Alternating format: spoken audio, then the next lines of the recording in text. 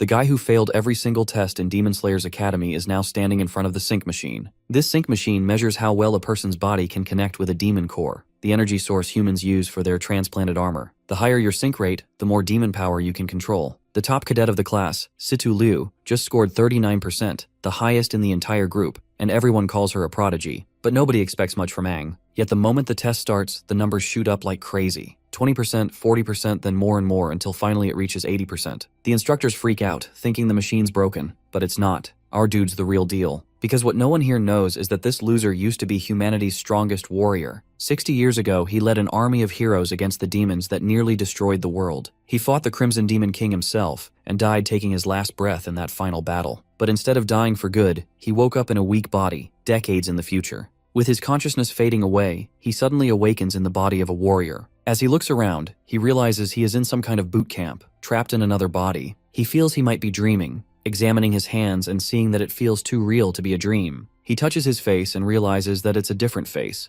not his cool, unbeatable, charismatic yet handsome face, and not his strong metal body. He has a meltdown right on the spot, asking who and where he is. Apparently, he's in what appears to be a boot camp in the Helios region. The commander addresses them, making sure they understand what it means to participate in the soldier evaluation. The commander keeps on talking about how they wouldn't be here if it weren't for the soldiers who died in the war, and yells at the cadets, asking if they truly know what it means to be a soldier. They all confirm. The protagonist, on the other hand, does not. He murmurs to himself about how the information is not correct, but the commander hears him and approaches. He questions him, asking if he doesn't understand the symbol that soldiers represent. The commander asks for his name, but the protagonist doesn't know what to answer, as he can't declare himself as the legendary hero Aang. Surprisingly, even in a reincarnated body, his name is still Aang, and this only pisses the commander off even more, as he sees it as a disgrace to the righteous name. He calls him a stupid fool who has yet to achieve the foundation of a soldier's self-cultivation, then slams his face on the ground. The protagonist is totally disappointed that his body can't even react to a blow of such a low level, and still shares the same name as him. The commander, while walking away, tells him in a threatening tone that he'll be paying extra close attention to him,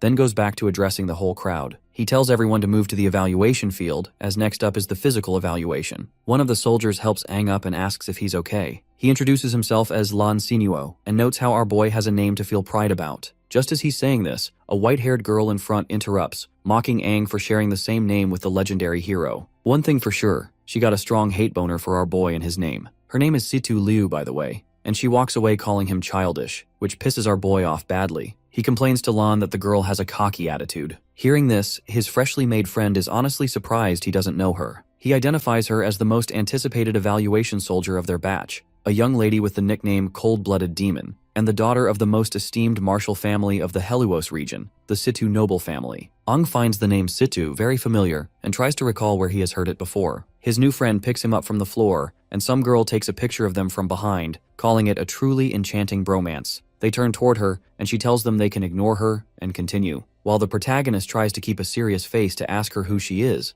Lan asks if she just took a picture of them, which Aang argues isn't the main point right now. She introduces herself as Suiju Yuhui and says it's nice to meet them. Apparently, she saw the boys' interaction as some weird bromance scene, which for some reason caught her attention. Aang finds it unfortunate that she is not the sharpest tool in the shed. At the fitness test venue, Aang gets fired up, reminding himself that despite having a body that is weak, he is still ultimately the strongest warrior. He intends to stun everybody by obtaining monstrous grades. The test begins with the long-distance endurance round. Aang sets off quickly, aiming to secure the top rank and set a new record while he is at it. In the end, he does break a record, but for the longest time taken in a long-distance endurance test, ultimately coming last and getting laughed at by everyone. The second fitness test is the explosive arm strength test, where Aang also comes last and even sprains his wrist. He does horribly again in the third test, the explosive leg strength test, ending up last once more. Liu mocks him for having the worst results in the Academy's history. Lan tries to cheer him up, while Suiju is disappointed that this might be the last time she can take pictures of both of them together. Meanwhile, Ji Yaotang and the officiator discuss his performance. Ji tells the captain that Aang's results are so poor that he should be eliminated immediately, as there is no need to proceed to the second round of assessments. The captain agrees there might not be much hope for him, but he still has the right to participate in the second round of tests, which might even be his last chance. He orders for the second round to begin immediately. For this test, they gather inside a building and are assessed on their synchronization with their special equipment. For Aang, this is his chance to shine. He remembers keeping an average sync rate over 96% in the past. Even though he is not in the best shape now, he knows it comes down to determination, and he is ready to prove the doubters wrong. Checking out the grafting gear, which looks like it is from 60 years in the future and is super light, he feels pumped. Liu, who trains with a martial arts family, gets a sync rate of 39%, the highest of anyone there. This makes her the center of attention, and someone even wants to date her because she is so impressive. When she finds out her score in the lounge, she is over the moon, even though she tries to keep her cool. Ang is amazed upon seeing this girl doing 39% on her first try. His new friend talks about how Liu seems to have a fiery strength hidden in her, and Ang can feel it too. Lan then suddenly notes that his friend does not look worried about the test, and our boy confirms that he isn't. After all, he is used to this kind of thing. Then the test continues. For many newbies, it is their first time using the grafting equipment, and it clearly hurts. The demon core hits them hard, putting a lot of strain on their bodies from the start. A few cannot take the pain and quit. To pass, warriors need at least a 10% sync rate. Lan manages 24%, which is a pleasant surprise. Suiju gets 30% and passes as well. Ji Yaotang mentions that this round shows some really promising new talent. His colleague points out that including Suiju, there are 6 warriors who stand out in their group. Ji Yaotang agrees there are good prospects, but also some who clearly are not cut out for this. Then it is our boy's turn, and people start making fun of him, guessing his sync rate will be low because of his earlier poor performance. Ang is sure that they are going to eat their words. He is determined to show them up and hopes they are ready for a huge surprise. Bro's face is enough to tell you about his confidence. Ang picks the red core because it boosts physical strength, and he knows there are 6 different demon cores from the battlefield. The common ones are red, yellow, green, and blue. He figures that getting a high sync rate is all about having strong willpower. The more willpower you have, the more power you can pull from the core and control it. When asked if he is ready, he says yes. Once they start, everyone in the lounge feels a strong reaction, especially Liu, who is surprised it is coming from Ang. My guy, on the other hand, is determined to show them the power of a top warrior. By now, Lan has started to suspect that our boy is hiding his true strength. Everyone is amazed when his sync rate hits 40%. Ang feels sure he can push it to 96%, so he increases his effort. The warriors watch as his rate climbs to 60%. Ji Yaotang cannot believe it and wonders if the equipment is broken. A girl reports that it is still rising, now at 80%. Some start to think Ang is cheating, or that the gear is faulty. But we all know that our boy just wants to prove he is the best and show them a real difference in power. Then he feels a strange shift and becomes extremely tired. He says he cannot go on. Someone asks if he is joking, and it turns out the equipment has glitched. In the end, his sync rate is only 10%. The assistant explains to Ji Yaotang that the core has broken and is probably faulty, which caused the strange readings. But of course, the commander is not sure if it is just a mere glitch. Ang still passes with 10%, though others think the core is bad. After all, there is no way in hell that such a weak body could achieve such a high rate. Meanwhile, our boy's friend rushes to check on him, while Liu feels jealous, thinks someone is stealing her spotlight, and is not happy about it. Lan rescues our boy out of the test room, while our poor fella is just feeling grateful that he at least passed with this pathetic score. Suiju, meanwhile, is out here busy taking pictures of Lan rescuing his friend. Later, as Ang sits back, he ponders the strange loss of strength, as if something had drained it away in an instant, something he has never felt before. Despite his willpower getting him to 80%, a low-quality core should not have broken like that. Ji Yaotang comes by to congratulate them for reaching the final test, which will be a real fight against demons. He hopes they will all make it through safely. Then they are told to head to the next test site. Ang, feeling sick, walks off with a bad feeling, talking about the possibility of dying. As he leaves, the commander still hasn't gotten over the fact that Ang's crimson core got shattered, which makes him intrigued about his potential. He is eager to see how this mysterious newbie will handle the next challenge in the hunt beyond the wall in the thick fog. At the third assessment area, the cadets gather in front of the gate, which is about to open. Ang thinks about how it is his first time stepping outside, and also about how people have lived in separate communities for years. Beyond the wall, thick fog always covers the area, so they are told not to waste time, move quietly, and double-check their gear before talking, or they might get killed. This begs the question if the new core he received is good enough. Though he does not think the core is the problem, his strength suddenly disappears, as if something inside him rejected it. He wonders if this is a side effect of time travel. As he moves forward, he senses some demons nearby. Shock waves come from him and reach a nearby cave where a demon is sitting. The demon, sensing a stronger presence, is startled. Ang thinks these might be the demons he felt, as something inside him starts to resonate for no clear reason. Just as he is thinking about this, Liu pushes him to move forward. He apologizes for the delay, and Lan comes over to ask if there is an issue. Ang starts to respond, but before he can finish, the 3 of them are commanded to form a team. Since everyone else is ready, there is no need to wait, and they should catch up with the group ahead. Suiju wonders if teaming up with them was part of our boy's plan, but we all know that Ang never thought about it. Meanwhile, Liu was intentionally worried earlier that no one would team up with her. Looks like even she knows how arrogant she can be. Before heading further, Suiju takes a photo of the group, a proof that solidifies their team. The dispelling stellae is a black structure made from tough minerals. One of its minerals can clear the fog within a certain range. The examiner explains they will take the test as a team of 4. He assumes they all know the test is a fog hunt. Each team member gets a combat knife and a small fog-clearing device made from the same material as the stelae. Their mission is simple. The fog hunt is the last challenge every new recruit faces in the fog-covered world. A warrior must watch out for dangers hidden in the fog. Being a warrior is more than just being strong. It means facing fears and the unknown together as a team. They have to awaken their inner hunter, defeat the appearing demons, and only then earn the title of warrior. The first team's test ends and the second team gets ready. Tada Yoshioku, the leader of the 3rd Squadron, watches the contestant from the gate. She is accompanied by her fellow Joel, and Commander Ji Yaotang is there too. The woman notices several promising new talents but is especially focused on Liu. She wants to know what her fellow seniors think about these newcomers. Joel is interested in Liu too. Coming from a martial family with good training, she could become a great warrior. On the other hand, Ji Yaotang seems to be fixated on Aang. He knows by fact that there was nothing wrong with Aang's core, so he is still curious about what really happened during the earlier event. The woman then snaps him out of his thoughts, calls him Tang Tang, and asks what he is thinking.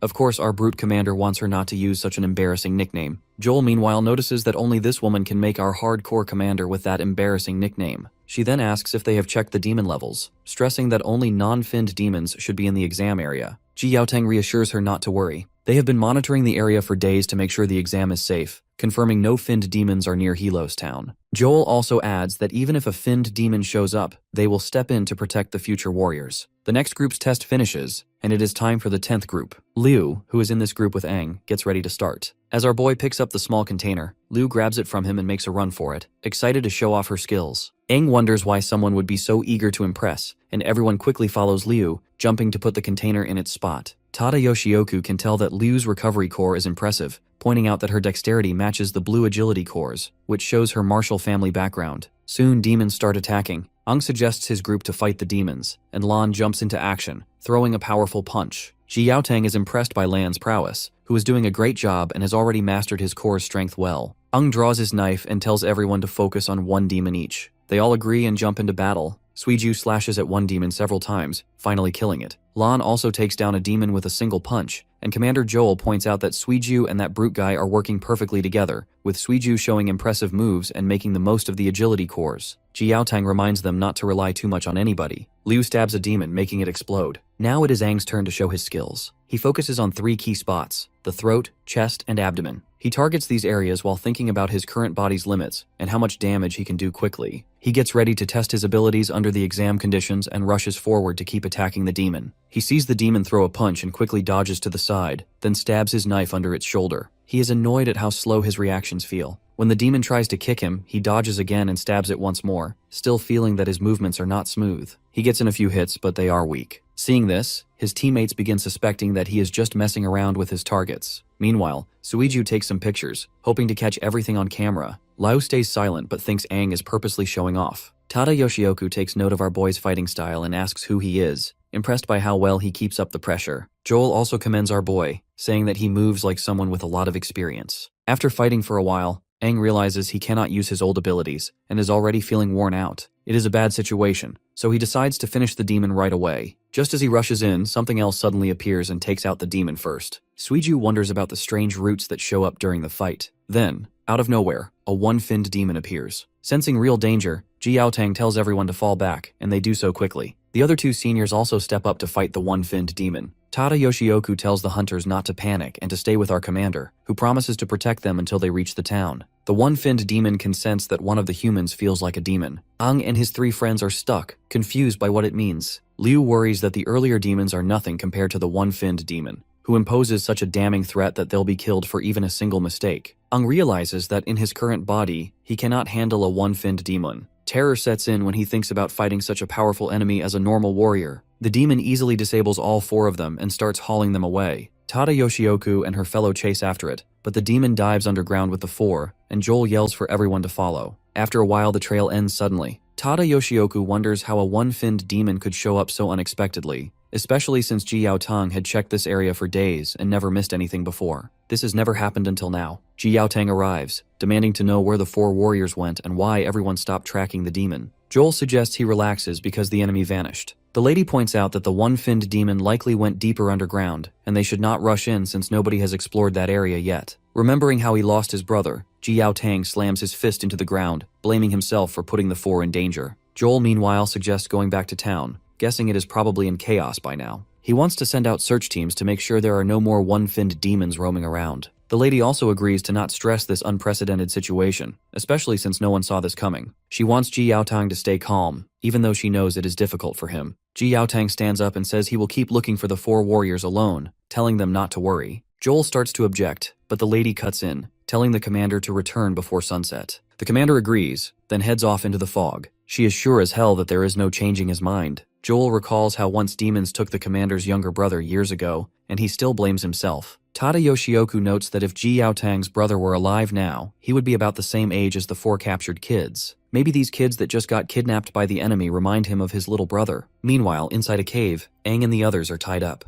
Our boy wakes up, confused about where they are, but relieved everyone is still breathing. The demon appears from behind and notices that Aang is the first to wake. He can tell that this boy seems different from the others. It is curious why Aang has a demon-like aura, possibly even stronger than the one-finned demon. My guy got no clue what this shithead is talking about. Suddenly Aang's body starts to glow red, and he snaps the ropes around him. He rushes at the demon, but the demon dodges. He thinks that in his past life, he would have taken off the demon's head before it even had a chance to move. He knows he needs to save the others. He notices the one-finned demon has a red core that boosts its speed and flexibility, letting it move and strike faster. However, that also leaves its joints unprotected by thick skin, which is both an advantage and a weakness. The demon raises its hand at Aang and says it is pointless to resist. The demon slams its hands into Aang, and he instantly realizes he needs to target its joints, since that is the demon's weak spot. He pushes hard, refusing to be seen as weak. He shouts that he has killed many one-finned demons in the past. In response, the demon delivers a fierce kick that sends the poor guy reeling and leaves him bleeding. Being the wooden-type demon this thing is, it can regenerate itself, and this bastard is very proud of his abilities. Aang always thought only green core demons had that power,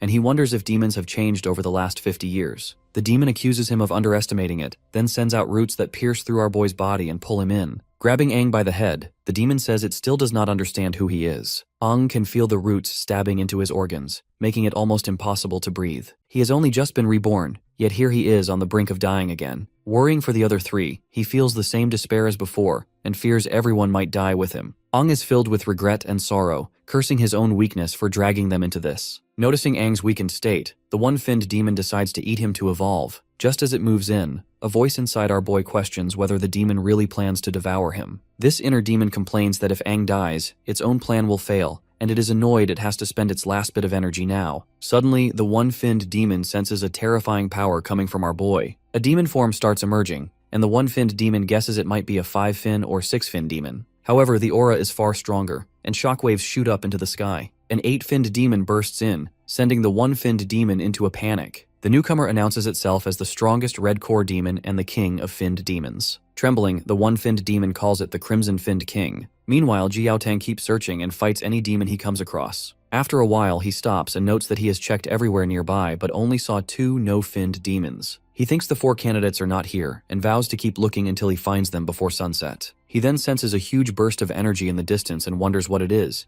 guessing it might have something to do with the missing candidates. At the same time, Aang says he is surprised to appear in such a dark place with no sunlight. He demands that the final demon tell him if he really vanished and if the other 5 still rule as King Finns. The final demon says nothing has changed since before. Aang replies that it looks like demons have been living in a calm way. He remembers what happened 60 years ago and becomes angry, asking if they have forgotten what they did to him. He attacks the final demon, upset that even though he chose the body of the strongest warrior to host his spirit, it has turned weak after traveling through time. He feels let down that he is wasting the last part of his power on something so small. If he wants to show himself again, he needs to wait until he is fully awake. The strongest warrior must slowly regain all his memories. The final demon explains that the fin memory Aang talks about is linked to their growth. Aang points out that the bumps on their knees and how many fins they have show what level they are. When they grow more fins, they need fin memory, something only their kind has. That is why they are always stronger than other races, and the warrior body Aang is using now is also the same as theirs. However, they can only level up by devouring demons of the same rank. Aang, on the other hand, must consume demons of a higher rank than himself to unlock the hidden memories and evolve. The once cocky bastard now has been rendered a whiny mess, who promises to help the 8-finned demon and do everything for him. The 8-finned demon ends up killing the bastard since he is not worthy,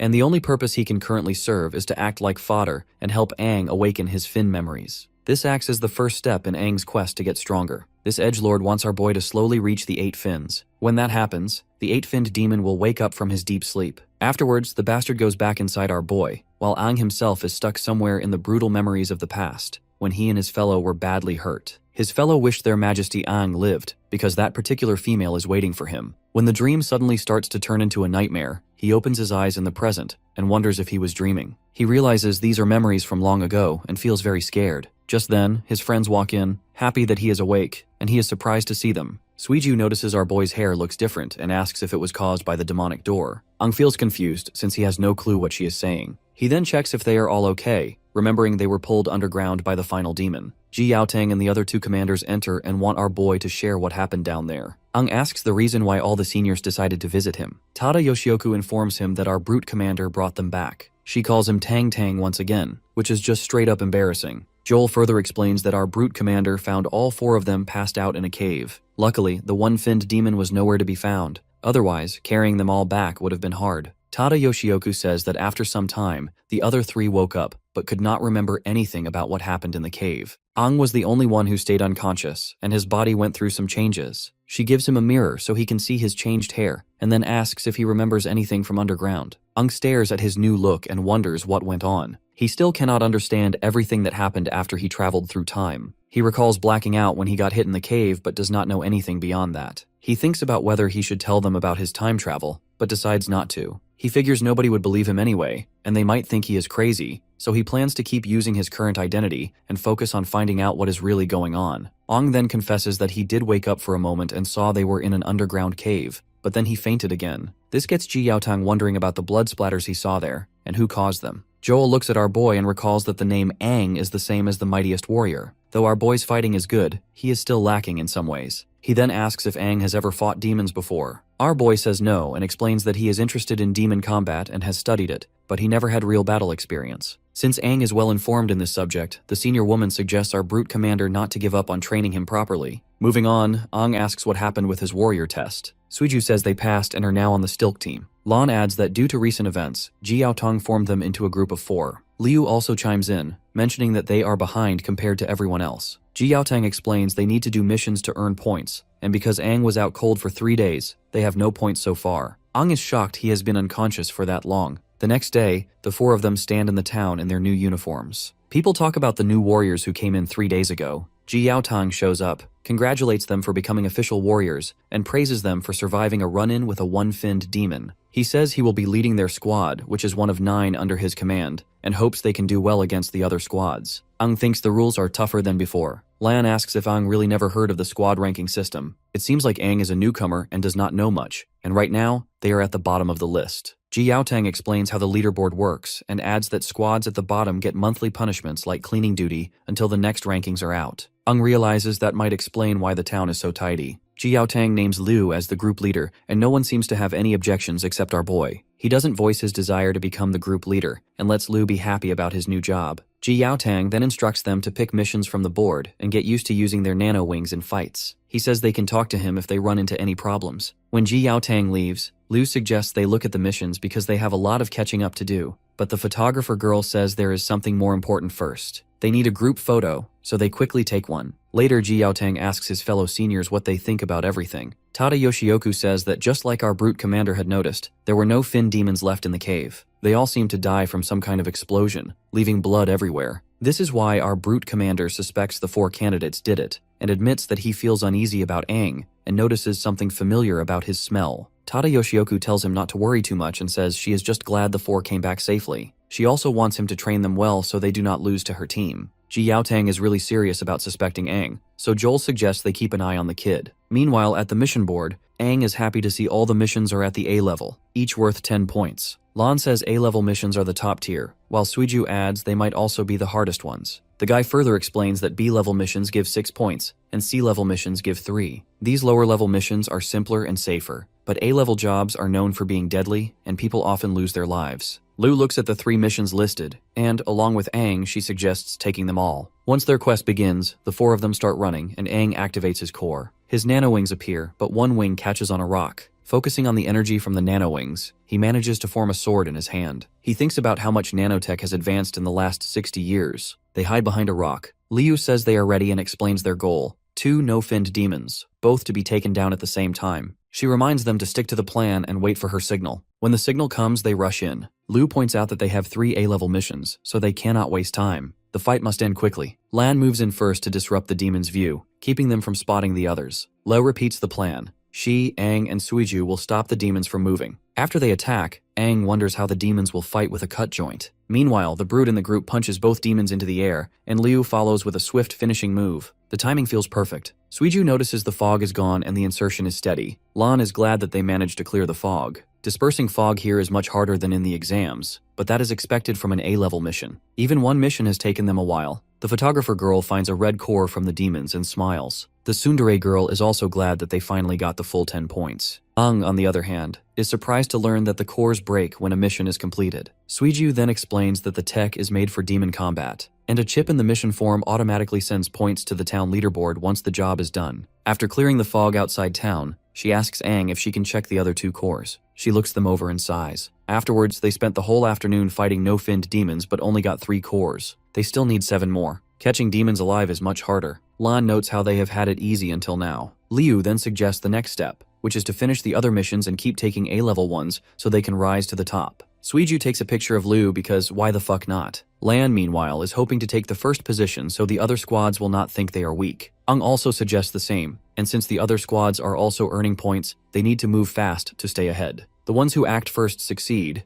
and those who hesitate get nothing. Even though he is over 50 years old and has lived 2 lives, he feels energized around them. Their drive makes him feel young again. He suggests one more mission before sunset, and Suiju and Lan agree. Liu notices Aang is starting to take charge. Lan has already taken down a few more demons and says they got 3 more. Liu reminds him they are almost out of tranquilizers for no-finned demons, and each squad has a limited supply. As Liu checks her gun, Aang takes a closer look. She explains it is a nanotech tranquilizer gun designed to capture demons alive. Aang recalls that in the past, catching demons meant knocking them out by force, and researchers always complained about brain damage. Lan says they are lucky to have caught these ones, especially since they used up all their tranquilizers. They ended the mission after defeating a whole group to capture 3 alive, more than 10 demons in total. Suiju stretches and reminds them that warriors must be back before sunset or face punishment, recommending that they head back. Aang wonders if he even has a place to return to in this era. Liu says she needs to hurry home too. All that is left is to set the GPS so researchers can find the spot. Once they collect the demons, the mission will be complete. Just then, Aang asks if anyone else feels the strong killing intent. In that instance, red beams shoot out from behind, hitting the demons and killing them instantly. A masked boy steps out and says he will not let them finish their mission. He claims his squad is supposed to handle all A-level missions and demands to know who allowed Liu's squad to take them.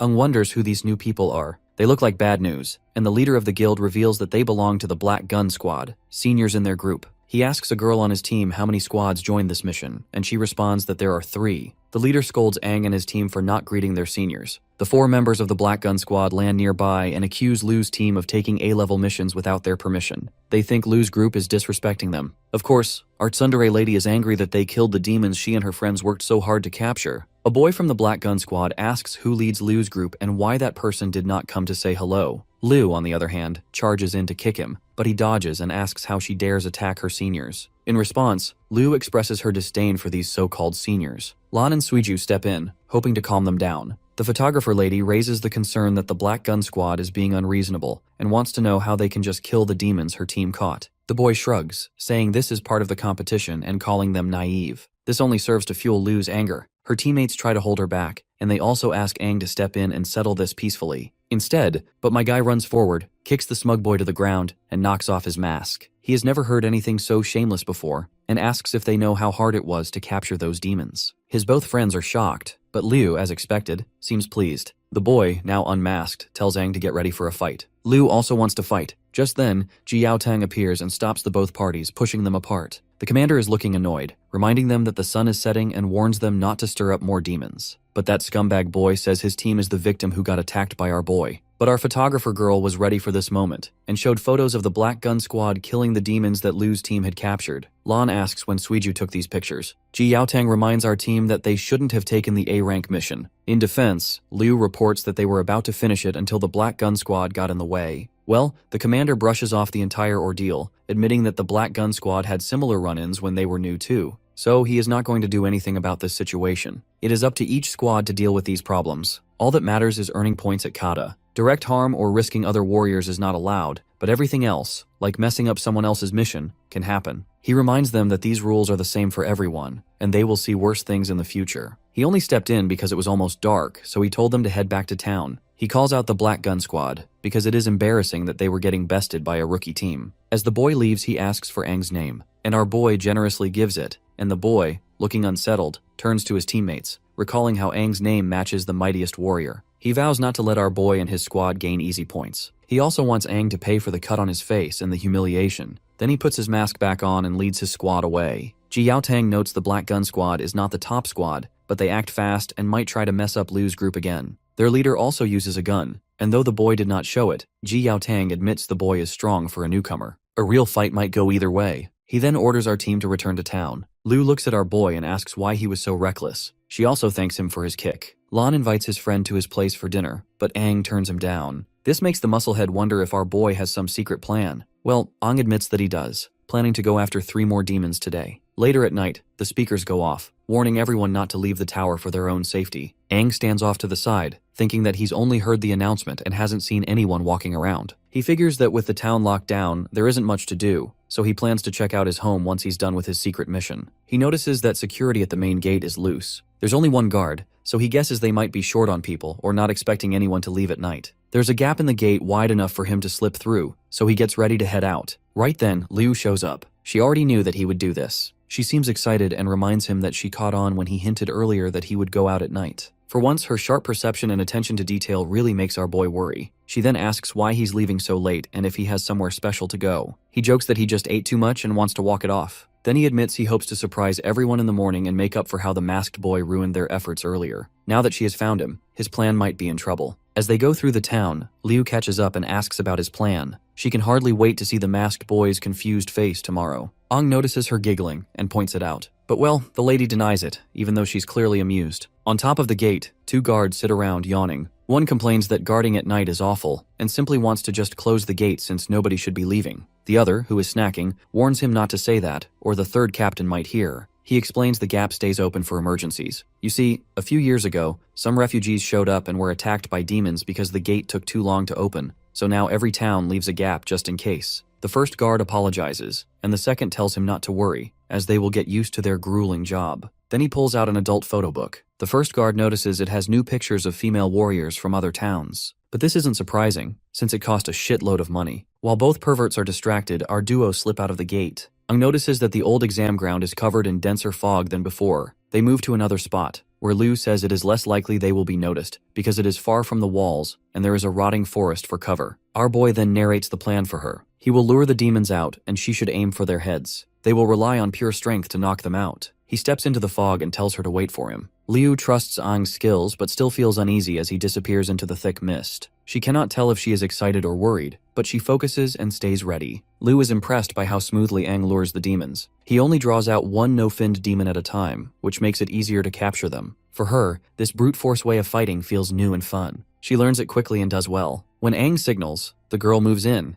and together they handle the demon with light but precise hits, almost like they are toying with it. They keep going until it passes out, which reminds her of their old methods. Exhausted, Aang thinks about how much more training he needs in this new body, even though he used to grab no-finned demons easily in his past life. Counting this one, Liu reminds him that they have just caught their 3rd demon, and she is worn out. In response, he instructs her to leave them all there. The girl hesitates and asks if he is sure. Aang is confident about his decision, especially since the no-finned demons are not smart enough to rescue each other, and they probably will not try going into town. Knocking them on the head keeps them unconscious for a while, so they can finish things in the morning. The girl is impressed how he knows so much. Her response makes Aang realize he might have said too much. Suddenly, 2 one-finned demons appear, clearly smelling the humans nearby. Aang is worried that 2 of them have shown up at once. He knows he and Liu are not ready for that kind of fight. An alarm goes off in the town, and the 3 of the seniors rush to the top of the gate. Joel reveals to the guards they have spotted one-finned demons, so they better use the spotlights. Tada Yoshioku asks if they are the same demons from the exam. Ji Yaotang confirms that they are not the same ones. The guards spot the 2 one-finned demons, prompting Joel to wonder if something is pulling them closer. He tells everyone to stay calm, close the gates, and get the defense cannons ready. But Ji Yaotang yells not to close the gates because someone is still outside. He is furious to see our duo out there and demands to know why they left town so late. The senior woman desperately wants to know what the both kids are doing outside at this hour. They spot 3 no-finned demons tied up, which makes Ji Yaotang realize that these 2 kids came here to make up for the mission that got ruined earlier. Joel isn't surprised, since this is a typical mistake for new warriors who act too boldly. Even then, Ji Yaotang becomes angry and decides to punish both of them once they return. He charges toward the demons, and Tada Yoshioku tells her fellow senior that she will follow Ji Yaotang, leaving the rest to him. Joel sighs because his well-deserved night of drinking is ruined. Meanwhile, when the one-finned demons see the warriors, Aang tells the girl to hold off. He wants them to wait for backup and see if he is the real target. He wonders if this is the same thing that happened before, possibly linked to his reincarnation, or that strange event in the tunnel. Liu, meanwhile, suggests they fight together. One demon asks if they plan to resist, then focuses on Liu and calls her useless. Instantly that bastard lunges to attack them, but Aang pushes the girl away, saving her, and the demon comments on Aang's quick reflexes. Liu kicks the demon and notices water, wondering if her aim was off. The second demon traps her with 3 strands. The first demon warns Aang to stay sharp.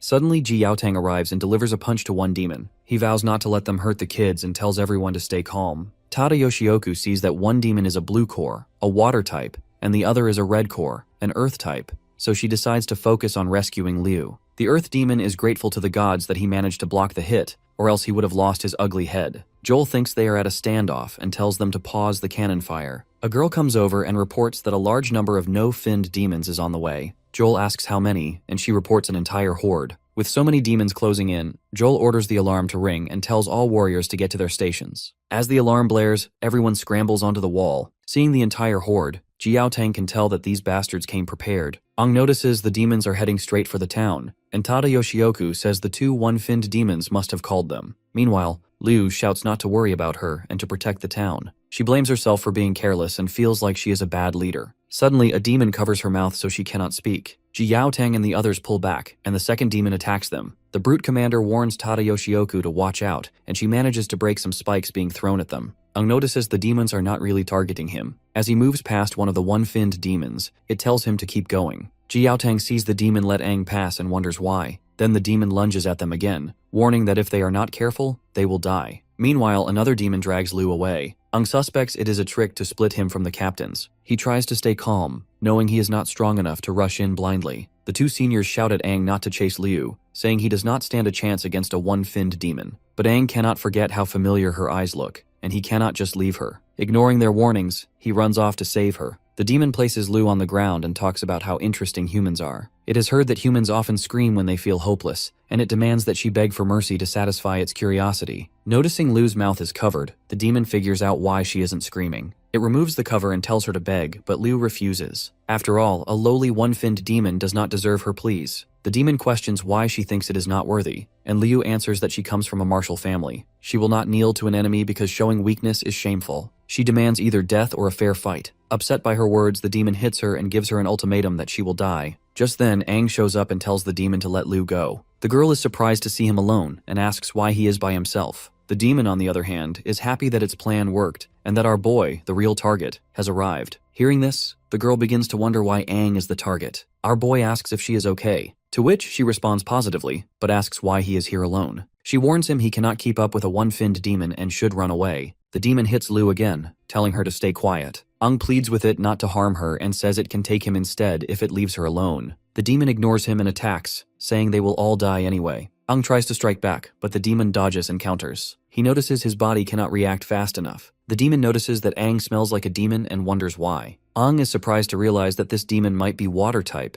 making him wonder about how demons have changed a lot in 50 years, gaining many traits. His weaker body can only copy old movements, so he cannot fight for long. Liu worries that Aang will die at this rate and curses him for coming alone. She decides she cannot just stand by. Aang finds a moment to strike, but the demon mocks him, mentioning how he already killed a one-finned demon in the cave. It wonders why he is so weak now. Of course, Aang has no idea what the demon is talking about, and does not remember ever liking a one-finned demon. The demon does not like Aang's tone and wants to punish him. It does something painful to Aang and warns him that if he lies, he will die. Then it attacks Aang again, sending him crashing into some trees. The poor guy feels a sharp pain, worried his organs might be badly hurt. Liu sees him in trouble and feels she must help. The demon walks over to him and threatens to eat him if he does not give up the information. The bastard expresses his desire to evolve by devouring our boy. As it reaches for Aang, the girl suddenly charges in and kicks the demon away, warning it to leave her teammate alone. Seeing her, Aang can tell that she must have forced herself free, noticing her wrists and ankles are burning. The girl bravely faces the demon and dares him that if it wants to kill someone, it should kill her.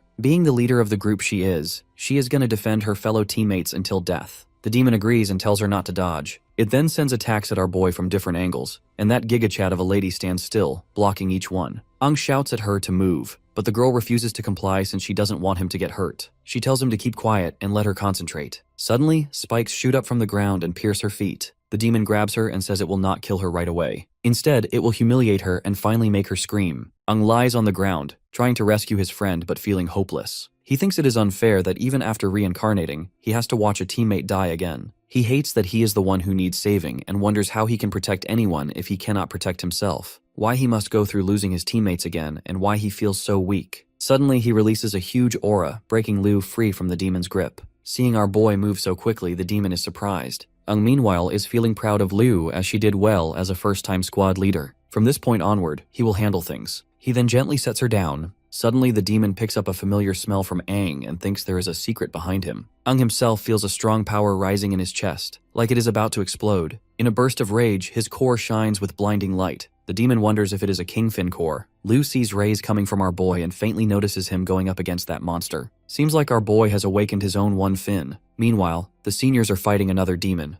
That demon senses a strong aura like its own, and Ji Yaotang punches it, then Tada Yoshioku kicks it, leaving a big hole in its body. Angry, the demon starts glowing, ready to self-destruct in the air. The woman senses that it is about to self-destruct and asks Ji Yaotang what he plans to do. The demon shouts that all humans will die, but right then, a spear-like blast from the defense artillery shoots it far away. Thankfully, it was defense artillery that took down the monster before it exploded. Joel, fighting off countless no-finned demons, sees the horde closing in and warns other two seniors about the approaching threat. Tada Yoshioku tells our brute commander they must get back to town. Ji Yaotang worries about our boy and Liu, but Tada Yoshioku doesn't want to abandon the battlefield, reminding him they have duties as warriors, not just as captains. So after making this harsh decision, they hurry back to protect the city. Elsewhere, the one-finned demon asks why Aang seems so much like them, yet also looks human. It is confused by our boy's human fins, which should be impossible. Aang wonders if his reincarnation gave him demon powers. Then he uses a healing power on Liu. Seeing our boy effortlessly healing the girl, the demon is shocked and asks him if he is wood type. Well, this healing power is likely because he absorbed a one-fin wood-type demon.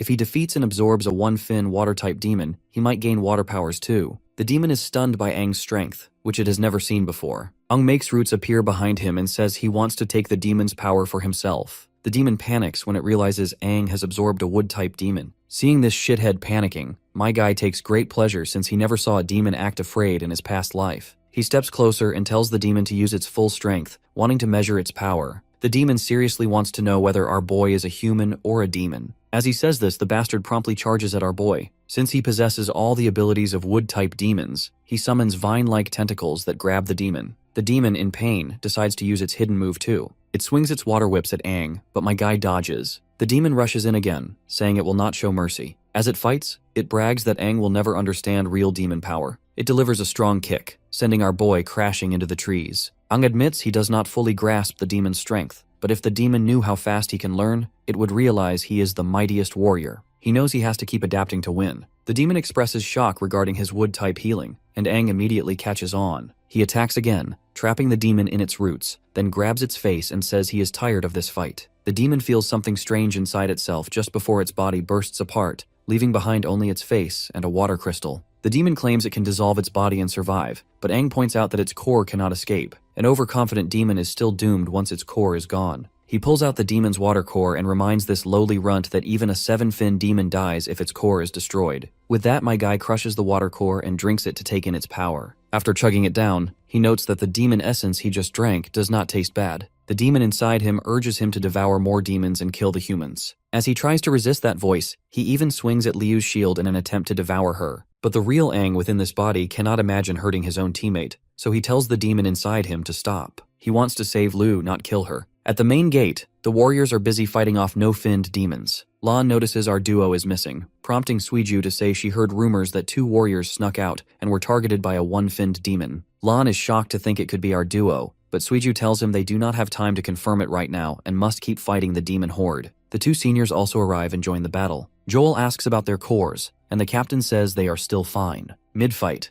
Joel feels glad to report that since they already took down one-finned demon, the regular demons are less coordinated, acting like a group of panicked creatures. So he wants to use that opportunity to scare them off and buy time. The other two seniors agree. They leap from a high spot and release a huge blast with their cores. Tada Yoshioku recalls this is the second time they have pushed their cores so far, and Ji Yaotang wishes his fire core had more stamina so he could maintain this level of power. Joel comments on how dangerous the explosive red core can be, then dives in, slicing through demons. From above, Suiju watches, amazed by how strong a captain's attack can be. Lan thinks this must be the power of the one-fin core and dreams of reaching that kind of strength himself. After a while, Joel checks on the other two seniors, and they say they are holding up fine. Their plan is working, and the demons are being pushed back. Suddenly, Joel senses something unusual and points to a figure approaching. It is Aang, carrying the team leader in his arms. Tada Yoshioku wonders where the one-finned demon went. Joel looks at and feels concerned. Even though they have broken the no-finned demon's morale, Aang should not act so casually around them, since they can eat him alive in an instant. With the speak of the devil, the demons try to attack Aang, so the three captains jump in to help.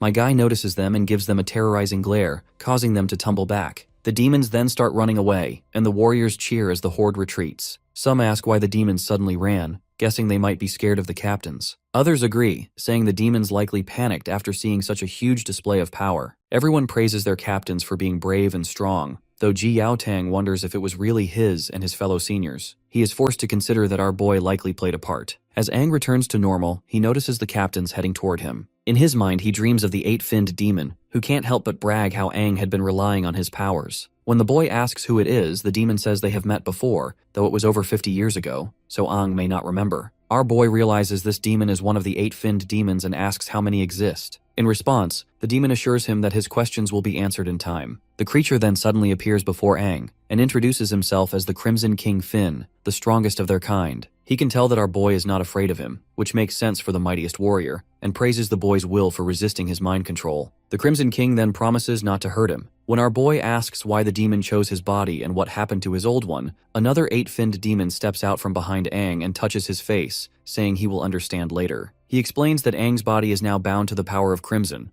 and for both their sakes, the boy must work and level up. With time, they will both get closer to perfection. Aang becomes angry, as he doesn't like how these demons consider humans lowly runts. Standing up, he punches the demon. In reality, Aang suddenly snaps out of the dream and lunges forward, grabbing Lu by her shirt as though he is about to punch her. He then comes to his senses when he lays his eyes on the mighty white milkers of hers. Of course, Lu slaps him, and the others pin him down, asking why he behaved that way. At that moment, Liu's father Zhongong arrives and tells everyone not to treat their savior like an enemy. The others greet him as master, while Liu calls him father. For context, Joel explains to our boy that Sun Gong is the head of the Situ martial family. He is surprised that Aang does not recognize him even though he is from Heluos too. It all starts to make sense to our boy. Since he is the father of his team leader, then this man must be taking care of him for saving his daughter. So he apologizes to Sun Gong for causing trouble. The Big Cheese thanks our boy instead for saving his daughter, speaking on behalf of the Situ family. He then tells the three captains they can stay in the training area for a while, and mentions there will be a celebration that night for the victory over the demon horde. The three captains apologize for any inconvenience, but Sun Gong laughs, saying he has watched them grow up, and they can treat this place like home. He notes that Lu is naturally stubborn, so they should keep her in check if needed, without showing mercy. The captain agrees to handle everything and sends everyone else away except for Aang and the three captains. Once alone, Jiao Tang suspects our boy and wants him to spill everything he knows about the one-finned demon that appeared during the exam and the demon horde just recently. The other seniors also seek the same answers. Even though Aang doesn't belong to his squad of students, he still cannot afford any doubt and wants the junior to spill it. Of course, Aang asks if they are being serious, reminding them that he and Lu barely got away from the one-finned demon. Joel points out that the other two seniors teamed up just to defeat one demon, so how in the hell this kid managed to beat the demon all by himself? He then demands to know how Aang managed to escape. Joel keeps suggesting that the kid might be working with the demons, which would explain why the demons let him slip away every time. Internally, Aang wonders if he must reveal his secret and risk them killing him on the spot. He fears they will not believe he is human and will see him as a threat because of the demon power inside him. Joel's serious look shows he wants the truth and will not be satisfied otherwise. He is even ready to confront our boy. Seeing this, Aang begins to think he might have to fight them after all. But Tada Yoshioku breaks in and silences her fellow captain. She notes that only a four-fin demon can take human form, and it seems unlikely Aang is one of them. Besides, there is no reason such a demon would come to a small sea-level town like theirs. Furthermore, the brute captain adds that demons are basically selfish and would not rescue anyone. Since Aang has saved Liu, Ji Yaotang is sure this kid cannot be a demon.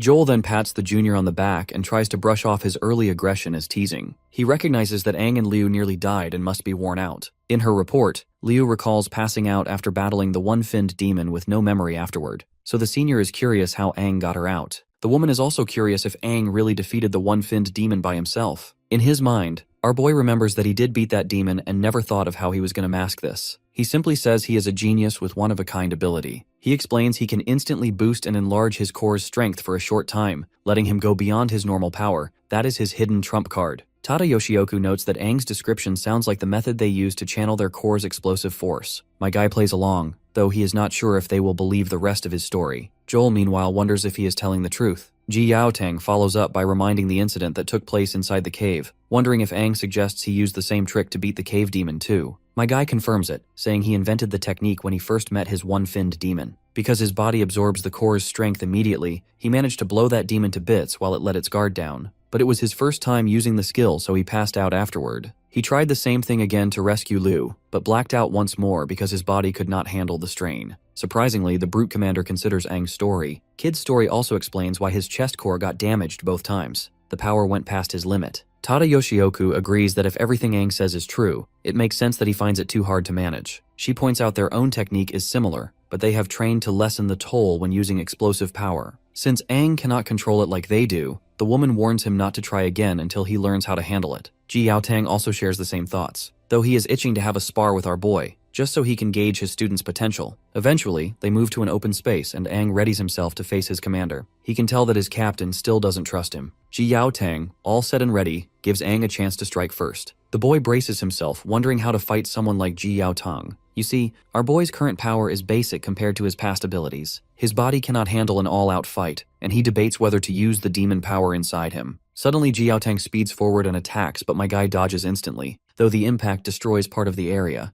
Tada Yoshioku shouts at the Brute Commander to tone it down. The man in question is busy admiring his student's reaction time, which is not bad at all. Aang realizes he is relying on old life experience and is already near his limit. Ji Yaotang attacks again, forcing our boy to evade. Once again, Ji Yaotang wrecks large sections of the training ground as if it were his backyard. The captain then swiftly grabs Aang by the neck and questions if that is everything he has. Aang feels he cannot break free and is slammed into a side wall. Joel watches and doesn't like how the captain is going too far, suggesting they stop him. But Tada Yoshioku is sure that our Brute Commander would not hurt someone for no reason. The big brute keeps mocking his student and questions if he really deserves to be called a genius. Aang cannot stand being looked down upon. He remembers being called a king by warriors and thinks if Ji Yaotang knew who he really is, he might treat him differently. Having claimed to be a genius, Aang feels he must prove it. He decides to stop holding back and uses the demon's strength. He releases his aura, startling Tada Yoshioku. He challenges his senior because it is now his turn to attack. The Brute Captain feels this massive aura coming from his small student. Aang thinks that by using the demon's power, he can make the low-quality core in his chest work better. He feels he can unlock his body's full potential just by changing his mindset. Joel wonders if he can also feel this synchronization improving, while the woman questions if it is even possible for a small town like Helluos to have someone as talented as Aang. Ji Yaotang also notices that Aang's synchronization rate has risen to 40% and is still climbing. In comparison, Liu's rate is at 39%, which means our boy has now surpassed her. My guy warns his senior to stay focused before rushing forward to punch him. Ji Yaotang realizes the kid is now twice as fast, but my guy brushes it off, remarking that his improvement is only slight. Ji Yaotang thinks Aang is taking advantage of moments when his reaction slows, and is using low strikes to confuse him. He also sees that the kid is not fighting recklessly. My guy then kicks the captain again. Watching closely, Joel is forced to notice our boy's relentless attacks and wonders where he learned to fight so well. Just then, the big cheese Shungong arrives, warning that it is not safe to stand too close to someone like Ji Yaotang, who is a tough fighter. The two seniors quickly go to speak with him, apologizing for using his battlefield for sparing, and further apologize for the inconvenience they have caused. The big cheese looks at the broken floor and is forced to question if the damage done to the arena could be simply called inconvenience. Of course, both seniors promise that they will fix it. Shungong says it is fine and becomes curious about Aang, who shares the name of the mightiest warrior. He wonders how the kid will handle his captain's attacks. Meanwhile, in the battle, the brute captain grabs our boy by leg to checkmate him. Shungong, meanwhile, narrates how Ji Yaotang has always acted this way, taking any chance to counter with precision. Years of fighting demons have made his judgment sharp, but just when they thought Aang is the one about to take the L, Aang flips the script with his sharp maneuvers and smashes the captain's head with his own, landing a solid hit. The captain got no clue what just happened, so Aang explains his strategy. While the human skull is strong, the area between the eyes is softer. He attacks again even while taking hits, and Ji Yaotang remains standing strong. And as for the onlookers, they are in shock. Ang releases a powerful blast that shatters the ground, demonstrating an all-in-one attack and defense technique. He decides to push the demon's power further with stronger force. He attacks again, forcing Ji Yaotang to back away in fear. The brute disappears for a moment and reappears behind him. Tada Yoshioku is stunned as Aang uses the dust to slip into the captain's blind spot and turns his opponent's own move against him. Watching all this, the Big Cheese comments that this kid is very vengeful and learns quickly. The brute is angry after having his own move being used on him, and warns his little opponent not to forget that this was his move, and that he knows it better than anyone. Shungong can tell that the captain is losing his edge against his student. Meanwhile, Aang throws a punch but deliberately misses, much to the brute's shock. He wonders why he missed. In response, my guy pointed out his senior's tendency of restraining his opponent, rather than fighting head-on. Aang used this to his advantage and headbutted the captain, causing his vision to get blurry and lose his sight. This gave our boy the perfect opportunity to land the final blow, which he didn't, and missed deliberately since he was just here to prove his skills and strength. By now, Shungong is truly curious about Aang's true abilities. The gate opens, and Suiju enters her friends. She is here to remind them that the dinner is almost ready, and that Liu's family has prepared a large meal in the big room. When she looks ahead, she is shocked at the destruction around them. Aang quickly puts all the blame on the captain. Meanwhile, Joel teases the brute captain for losing pathetically. The Big Cheese then cuts through the chatter, reminding them that the sparring is over, and invites them to dinner. Aang is hungry too and thanks Shungong for the invitation. Shungong reflects on Aang's determination, power, control, and battle experience, concluding that this kid has great potential. As our boy walks off, the father teases his doting daughter, embarrassing her by shipping the both together. Later, everyone gathers for dinner. Shungong raises his drink and speaks for the town. He thanks them for protecting everyone and honors the warriors who fought hard. He especially praises Aang for saving his daughter. My guy stands up and says there is no need to thank him, though he gets hit by his commander as he is about to take a sip of alcohol, reminding him he is not old enough to drink. But our boy argues he is 18 and asks, and this is exactly why he was eligible to join the warriors' exam. As the atmosphere is lively, the Big Cheese smiles at her daughter, still shipping our boy with her. We then shift to the last conversation the both father and daughter had. He thinks Liu is very skilled and that Aang's talent is just as good as hers. So if the boy is that capable, a strong girl like Liu might like him. The girl thinks about this and decides Aang is a bit silly. She stops thinking and starts eating as Suiju begins speaking. She talks about how great the food is and says it feels luxurious. Let's not forget Lan is also here. He asks our boy how he defeated the one-finned demon. Jiotang explains that Aang pulled a lot of power from his core, making him stronger for a short time. Tada Yoshioku adds that it is like how captains use their core, but Aang took a big risk to get that power to escape death. It was very dangerous without training and hurt his body a lot, and using it again could damage him permanently. Furthermore, letting Aang and Ji Yaotang spar was eye-opening. The kid's power is surprising, but he needs more training or his body might break. Internally, our boy knows that if he told them he absorbed cores from 2 one-finned demons and has wood-type healing powers to recover quickly, it might be too much information. He decides to play along and keep the real info all to himself. He confirms the captains were right, which is why he passed out. It is clear he needs to train his body more. Lan is surprised at Aang's abilities and says how incredible he is, hoping they will not fall behind. Liu also is amazed by his skills and now understands how he was able to save her. The brute commander then reveals that they meant to punish Aang and Liu for messing up the mission earlier, but since they beat a one-finned demon, they let it go. He warns them not to act like that again. Joel also reminds them that there is no time to relax because the squad competition is still on. Speaking of which, Tada Yoshioku points out that Liu's squad is in last place and needs to try hard from the next day. Well, my guy is sure that his squad will be at the top. A month later, the squad competition is in its final intense phase. To get more points, squads go for A-level missions, which are tough. Liu talks with her squad and decides they will target a fattened sheep for high points and challenge other groups. The leader of the Black Gun Squad mocks our tsundere girl for making such bold decisions of challenging them, reminding her of the kick she got last time. Liu doesn't take the guy's crap and challenges the bastard for the 10-point duel. The bastards are more than willing to accept the challenge. They are ready to settle the score with our squad for what happened before. The scene moves to the town sparring arena where everyone hears about the duel and talks about it. The Black Gun Squad leader reminds our party that the audience is growing, and it is not too late to back out. He warns that if the Black Gun Squad looks like they are bullying Liu's team, it will look bad on them. Well, my guy believes that the outcome is still unclear and they better settle it with fists instead of empty talk. Luckily, the opponent's team's vice leader is a girl who can handle our squad along with Liu, or at least that's what these scumbags think. My guy tells his opponents not to underestimate Liu just because she is a girl since she is far from average. As usual, the photographer lady begins taking pictures, making sure she catches every badass fighting sequence Liu is about to show. Liu tells her female opponent to finish the fight quickly to get the 10 points fast. It looks like the vice leader already knows Liu is from the Situ family, so she hopes she shows something interesting. Liu charges to attack, but the girl blocks her strike. The girl wonders how Liu, a green core recovery type, can move as fast as a blue core agility type. Liu disarms the girl and says that while veteran teams have more experience and use team tactics, their individual skills often are not enough. Fighting as a team works, but personal skills matter too. The sting of our girl's attack is painful, and it doesn't take the opponent to realize Liu pumped power into her muscles, making them spasm. Seeing her wide open, Liu takes the chance to attack the girl multiple times. The leader of the scumbag team is utterly devastated to see his team taking L. Meanwhile, Liu makes the girl fall and reminds her that the Situ family is great at physical moves. The crowd praises her impressive performance, while the opponent is in utter disbelief. After losing 10 points, he decides to challenge our party for a 20-point match. Of course, Our Lady accepts the challenge, excited to get 20 points but this time, and decides to handle things while she takes rest. The disturbing boy tells Ang he is not good enough and wants to go after Liu. My guy reminds this scumbag that since Liu is the leader, the opponent should beat him first to prove he is worthy to challenge her. The man does not even seem confident to face Ang, but it does not matter to him. He threatens to beat our boy so badly that even his mother will refuse to recognize him. Ang's teammates are shocked by the threat, while Suiju gets ready to take a good photo of the fight. Ang and the boy take their spots on the battleground.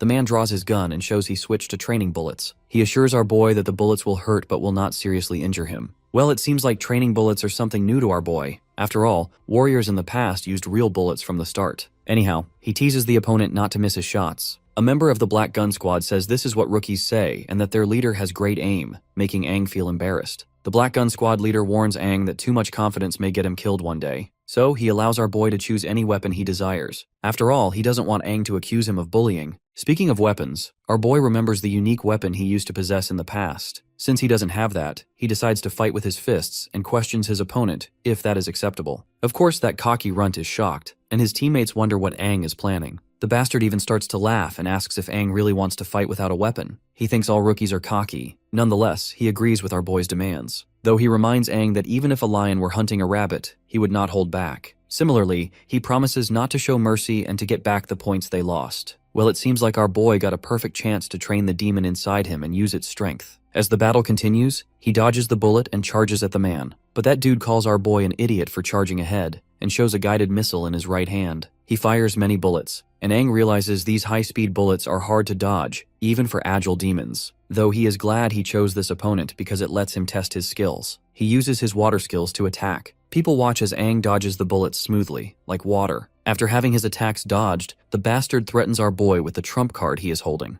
A Black Gun Squad member thinks their leader's gun is great at storing power and adding energy to bullets for stronger shots. As Ang moves towards the gun, the man challenges him to see how he can dodge the accurate, explosive bullets up close. But my guy casually punches the gun, sending the shot into the air. Then my guy follows up with a strike on the opponent's hand to take control of the gun. With the following kick, he makes the bastard fall. He then puts his foot on the gun and scores the victory, earning 20 points. The defeated opponent trembles and says it is impossible. Lan and Mina praise our boy for his performance. Liu, not clearly seeing what happened, wonders where Ang learned these skills. The squad gets 30 points from their fight with the Black Gun Squad and catches others' attention. Soon, many more warriors, including older squads, come to challenge them for the thrill of winning. Liu's squad takes these challenges with points at stake. They win more than they lose, and their points rise quickly. By the end of the month, despite other squads being jealous, Liu's squad is at the top and makes it to the finals. Eventually, the final competition will be between 3 squads. The scene then cuts to the Coliseum, where the final battles are supposed to take place. The 3 seniors are making their way to the Coliseum, and Joel gets emotional every time they go back to the ruins at the end of the month. Watching their squads improve step by step is really heartwarming. The woman is just fascinated by how Liu's squad jumped to the top of rankings in just a few days by beating 8 teams. She heard they used their points strategically to challenge other squads and won most fights, though she believes that this method is silly and asks our brute commander to stop it. But Ji Yaotang says they earned points through their own strength, and there is no reason to stop. He adds that with Ang and Liu on their team, they are already strong. He has secretly watched some of their fights and saw that the other 2 members are also good. As they arrive at a gate, Joel recalls it has been years since a new squad entered the finals, causing a lot of noise outside. Ji Yaotang opens the gate, steps in the Coliseum, and says he is excited for the upcoming matches. In the crowd, one of the members from Tada Yoshioku's squad throws shade at our brute captain and his squad. She is throwing shade at our squad for not having a name. Another girl from Tada Yoshioku's team warns her that others might hear. By the way, Tada Yoshioku's team name is Sunflower Squad. And as for Joel's team, they are called the Luminous Squad. They all believe that Ji Yaotang's side is full of rookies and the hype is just rumors. Meanwhile, our squad stretches, and Suiju notes their opponent looks intimidating. Lan says the Starflower and Luminous squads are the strongest under Tada Yoshioku and Joel and well known in Heluos. He adds that the next 3 captains to replace the current 3 captains will come from these top squads. Ung says it is fine and tells his squad to give their all. Even though his body still lacks his secret power, he will not lose to anyone who possesses strength similar to one-finned demon. He feels winning should be easy and is curious about the prize. Meanwhile, Tada Yoshioku asks her squad to gather. When they come together, the squad leader tells her captain that they are ready and asks for something special if they win, such as a shopping trip with their beloved captain in a B-level town. Just in time, the Luminous squad also arrives and doesn't hesitate before throwing some shade at the Sunflower squad. While other squads wish to achieve something bigger, Sunflower squad can't think of something else better than mere shopping. A girl from the Starflower squad is annoyed and says the boy would not understand how important clothes shopping is for girls. By now, she is sure why the Sunflower squad would never get along with Luminous. The captains of all teams finally arrive there. Once the seniors are done with their banter, Jiao Tang then orders our squad to gather too. Once all 3 squads unite at one place, he says that since they know each other a bit, he will not introduce them one by one.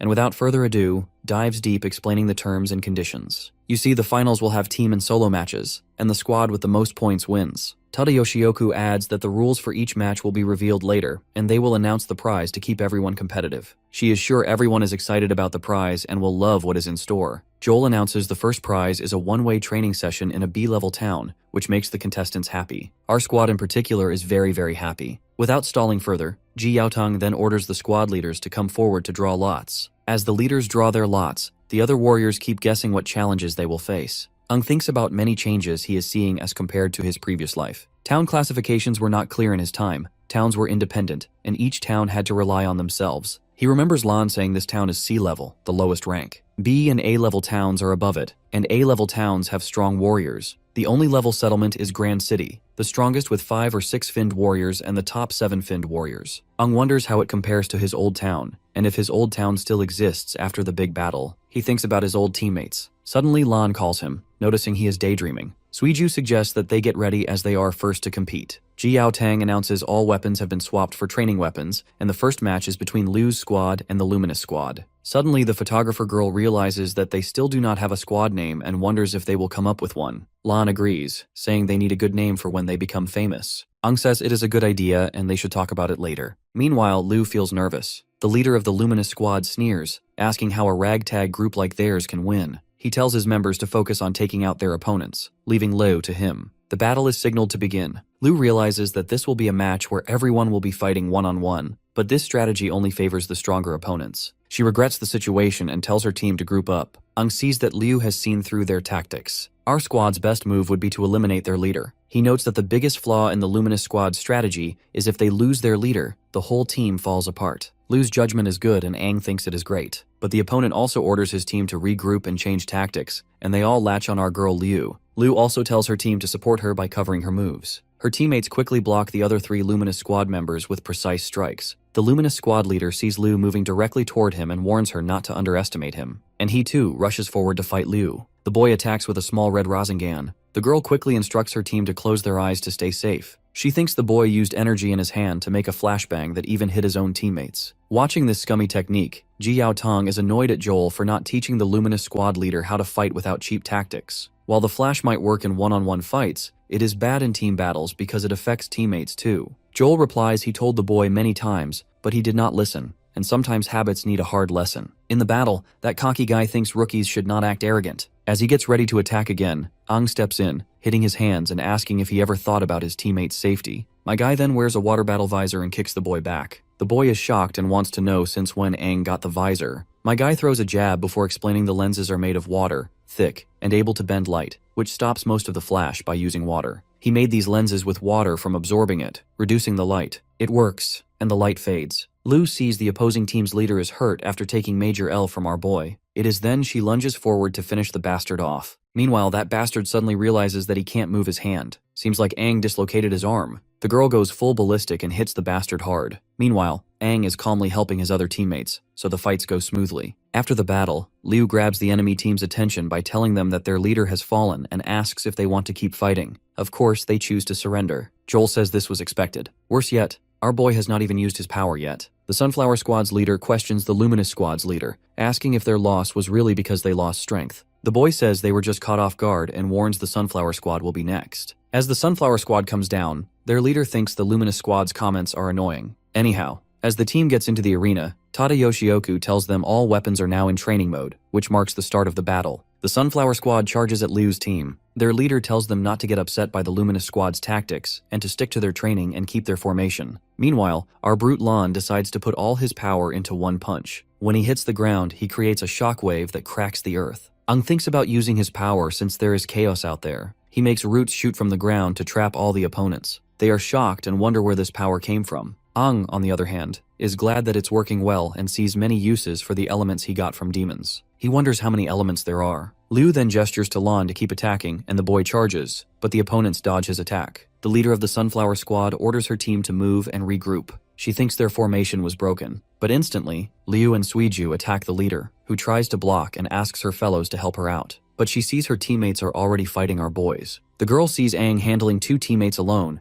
and remembers the Luminous Squad's warning about Aang being the strongest in Liu's squad and able to change the battle. Meanwhile, our photographer girl over here warns this girl to better focus on the fight. But the girl feels that she is invincible since she is an agility type. But this cocky girl gets the reality check when Suiju uses her speed to attack her, leading to our win. Tada Yoshioku says it is over, with Liu's squad winning all the team battles. Now it is time for solo duels. Since the warriors can choose their opponents, both the leaders of the Sunflower and Luminous squads want to battle Aang. Ji Yaotang explains the solo duels are one-on-one, so they better make up their minds who is going to fight our boy. But being the Chad he is, my guy Aang wants to face them both together. As the solo duels get closer, Aang knows this will be the final fight, so he better take it seriously. His opponent is sure that Aang is underestimating them. They promise he will regret not taking them seriously. Tada Yoshioku explains that the rules are the same as before, and the duel ends when one side gives up or cannot continue. And with that settled, they are ready to rumble. The boy and girl charge at Aang together. The boy attacks first, once again warning him not to underestimate them. He uses his flash attack again, causing his teammate to get shocked, and that he is using this trick so early. You see, a while ago, they both had a dialogue before the duel started. She recalls the boy saying that since they are fighting Aang together, they cannot afford to lose. The chance of moving to a B-level town might still be possible. He has a good plan and gives her a special battle visor, saying it will block most of the flash attacks. When he blinds Aang, she needs to take the chance to strike. The girl is amazed by the visor's value. The boy stresses they cannot underestimate Aang and need to work together to move to the B-level town. He further reminds her that the flash will be the signal, so she must not miss her chance. As the boy gets ready to attack, he lets our boy know that there is no way to escape because his attack is 5 times stronger than before. Tada Yoshioku and the others struggle to see through the bright light. The girl notices the boy put a lot of energy into a powerful flash, even stronger than the last finals. Joel fears that using so much energy means the core cannot handle it for long, so they need to finish quickly. The Sunflower Squad's leader thinks Aang will only be blinded for a short time, and in order to utilize this opportunity, she decides to use her speed to strike him fast. She finds him and gets ready to attack. But my guy was already on her, and looked at her with satisfaction over his face. The girl is shocked by his intense look, feeling as if something scary is pulling her down into a cold ocean. Aang uses water to trap her, making her scream in pain. As her teammate is busy producing blinding light, he asks why she is the one shouting, to which she says it is because Aang attacked her and the visor fell off, leaving her blind. Aang apologizes for rendering their plan a total flop. He then uses different elements to attack both of them, making them fall. Ji Yaotang watches the flashes and dust, hoping the warriors know how to control their power to avoid hurting anyone. Feeling concerned, he jumps into the arena in order to check and feels an ominous aura. But after that giant explosion of energy, the dust begins to settle, revealing our boy as the one man standing. His friends come rushing to him. Lon is the first to praise him and asks how he stopped their attacks in the bright light and beat 2 opponents at the same time. He is curious because no one was able to see anything after that explosion of light. To which Aang reveals that he grabbed their visor, making them blind too. But of course Liu internally feels that there is something more than that, though she doesn't voice her suspicions. Ji Yaotang comes to their squad, telling them they won the tournament and congratulating them. He is surprised by our boy, especially how he counters and attacks the 2 squad leaders.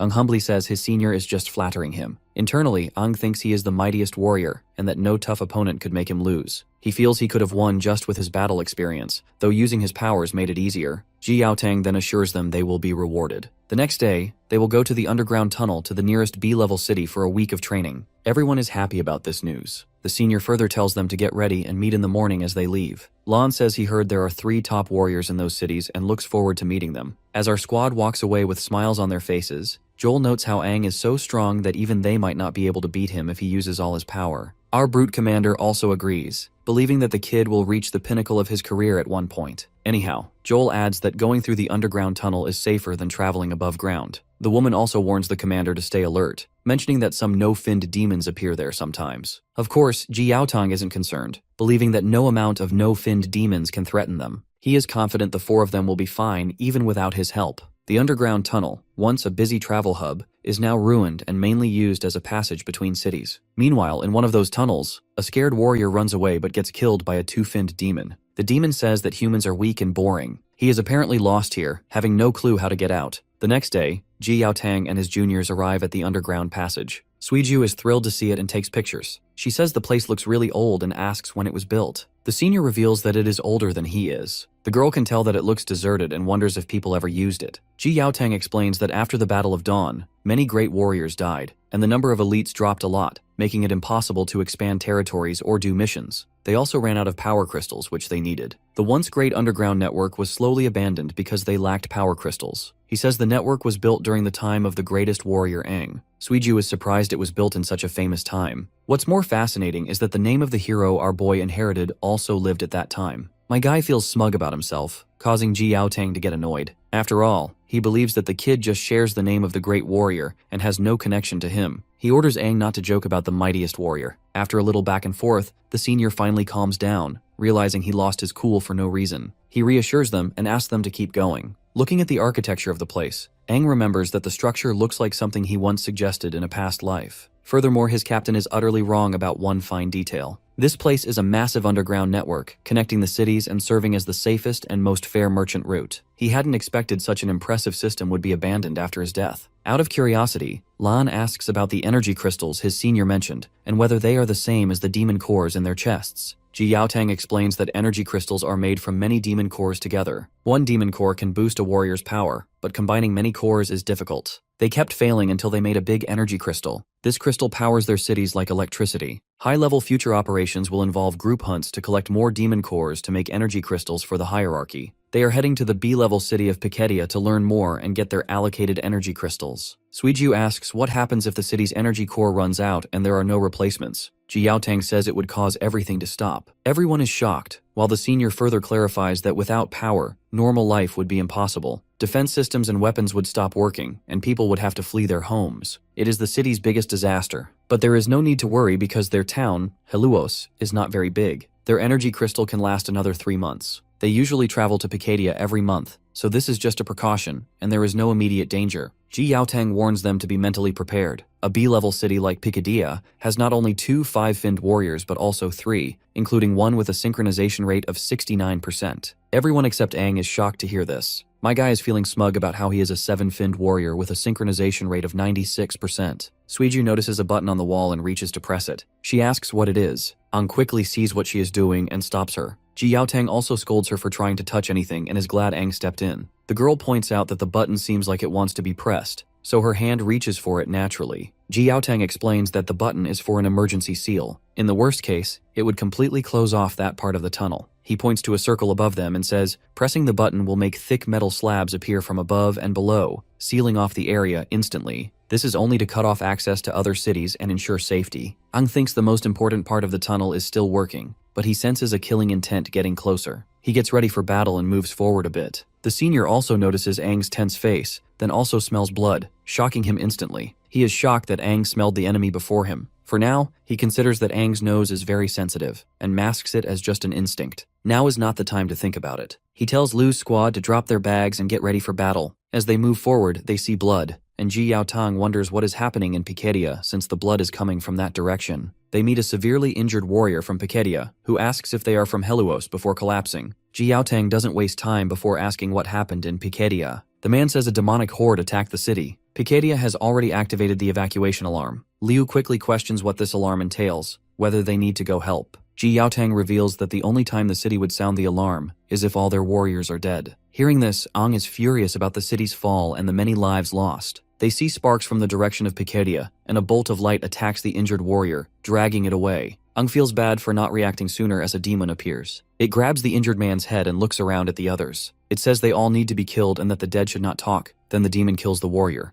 The demon thinks about who to kill first. He attacks Lan, but Ji Yaotang stops the demon's strike. The demon can tell that this new warrior is stronger than the last one. Meanwhile, Ji Yaotang realizes this is a two-finned fire demon and that it is really powerful. He knows he cannot take another hit and needs to protect the four of them. He does not have the energy to think too much, so he grabs everyone and leads them to run away. The demon keeps chasing them hard. Ji Yaotang reaches a button on the side wall, but the demon is getting closer and threatening to kill them. Ang presses the button, pushing Ji Yaotang and the others to safety. He stays behind with the demon and the injured warrior from Picadaya. Liu tries to protest against this idea, but the gate finally closes, leaving her concerned about him. Ji Yaotang suddenly remembers how Ang insisted him to save the three of them, so he puts little faith in our boy and asks the kids to stay calm. Ang gave them a chance to survive, which they should not waste. It is not safe to stay there, so he tells them to hurry and leave. Lan notes that the demon is a two-finned and that even Ang would find it tough. Suiju agrees, saying they cannot just leave him behind like this. Liu also insists they break the door to save him. Ji Yaotang explains that the door is made from special material mixed with extra alloys that can handle attacks from three-finned demons. It is not easy to break, and the ceiling is so strong they cannot hear anything from the other side. There is nothing they can do. The three of them ask if there is another way to save Ang. Ji Yaotang admits that even with help from the other two captains, there is no guarantee, but he finds a possible solution. He tells them to follow him to the side tunnels. One tunnel leads to another city where they can get help.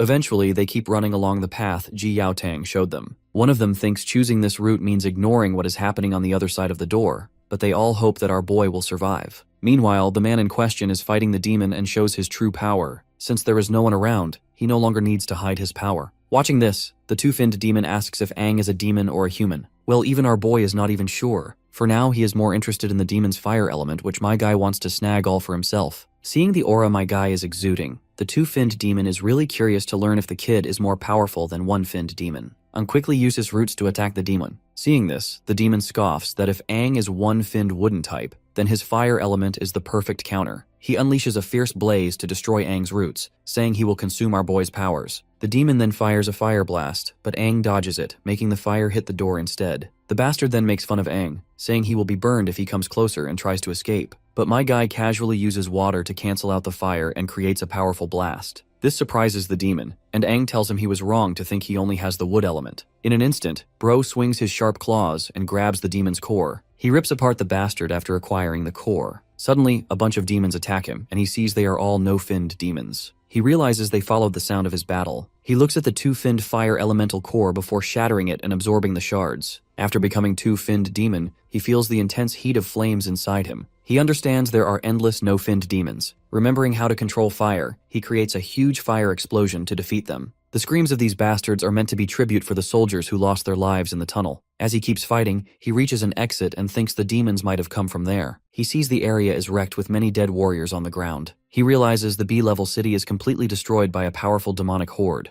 The horrific scene and remnants of the battle clearly tell that it was a wood-type demon that killed the warriors with one hit, and the attack affected a large area. The power probably came from a three-finned demon who killed the civilians. Ji Yaotang had said there were two three-finned core warriors in the city. Then Ang sees two warriors hanging from the roots. He uses his own roots to bring them down, recognizing they were amazing warriors. He closes their eyes and tells them they can finally rest in peace. He feels the harshness of the battle deeply. A young boy suddenly calls Ang. Confusing our boy with a demon, the kid asks if he plans to kill everyone. The kid thinks our boy must be a high-level demon since he can take a human form. He says the warriors saved his life, and he cannot stand demons ruining their bodies. Hearing this, Ang doubts the boy will trust his true intentions even if he tries to explain. Before he can think it through, a demon attacks the boy with a devastating attack. Quick on his feet, my guy fights the demon and takes it down. He then turns to the kid and tells the boy not to move and promises to heal him. The boy asks if Ang is a demon or a human. And with that last question, the kid pushes up daisies before getting an answer. This causes our boy to wonder about his own nature but decides that no matter what he is, his mission stays the same,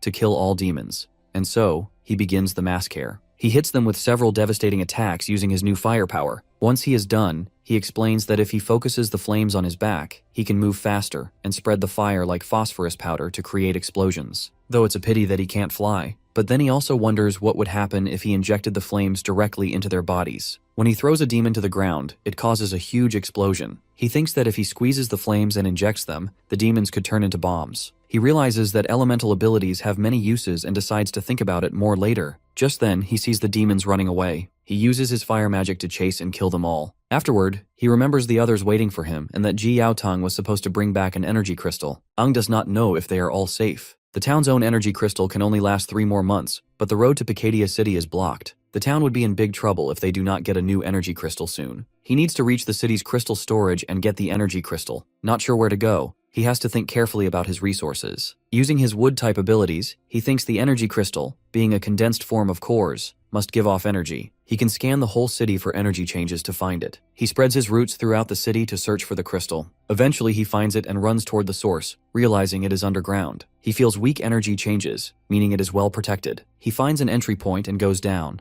discovering the underground area is more complex than it looked. In the chamber, he sees a machine and realizes it must be part of the energy distribution network for a B-level city, which is impressive. He assumes the energy crystal would be even more amazing. Just then, he hears an automatic broadcast telling all warriors to protect the crystal with their lives. He heads to the storage area and wonders how many warriors are there. Ang uses his powers to check and find some dead warriors. The demons also damaged the crystals. He thinks the fallen warriors probably fought to protect the crystals until they died. The demons did a targeted attack to destroy the crystals and seem smarter than before, like someone with a plan directed them. Realizing he needs to find equipment and other things above ground to help his search, Aang knows he has to get an energy crystal. If Ji Yaotong and the others are in trouble, Yahello City would be in big danger. He has to find another city within 3 months and successfully bring back an energy crystal to Yahello. He goes into the battle preparation room, takes a monster truck, and sets out to find a new city. As he drives, he notices areas outside the city are not explored yet. The fog is getting thicker, and the ruined buildings in his way are remnants of a once lively life, now maybe home to demons. He checks the map and follows the direction to the next city. A person watches him from hiding, then cuts the rope to make logs fall on Aang. He dodges the falling logs with precise timing and exits the truck. Aang thinks about the attack, guessing it was the demon's work, but it is not. A girl with a gun points at him, orders him to stop,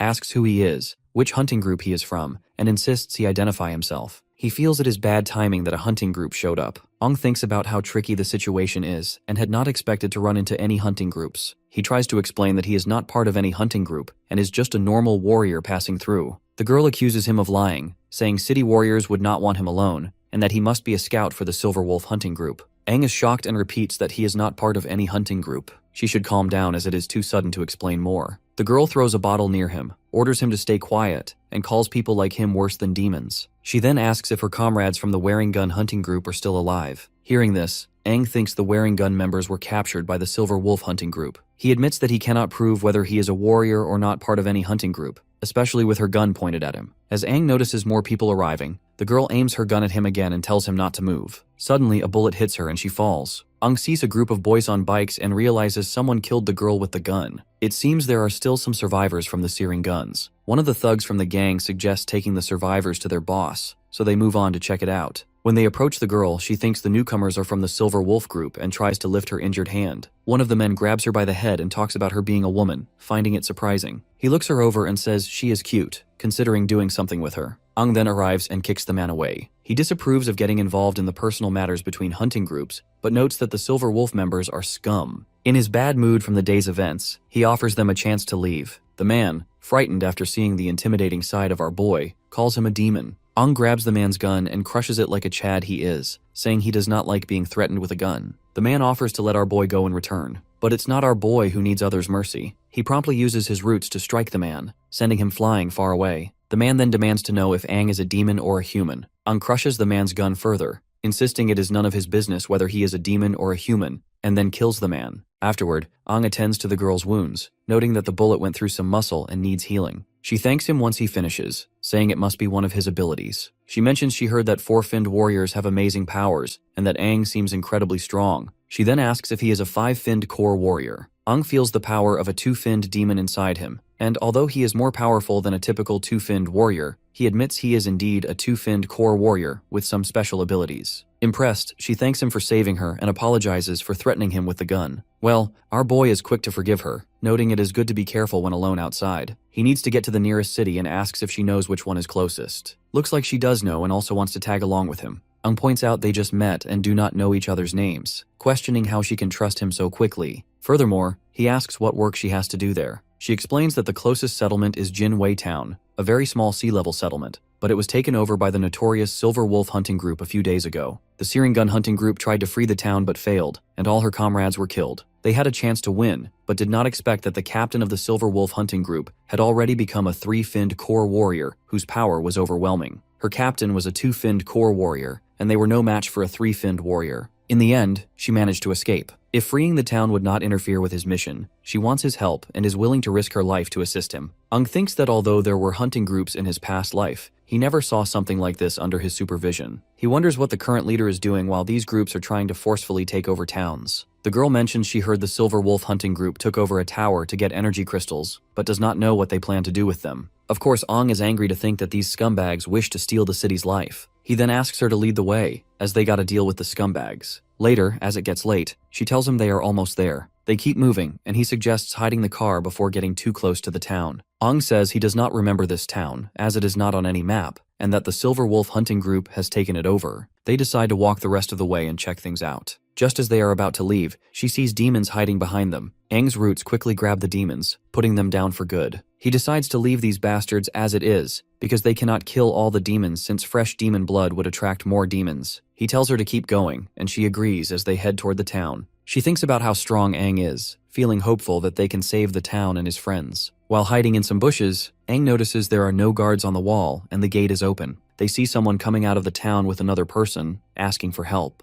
A man from Silver Wolf grabs the person's head and throws it to the ground. The girl gets angry at the Silver Wolf members and points her gun at him, but Aang stops her, saying it would give away their location. He assures her that he will handle it. Then a giant hand appears, picks up the two dead men, and takes them inside. Seems like this demon is working alongside with Silver Wolf guys. Of course, our duo is shocked, realizing they cannot use the same plan if a demon is involved. They need to rush in and save as many people as they can. He quickly takes out the two Silver Wolf members at the gate and goes into the town. The girl follows him, saying she wants to help. She sees the two Silver Wolf members and wonders what Aang did to them, as they look like they have been dead for days. The town is full of Silver Wolf members, and Aang is taking them down one by one. He figures they are just corpses controlled by a demon's power, so he does not hold back. Aang kills all of them, thinking they are controlled by black strings. These demons usually work alone, so he knows he has to follow the strings to find and defeat the main demon. He tells the girl he is going to save the father and son they saw at the gate and asks her to find other survivors, to which she agrees. Aang follows the trail until he reaches a gate. He hits the gate to open it but feels he is too slow. Inside, a demon sits on a throne and says everything in the town, dead or alive, belongs to him. He kept the pair alive to play a game, but they escaped the town and crossed a line. The demon invites Aang to come closer to see him better. Aang notices 3 energy crystals behind the demon. The Silver Wolf group took over the town for these crystals, which attracted the demon. He wonders why a demon wants energy crystals. The demon turns to our boy and asks if he is human or demon. Meanwhile, Aang realizes the demon is a rare purple core type with special abilities. He tells the demon that he must have killed all the Silver Wolf members, mentioning their leader was a 3-fin core warrior and probably failed to match this bastard's control powers. The demon kicks someone toward Aang. Actually, not someone, but the same man we had been talking about just now.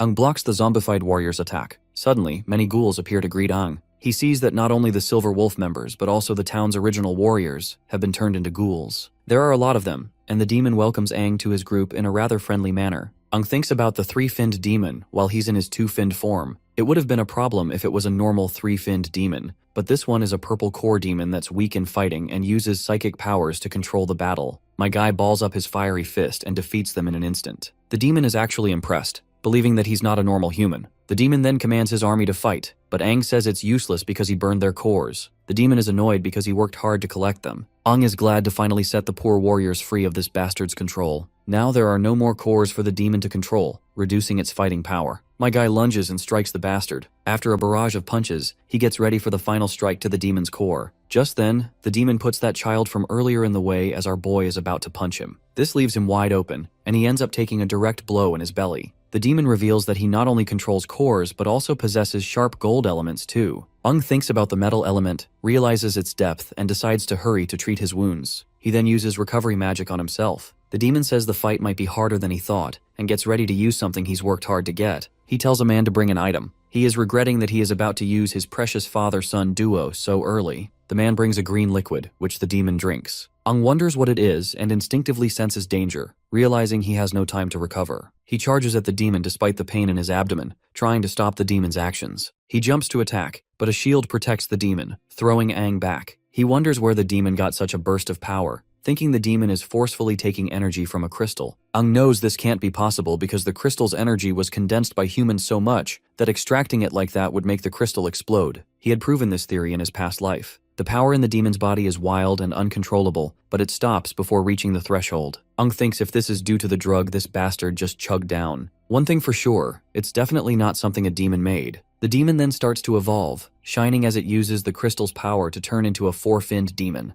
Ang realizes things are getting worse. The demon feels smug before attacking again using a thrust. Ang sees that the demon now has the abilities of a four-finned demon. As he tries to dodge, the demon moves so fast it kicks him down. The demon makes fun of Ang, saying that each fin gained through evolution creates a huge power gap between them. Long story short, our boy stands no chance, or at least that's what this bastard thinks. The demon then offers Ang a choice to become his core. Just as the demon is about to attack, it stops when a bunch of purple circles summon themselves. A creepy lady comes out of the circles, grabs the demon's head, and tells it not to interfere with her plan. Before that cocky demon can register what's going on, the woman compresses the demon to absorb it. After doing so, she herself turns into a four-finned demon too. Ang starts to sense the pressure of this eight-finned demon, a kind of pressure he has experienced before. Actually, the demon inside him exudes the same pressure. This is why he knows about this feeling. The demon mocks him for delaying the awakening of the great Crimson King. She finds humans annoying, especially how weak they are. This is the very reason Ang is progressing at such a low rate. The demon uses her power to make Ang fly, and then uses a stone to force him to evolve into a four-finned form by inserting a crystal into him. Ang knows that shit is about to go south, because directly jumping to a four-finned demon is going to make his chest explode. He starts to feel terrible pain, realizing his body cannot handle the four-finned core. The demon asks if he is so weak that he cannot absorb the energy of a four-finned demon. Lights start shining from Ang as he struggles, telling the demon he is about to explode and needs help.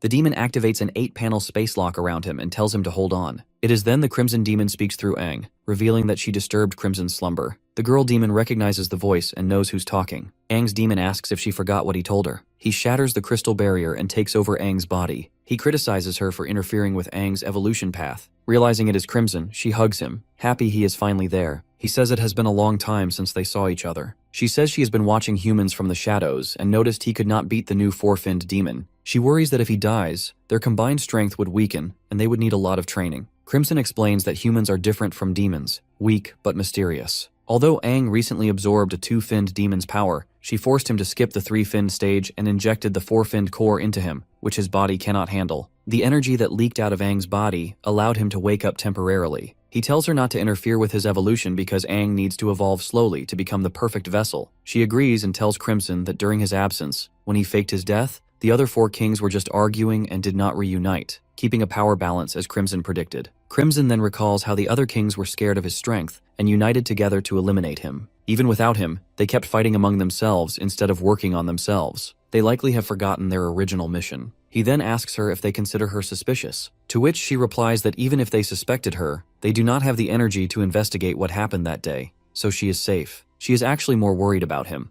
Her only concern is to welcome him in his strongest form. Crimson assures her it is just a matter of time. She forcefully evolved his weak body into the four-finned form, but Ang needs to adjust and stabilize his new power. He advises that it is best if she does not contact Ang because any unwanted attention could ruin their plans. The lady admits she misses him and wants to see him, even if only through his vessel. The girl who was with Ang arrives, noticing the eight-finned demon and wondering what it is doing there. The demon realizes she forgot to clear the area first. Promptly, Crimson attacks the girl, trying to kill her. Right at the moment, the dormant consciousness of Ang begins to surface when he hears that girl calling him a demon. When he returns to his normal state, he sees the girl has been killed by Crimson and is filled with rage. Ang blasts a red beam into the sky and transforms into his four-finned form. The memories of that begin to surface, and he remembers his talk with the girl who dreamed of going to Dawn City to become a florist because she loved flowers. He eventually gives her well-deserving cremation and burns the entire town along with it. He feels sad about how cruel and cold the world has become. He believes more beautiful flowers could bring back some warmth. Ang struggles to forgive himself, feeling the incident happened because he could not control the demonic power inside him. He hopes the fire protects her body from demons and wishes her to rest in peace. He then decides he does not want to rely on his four-fin powers and needs to clear his mind since so much is happening. He is confused about the relationship between the eight-finned demon and Crimson, especially why she made him skip the three-fin stage and go straight to the four-fin stage. He wonders what their ultimate goal is and how a three-fin could become a four-fin on its own. This is not something a demon can do alone, so he thinks about who might have given or created this power. Such advanced engineering could only be done by a major city or a top organization. Ung suspects it might have been developed in Dawn City and realizes he needs to find a big city quickly. He decides to contact Ji Yaotang to let him know he is safe. He also wonders how everyone else is doing. After this, he starts driving the monster truck, hoping his friends escape the tunnels and reach a city safely. There is an A-level city called Piketia in his direction, so he plans to send a message from there. Meanwhile, in Bryan City, Ji Yaotang and the other three arrive safely and meet with the five-fin warrior and battle commander Koda. After hearing their reports, Koda apologizes for not being able to send a rescue team. He simply can't risk his rescue team just to rescue one guy Aang they are talking about. After all, they have just learned that B-level Pet City was destroyed by a high-level demonic horde, so there is no way in hell that the kid is still alive. Ji Yaotang argues that Aang has special talents and might have survived against the odds. Koda says that although Bryan City has many young warriors with special talents, none could survive such a powerful demonic horde. However, he emphasizes they should not abandon any human lives during the apocalypse. Even if they cannot send a rescue team, they can send some warriors to scout the situation. Ji Yaotang thanks him for the help. The big cheese then stands up and ends the meeting since he has some matters to attend. As he walks out, he wonders if the high-level demonic horde at Piketia City will affect the Grand Demon Hunt tournament in Dawn City. He mentions he has heard about the tournament and notes that Helluos is a sea-level settlement. Before leaving, he assures Ji Yaotang everything will be fine and invites them to stay a few more days to learn more about the situation. He explains that the tournament is held by the only S-level city and requires participating cities to be at least B-level. Although Helluos does not qualify yet, Ji Yaotang and his companions might. Koda suggests it would help them learn about the tournament and offers them a chance to explore the office and the city. They all thank him sincerely. After Koda leaves, Suiju asks the captain about the Grand Demon Hunt tournament. Ji Yaotang explains it is an event held only in Dawn City, where participants hunt demons of different levels to select new powerful warriors. They also get special prizes from Dawn City. The event happens regularly, and all warriors want to compete, but only B-level cities or higher can join. Ji Yaotang thinks they might get a chance to compete in the future. Lan is sure that our boy would definitely be interested in the tournament. He hopes Aang survived and is waiting for the demon horde to weaken. Of course, no one expected such a tough challenge on their first mission, and the fact that Aang put himself in danger to save everyone is crazy. Currently, all they can do is wait for reports from the scouts. He has already sent word to Helluos about their situation using the city's communication tower. For now, the captain plans to stay in Bryan City for a few days to learn as much as they can. There are many skilled warriors there, and so our party has to believe that Aang will survive. Meanwhile, over at Piketia, Aang is in the reception room with Paris. The woman confirms our boy's report that Piketia City was destroyed by a demonic horde. They also helped Aang send a message to Helluos Town about his squad's situation, and she believes a response will come soon. However, Paris apologizes for not being able to give Aang an energy crystal because they are not responsible for distributing them.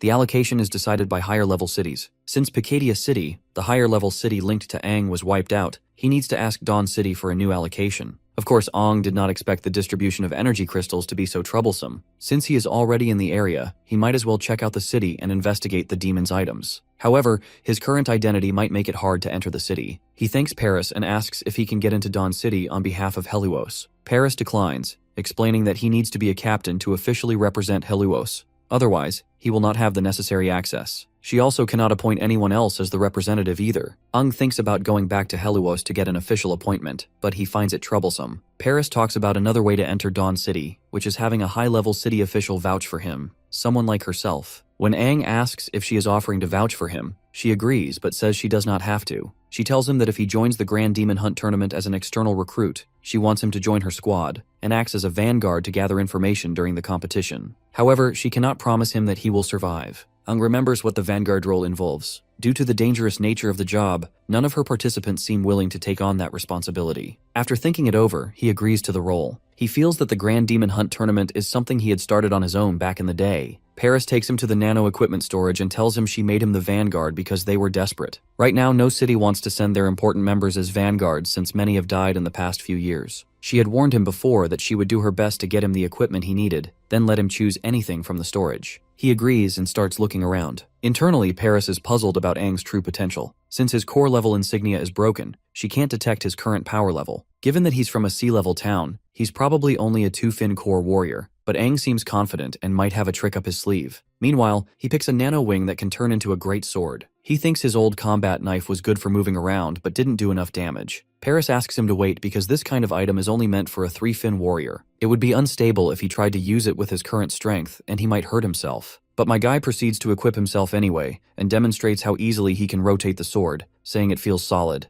Of course, the woman is shocked, wondering how he can pilot it so easily, and thinks maybe he understands nano wings really well. She's heard of warriors with special talents who can handle high-level nano wings without problems. Ang then proceeds to ask about the availability of a live combat arena there. Eventually, they go to the main entrance where Paris promises to get him all the equipment he needs. She asks why he wants to go to the live combat arena, and he says he wants to test the new nano wing on a demon to warm up. She asks if he really wants to go alone since sometimes one-finned demons appear even though the arena is supposed to be safe. She offers to go with him if he wants, but Aang says he can handle a one-finned demon by himself. Since his confidence and bravery are rare for a warrior, she wants him to be careful. She also mentions she has to train some four-fin warriors, and wishes more of them were as confident as Aang, which would make things easier. With that exchange, they part ways. Of course, Aang intentionally didn't let her come with him. He's not just testing his new weapon, he wants to see what he can do with his four-finned transformation. He arrives at a ruined area, sees that it's been claimed, and the fog is gone. Then, he hears a demon's voice that appears and rushes to attack him. He dodges and makes a strong slash with his sword, saying the great sword feels much better. He sees more demons gathering and worries they won't come out during the day now. He can finally get to know his weapon, release some frustration, and handle his thoughts. He starts killing the demons one by one. Each swing splits demon blood and cuts off limbs. His moves are almost like a dance, as if he was born to kill demons. He doesn't use wood, water, fire, or metal elements. Each swing builds his muscle memory in his weak body. He only faces none-finned demons, which aren't a match for his skills. The only sound is the demon's wailing, and he doesn't know how long he's been there. Finally, Aang cuts down the last demon of the wave and realizes his body has been changed by the demon power inside him. He feels much stronger than when he first reincarnated, though some things still need work. He's surprised he gets out of breath after just a few swings. Then, more powerful demons show up after sensing our boy's presence. They are one-finned demons. One is a wooden type, while the other seems like a fire type.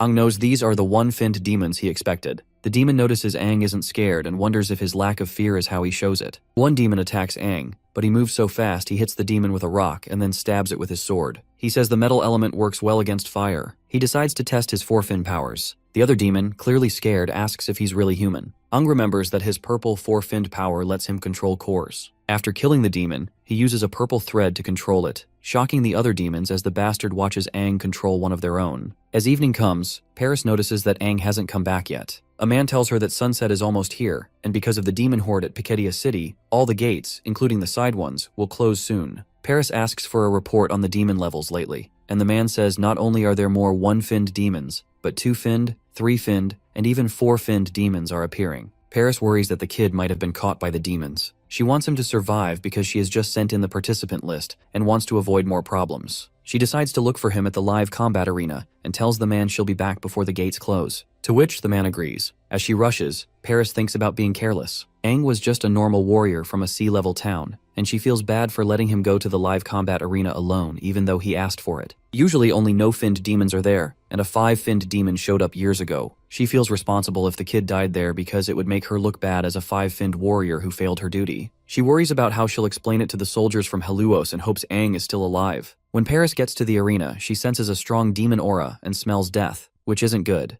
There are many demons there, including one-finned, two-finned, and three-finned ones. The higher-level demons make her worried because that's not normal. Suddenly, a demon runs at her, recognizing her as a five-finned warrior. She quickly kicks it hard, causing a big blast. Something feels wrong, and she senses something unusual. She sees many demons gathering, which is strange because demons usually don't group up like this. She knows she has to act fast before the gates close. She gets ready to fight, noticing the demons look like mindless corpses and smell bad. They only come from the front, making them easier to hit. She decides to use her bowstring slash to kill the demons. After taking out many of them, even more demons come, and she wonders how many there are. At that moment, Aang shows up behind her and asks why she's there. She's shocked and accidentally swings her sword at him. Aang stops her, identifies himself, and tells her it's him. Paris is stunned and asks if he's okay. She can't believe he blocked her attack so easily, even though he was fast and strong. She wonders if he's really from a sea-level town because even a four-finned warrior would have a hard time blocking that. Aang says she's a good five-finned warrior and admits his hand was numb from the hit. He explains he was focused on something and lost track of time, apologizing for being late. Paris tells him it's okay as long as he's alive and says they need to handle the unusual demons. She points out there are some three-finned demons that could be dangerous to Aang and tells him to stay back for his safety. Aang asks if she means all the demons around them. Right at that moment, he snaps his fingers, and all the demons fall down. While my guy is ready to head back to the city, Paris is shocked and grabs his collar, demanding to know how he did it, and if he's controlling the demons. She also sees he's a red core and asks about his abilities. Ang says they're just working together and doesn't need to explain more. He says he can only slightly control the dead demons. He feels that it's normal for warriors to have secret abilities which they can use later as an advantage in this apocalypse. Of course, she is still in disbelief. After all, controlling demons is rare even among 5-finned warriors. He then says they will go to Dawn City the next day, because he needs to quickly sort out the energy crystal distribution for Helios. They plan to leave the next day. As they walk out of the place, Paris thinks about expecting more from Aang during the big demon hunt tournament, not knowing that in the live combat arena, Aang had scattered many dead demon bodies. Later, they arrive at the gate of Dawn City. Paris tells everyone to do their best and not make the city look bad. Aang looks around and is certain Dawn City is the one he used to manage in his past life. It might have been renamed after his death, because the battlefield was called the Battle of Dawn. The city looks even more impressive than before, and he thinks it might be a long time before he can return. He wonders if he might meet the 6 great heroes, the strongest team he trained. He is curious about how they are doing after the Battle of Dawn, and if they would believe his story. Paris comes up to him and asks if he is scared of his first time visiting Dawn City. She says it is too early to be shocked since they have not even entered the city yet. Dawn City is humanity's only S-level city and the center of their strength. Not everyone is lucky enough to see it, and some people never do in their lifetime. Aang thinks Paris, being a 5-finned warrior, might know something important. He asks if she knows what happened to the 6 great heroes after the Battle of Dawn. She pauses, finding the question strange, and asks if he means the old 6 heroes. Aang is confused and explains that the 6 great heroes are the 6 people he is talking about, the strongest team led by the king, known as the mightiest warriors who share his name. Paris is surprised and asks if he really did not know. She says everyone knows the new 6 heroes do not like talking about the old 6 heroes, and warns him not to bring it up inside the city. She explains that the king changed, the dynasty changed, and the current mightiest warrior is the new king. The king Aang is talking about is now called the Old King. She warns him again not to speak about these things in the city. Aang wonders what happened to the old 6 heroes. Paris raises her voice, asking if he was not listening. People nearby start looking at them. She says she never knew why he chose to be called Aang, maybe because she admired him, but she never asked. She warns him once more not to speak of the old 6 heroes and the old king inside the city. Even though people in a sea-level city might have admired him, that is no longer the case, especially after the old king's sacrifice. No one believes in it anymore. She tells him to remember her words as they enter. Aang feels like no one recognizes him, and no one believes in his sacrifice. He wonders what happened after his death. He had led the 6 great heroes and all the warriors in a fierce battle against the demons, then went alone to the ancient king monument to uncover the demons' secrets. Did everything he did mean nothing? Did his death mean nothing? He enters the city and believes they are in the city center. The city has been upgraded but is still known as Dawn City. It is far larger than a typical city, with many urban clusters and buildings in different styles. There are forests, lakes, seas, and mountains, making it feel like its own world. The huge city is surrounded by massive walls and divided into 7 great districts. 6 belong to the 6 heroes, and the central district is for the king. Aang notices that many buildings have changed, but the layout is the same, and the air feels familiar. He remembers seeing his own statue here, but the face is currently hidden by clothing. Paris confirms that the statue is of the old king, whom Aang admires. It has stood here for decades and was made while he was still alive. The old king was very popular, but Paris will not say more. She adds that they plan to tear the statue down soon and replace it with one of the new kings. This makes her feel little empathy for the old king. At the base of the statue, one of the old heroes is paying her tribute to her fellow. This old hero is Lena, known as the strongest 7-finned recovery-type warrior. This causes Aang's software to crash, as he clearly remembers her to be one of his allies. He calls out her name instinctively and sees her placing flowers at the statue's base. A man comes and strikes Lena, telling her not to respect the old hero, especially since she is one of the old 6 heroes. The flowers fall from Lena's hands, much to her disappointment. Aang meanwhile pleasantly recalls that even though she is a healer, she has severe anger issues, so he is sure that things are about to get ugly. But on the contrary, the girl merely apologizes demurely. More warriors gather around Lena. One of them says he does not care who she used to be, but for now, she is nothing more than a self-proclaimed old hero who lost the right to have cores and is no longer a warrior. If not for the new king's decree allowing them to remain, she would have been cast out of Dawn City to fend for herself. He blames her damned old king and his arrogance for their situation, saying the old king's statue should have been destroyed long ago. He insults it, calling it trash that takes up space. Lena slaps him, and the man tries to attack her back, but Aang steps in with his sword and stops him, demanding to know how he dares. The other men get angrier and pull out their guns, asking if Aang is looking for trouble. They tell him to put down his sword, or they will shoot. For Aang, these bastards are no different from the useless hunting teams outside the city, who possess little to no empty or moral values. Before shit escalates to full-blown mess, Paris steps in and stops the fight.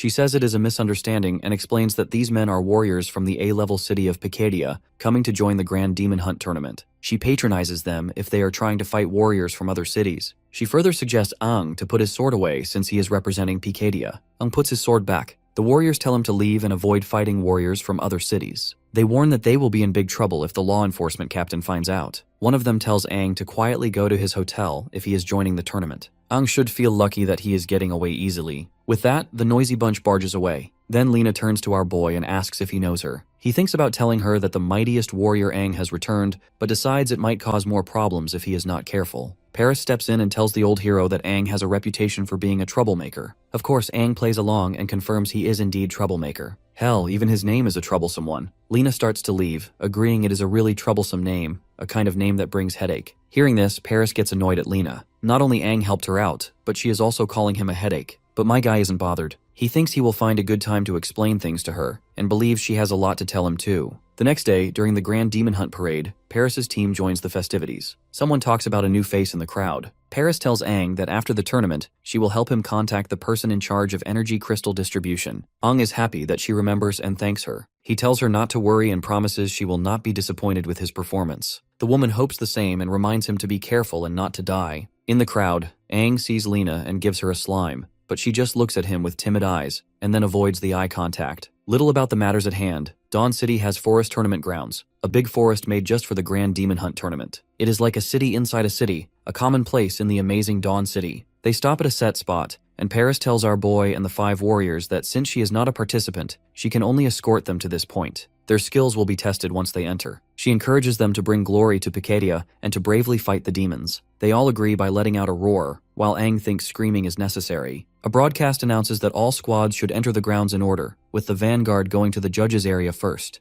Ang realizes the tournament has started. As he enters, he is amazed at how the Grand Demon Hunt tournament has grown into such a big event over the years. What used to be a small event in this city now feels very nostalgic. The broadcaster welcomes the warriors of Picadia, who got their own vanguard to gather info. The warriors of Picadia bow to Ang, wishing their friendship lasts forever. A girl wishes Ang to gather information and promises to remember his sacrifice. A boy asks for another handshake. Ang tells them to calm down because he is not dead yet, nor he plans to die. He thinks they all know how dangerous the vanguard role is, and their serious faces make it seem like they think this is his final farewell. Being chosen as the vanguard must seem like a role with little chance of survival to them, and their lifeless faces look sad. Then a lady speaks to all the vanguards from different squads. She says their mission has many unknown dangers and praises their brave courage for taking on the role. She tells them to enter the tournament grounds, gather as much information on the demons as possible for their squad, and warns them to be careful because they will face demons of unknown levels. Ang notices that all the participating warriors seem to be Tier 2 core warriors. The tournament looks like a talent showcase to find out which city has the best new generation of warriors. Naturally, they do not let high-level warriors participate. Paris understands that Ang's abilities are far greater than those of the Tier 2 core warriors. And that is okay because no one would guess his true powers if he keeps them hidden. The lady then asks the crowd to welcome the special guest with loud cheers. The highest-ranking judge of the tournament and one of the 6 great warriors, Dylan, the strongest recovery-type warrior, comes out, and the audience cheer loudly for Dylan Fan. Ang sees that Dylan has a dual-core setup,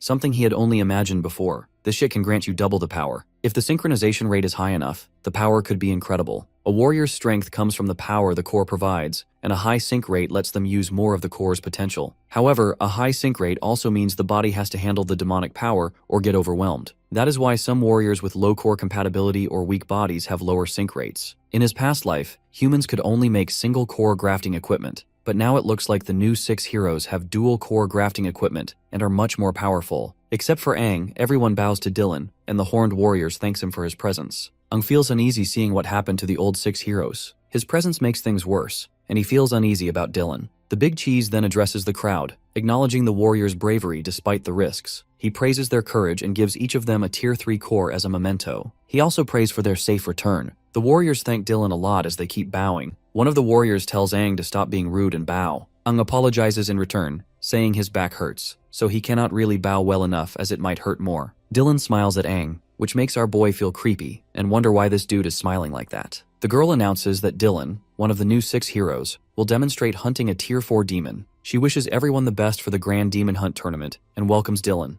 The audience cheers, saying they have been waiting for him. The girl tells all the vanguards to follow her to watch from the side and leaves the stage to Dylan. Ung thinks this demo hunt is likely to show off the new 6 heroes' strength and prestige. Catching and containing a 4-finned demon is hard, and it seems Dawn City's power has grown a lot. Dylan asks the lady if she is a new referee. She responds with a yes and is happy to meet him. The big cheese then whispers into her ear that they need to replace her right away. He finds the term new 6 heroes annoying and hints that if she were not a Dawn City warrior, he might have broken her bones by accident. There are no new or old heroes. They are just heroes that represent the city. Not gonna lie, this dude gives me serious Homelander vibes. The audience watches happily as Dylan lowers his head to talk to her, admiring his sweet side. With that, he dismisses her, causing the panicked girl to run away. Dylan gets a microphone for broadcasting to appear on his head. He asks permission to represent the 6 heroes and perform the 4-finned demon hunt. He wishes everyone the best for the Grand Demon Hunt tournament, and hopes his demo sets a good example for the brave vanguards. A box comes up from the ground. The broadcaster decides to emphasize how terrifying this demon is. You see, they had to send 4-finned warriors just to capture this demon. As the box opens, a rare and fierce demon, even among 4-finned demons, comes out. It is a violent red core metal element demon. The demon wonders what is happening. It does not know the human's plan but realizes they are trying to contain him in an arena full of spectators. Angry and confused, the demon rushes to attack the audience but finds he is within a protective barrier. The demon falls, and Dylan asks if there is still confusion about the situation. He explains that the protective barrier around the arena is very strong and was created by one of the 6 heroes, commonly known as the mightiest psychic-type warrior. The audience understands there is an invisible barrier, and Dylan tells the demon to just die for his performance. The demon warns Dylan not to get any closer and attacks him with a slash. Dylan uses his shield to block and says the demon is just a brute without any manners. The demon tries to punch through the shield, but it holds strong, making the demon deal with the force of Dylan's counterattack. This Temu version of Homelander tells the demon it has no right to fight back. The demon wonders how in the hell a green core can withstand the brute force. Usually the green core represents the power of regeneration and healing, which doesn't actually aid much when it comes to raw strength. The demon decides to throw a punch to prove his point,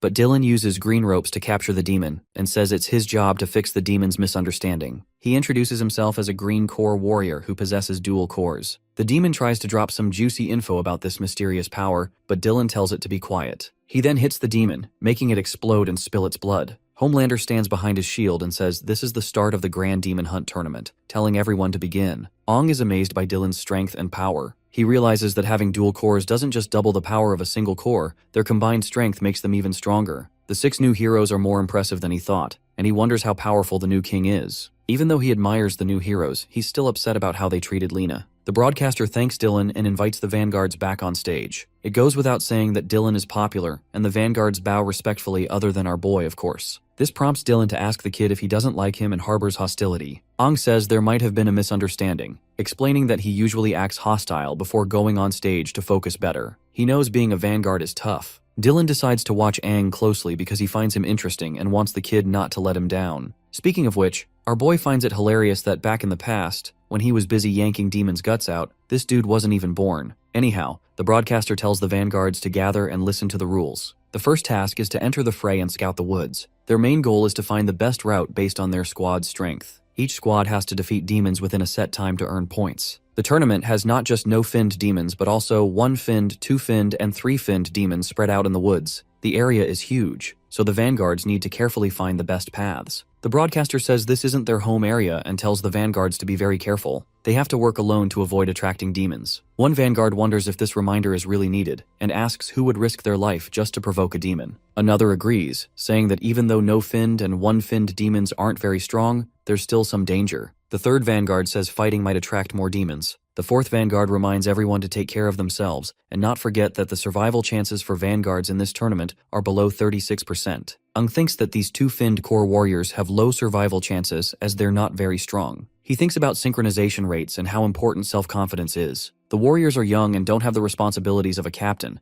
so they seem immature compared to the 1-finned warriors like those in Ji Yao Tang's group. The warriors from a town with few resources have improved their skills and experience through life-or-death battles to protect their home, and these pussies have already started to panic. The broadcaster then announces that, like every year, there's a special part of the tournament involving a level 4 demon. There's a 4-finned demon locked in a container in the tournament area. If a squad is strong enough, they might try to hunt it. If they succeed in hunting the 4-finned demon, the tournament will end, and their squad will be the winner. Ung notices that this part of the tournament is the same as in previous years. A man says that even though everyone knows the 4-finned demon gives the most points, no one dares to take the risk. When the tournament starts, All the other vanguards leave except for Aang. He rushes off to find the four-finned demon, saying that's his goal after all. As Aang rushes inside, he sees that most of the vanguards are sticking together. It looks like the other teams don't plan to go after the four-finned demon, even though defeating it would mean winning. The young warriors are still scared of the risks. Dylan, who is watching the vanguards, asks a lady for information. In response, she asks which warrior he wants to know about. Dylan describes a warrior with a patch of white hair who is currently taking a relaxed walk. The lady finds the info and tells Dylan that the warrior is registered in Pikedia as a three-finned core warrior.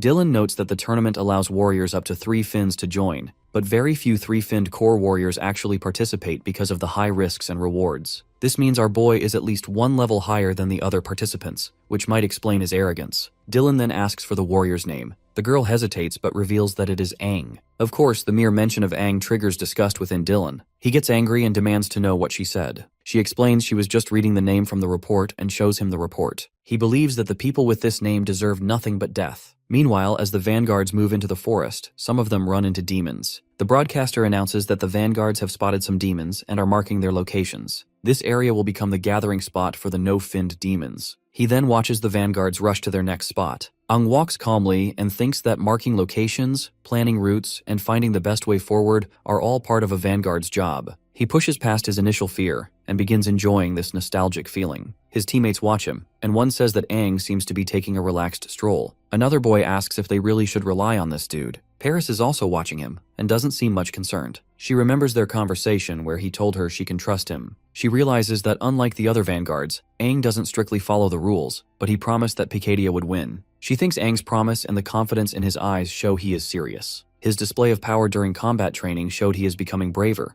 and even had the guts to speak to her without hesitations, which made her more interested in him. Meanwhile, the vanguards keep scouting ahead while demons chase them. One boy, scared by the sight of 3 one-finned demons, tries to stay away. The boy soon runs into a 2-finned red core demon and also spots the 3-finned demon. Some of the vanguards flee. One of them sees Aang standing still and warns him to run because of the 3-finned demons. My guy notices that this demon is along the route he needs to take. Suddenly, roots start attacking some of the vanguards. The audience is shocked by the demon's appearance and asks the warriors to escape. The demon declares that humans have trapped demons there for too long and that they deserve to die. As the demon attacks Aang, he realizes that the demons inside the tournament grounds are much more violent than those outside. He quickly dodges the attack and thinks that having so many spectators is a hassle since he wants to lay low. In order to avoid standing out, he decides to eliminate the threat quickly. Aang approaches the 3-finned demon closely, clearly focusing on its core. Since the 4-finned demon is still waiting for him, he does not have time to deal with this 3-finned demon. With determined precision, he attacks the core with great force. The audience is stunned as they watch him single-handedly defeat the 3-finned demon. Aang uses a metal element sword and infuses it with the metal element to make it sharper and more damaging. After defeating the demon, he retrieves the 3-finned agility core and starts searching for the 4-finned demon. He considers if the terrain layout has changed. The highest-ranking spectators are placed to have the best view of the tournament, so the 4-finned demon is probably in the most elevated and prominent part of the area. As Dylan watches Aang's movements, he can sense that the kid is clearly searching for the 4-finned demon. Aang stabs his sword into the demon. This is the 5th demon he has defeated. He thinks these demons get stronger the deeper he goes, which seems strange. Even though he wants to check the area around him, he has to keep fighting because the demons keep chasing him. It makes sense why no one wants to be a vanguard, as it is like a suicide mission for lower-level warriors. Aang has already beaten 5 2-finned demons for his team, which should have boosted their squad score. He hopes his team is not too surprised by his improvement. He believes the 4-finned demon is on the highest hill where the top viewers are. Dylan notices that this kid is really ambitious, and wonders if he decided to go after the 4-finned demon alone, or if the whole squad agreed. Right then, the broadcaster says Aang is heading towards the 4-finned demon, which seems strange because it is unclear how he knows exactly where it is. One of Aang's squad members asks if our boy is planning a route for them to defeat the demon. He further mentions that their squad is not strong enough to take down a 4-finned demon, and asks if Paris is the one who decided this. Of course, the girl says no, admitting she has no idea what Aang is doing. She hopes he will not cause trouble and knows their squad cannot beat a 4-finned demon. The broadcaster reports that Aang has found the 4-finned demon and is planning his next move. People think Aang might be thinking of escaping, letting his squad start the attack first so he can get back safely. But my guy simply breaks off the seal of the gate leading to the 4-finned demon, much to everyone's shock. My guy boldly challenges the demon to get his ass off and fight. Dylan, meanwhile, is going nuts, fascinated that Aang is not letting his squad fight the demon and wants to take it on alone. My guy wants to win the tournament as a vanguard. The broadcaster highlights how amazing it is that the kid opened the container and is ready to fight the four-finned demon by himself, a move never done before in the tournament. Of course, the crowd cheers loudly for Picadilla. The broadcaster announces that the vanguard is going solo against the four-finned demon. Meanwhile, Aang's squad mates ask Paris if that arrogant dude has lost his mind, because it has no chance of winning. The crowd is also going wild, amazed by Aang's bold move. Paris thinks that even with Aang's control abilities, a four-finned demon is still very tough. She knows fighting it alone needs all his strength, which begs the question if Aang is ready for such a fight. The four-finned demon, a blue core water element demon, breaks free and sees Aang standing alone. It immediately attacks with an exploding drill. Aang swings his sword to create an earth wall, but the drill keeps going. The earth wall is weak against the four-finned demon, and Aang looks like he is in serious trouble. The demon makes fun of him, asking how he dares to fight alone and saying he will tear him apart. In response, my guy summons a demon to help him fight the four-finned demon, and defiantly asks who said he was alone. Dylan realizes that the second demon helping Aang is one of the two-finned demons he defeated earlier. The battle continues, and the four-finned demon starts sensing something strange. It soon sees that Aang is controlling the cores of the demons. My guy feels smug for having a skill that was exclusive to demons, only as no human likely possesses it. Paris watches Aang using his special control ability, and the broadcaster is amazed by what they see. The three demons helping Aang were the ones he had already defeated. The audience is shocked. Aang tells the controlled demons to charge at the four-finned demon. The bastard laughs in response, thinking that two-finned demons cannot challenge him, and prepares to use his extreme water gun. But before all that happens, Dylan jumps in, strikes the four-finned demon, and slams him into the ground. Aang is surprised that this new hero defeated the demon just by landing on him. Dylan meanwhile apologizes for barging in like this, saying he was too curious about the kid's abilities and wants to have a match with him instead. The ability to control dead demons is something entirely new, and Aang seems capable of defeating even the four-finned demon. So, this cheap Homelander decides to test Aang's strength personally. The broadcaster announces the challenge, and the audience erupts in excitement at witnessing such a rare event. A man asks Paris what is happening, and another explains that Dylan, one of the 6 heroes, is going to test Aang himself. By now, Paris knows that things are now out of their control. Internally, Aang wonders if this dude has lost his mind. He can sense the killing intent of his. Dylan notes that our boy does not look scared at all, which is unusual for a young warrior. To which my guy replies that he has undergone rigorous training, and that because of his unique abilities, his squad captain has always expected a lot from him.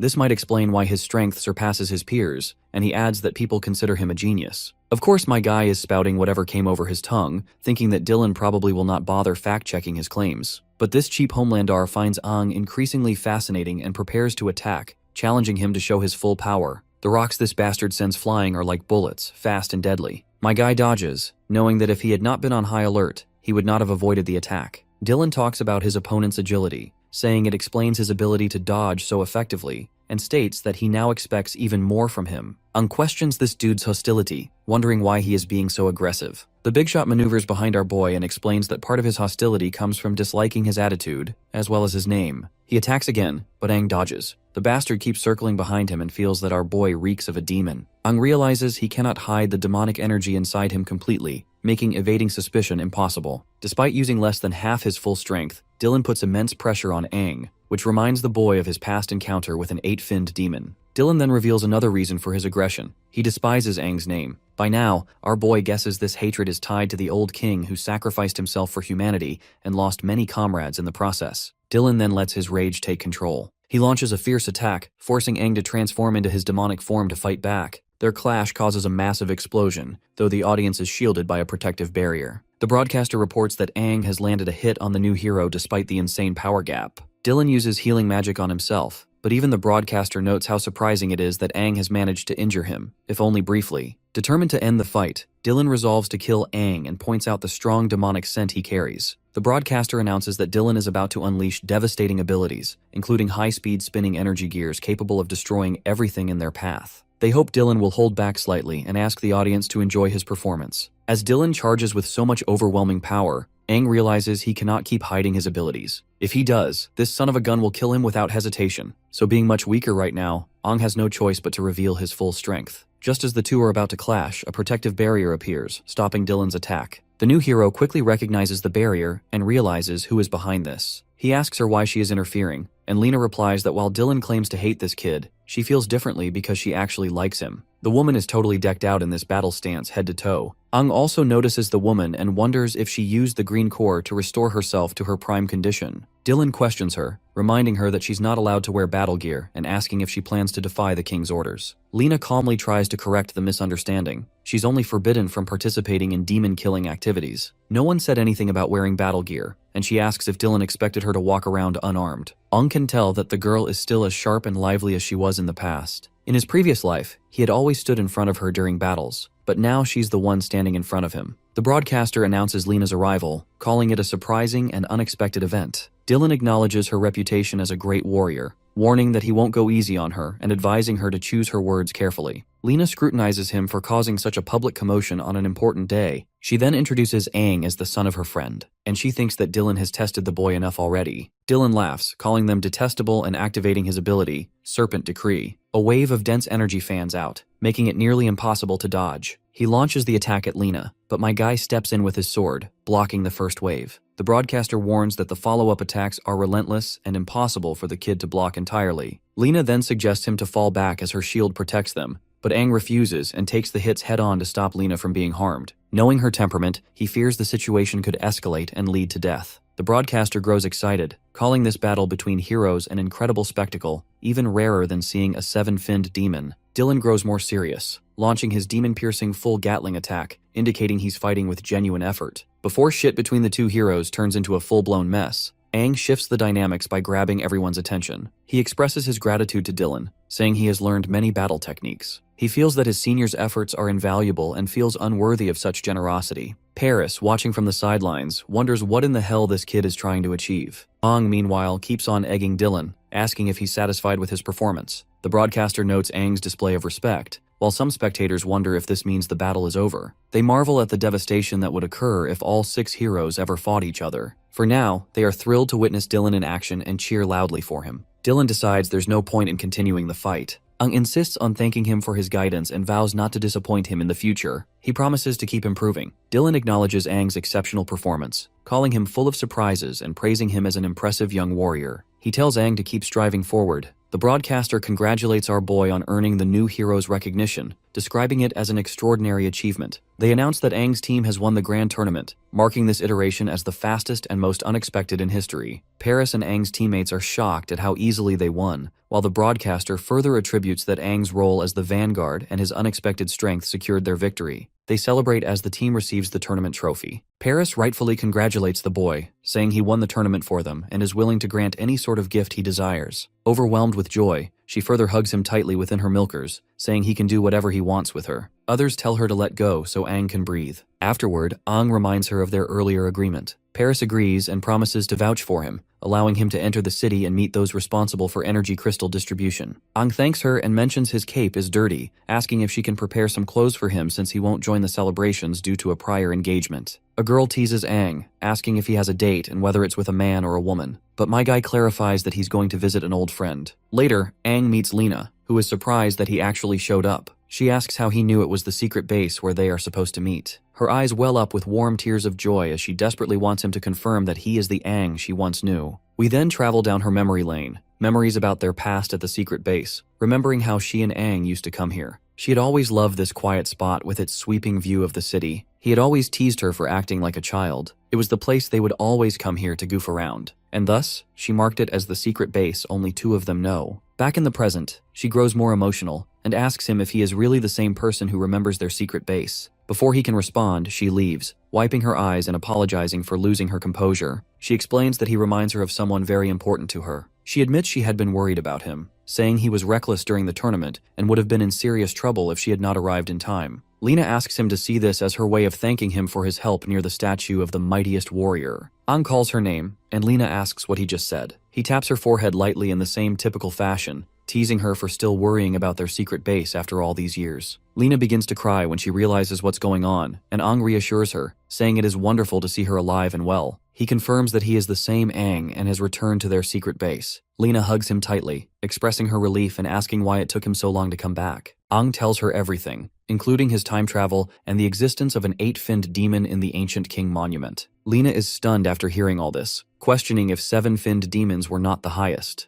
Ang admits he does not fully understand it himself but explains he should have died 50 years ago. Somehow he traveled to the present, and something sinister is inside him. Lena is overjoyed that he is alive and welcomes him back warmly. Ang then asks why people in the city and the present-day population harbor so much hatred toward him and the old 6 heroes. To which Lena explains that the hostility stems from his actions during the Battle of Dawn. Aang had led a group of warriors to the ancient king monument despite widespread opposition. Many had warned him not to go, fearing the consequences. However, Aang disregarded their concerns, instructing everyone to wait for his return, and entered the monument with his team. When news of Aang's death in the monument spread, the morale of the warriors collapsed. The mightiest warrior and their king were gone, leaving humanity in despair. The demons launched a massive counterattack, reclaiming all lost ground. Human casualties skyrocketed, with 9 out of 10 warriors perishing. To many, it seemed the tragedy could have been avoided if Aang had listened to the warnings. Over time, new heroes and a new king rose to power, many of whom had opposed Aang's decision. This led to widespread resentment toward him and his supporters, the surviving 6 heroes. Their status as warriors was stripped by the new king, leaving them scorned and powerless. Aang is shocked to learn his decisions caused so much devastation. Lena acknowledges it has been a long time, and she has grown used to the resentment. She says the past no longer matters.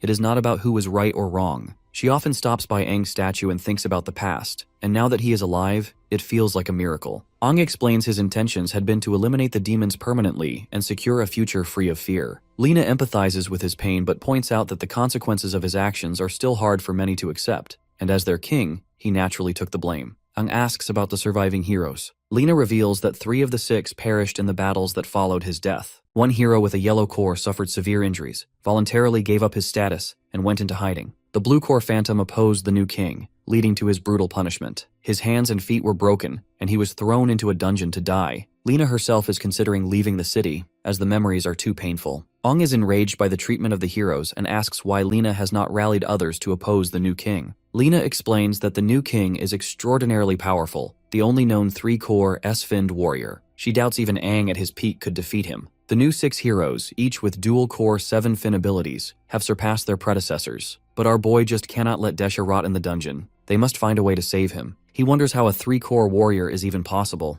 Lena says there might be a way, and asks if he knows that demons have the ability to control elemental powers. Aang thinks about the elemental powers, and Lena explains that demons are not just classified by their 6 core colors, but have also evolved into 5 elemental types: metal, wood, water, fire, and earth. This evolution makes demons much harder to defeat. Aang realizes the earth element is the only one which he currently lacks. Lena further reveals how the elemental powers can fuse with the warriors and give them immense strength. Aang compares that with his own elemental control. Since he isn't exactly sure what it is, he wants her to elaborate. The woman then narrates the gap between 4-finned and 5-finned warriors is huge. The strongest of the 5-finned warriors also look for fusion cores. Lena names one such place where warriors look for fusion cores as Dracula's Boneyard Castle, and Aang remembers leading a fierce battle there with more than 1 million warriors. The aftermath of that battle gave the place its name. Lena adds that beneath the Boneyard Castle lie the cores of countless warriors and demons. Later, a new breed of demon is found. Even the weakest demons are 5-finned. These demons have fusion cores in their chests, crystals that allow warriors to fuse with elemental powers. Not everyone can use them though. Only warriors at the 5-finned level with great physical resistance can fuse successfully. Aang looks surprised and asks if she can use all 5 elements with one fusion core. Lena replies that fusion only allows control over one element, because the 5 elements are too distinct from each other to work together. She says that no one, not even the new king or the 6 heroes, has ever combined more than one element. Aang is amazed by how strong the warriors are with their elemental cores. Back then, Dylan probably was not showing his true power in the fight because he had to keep up appearances and didn't want to break apart the barrier. If that dude had been using his full strength,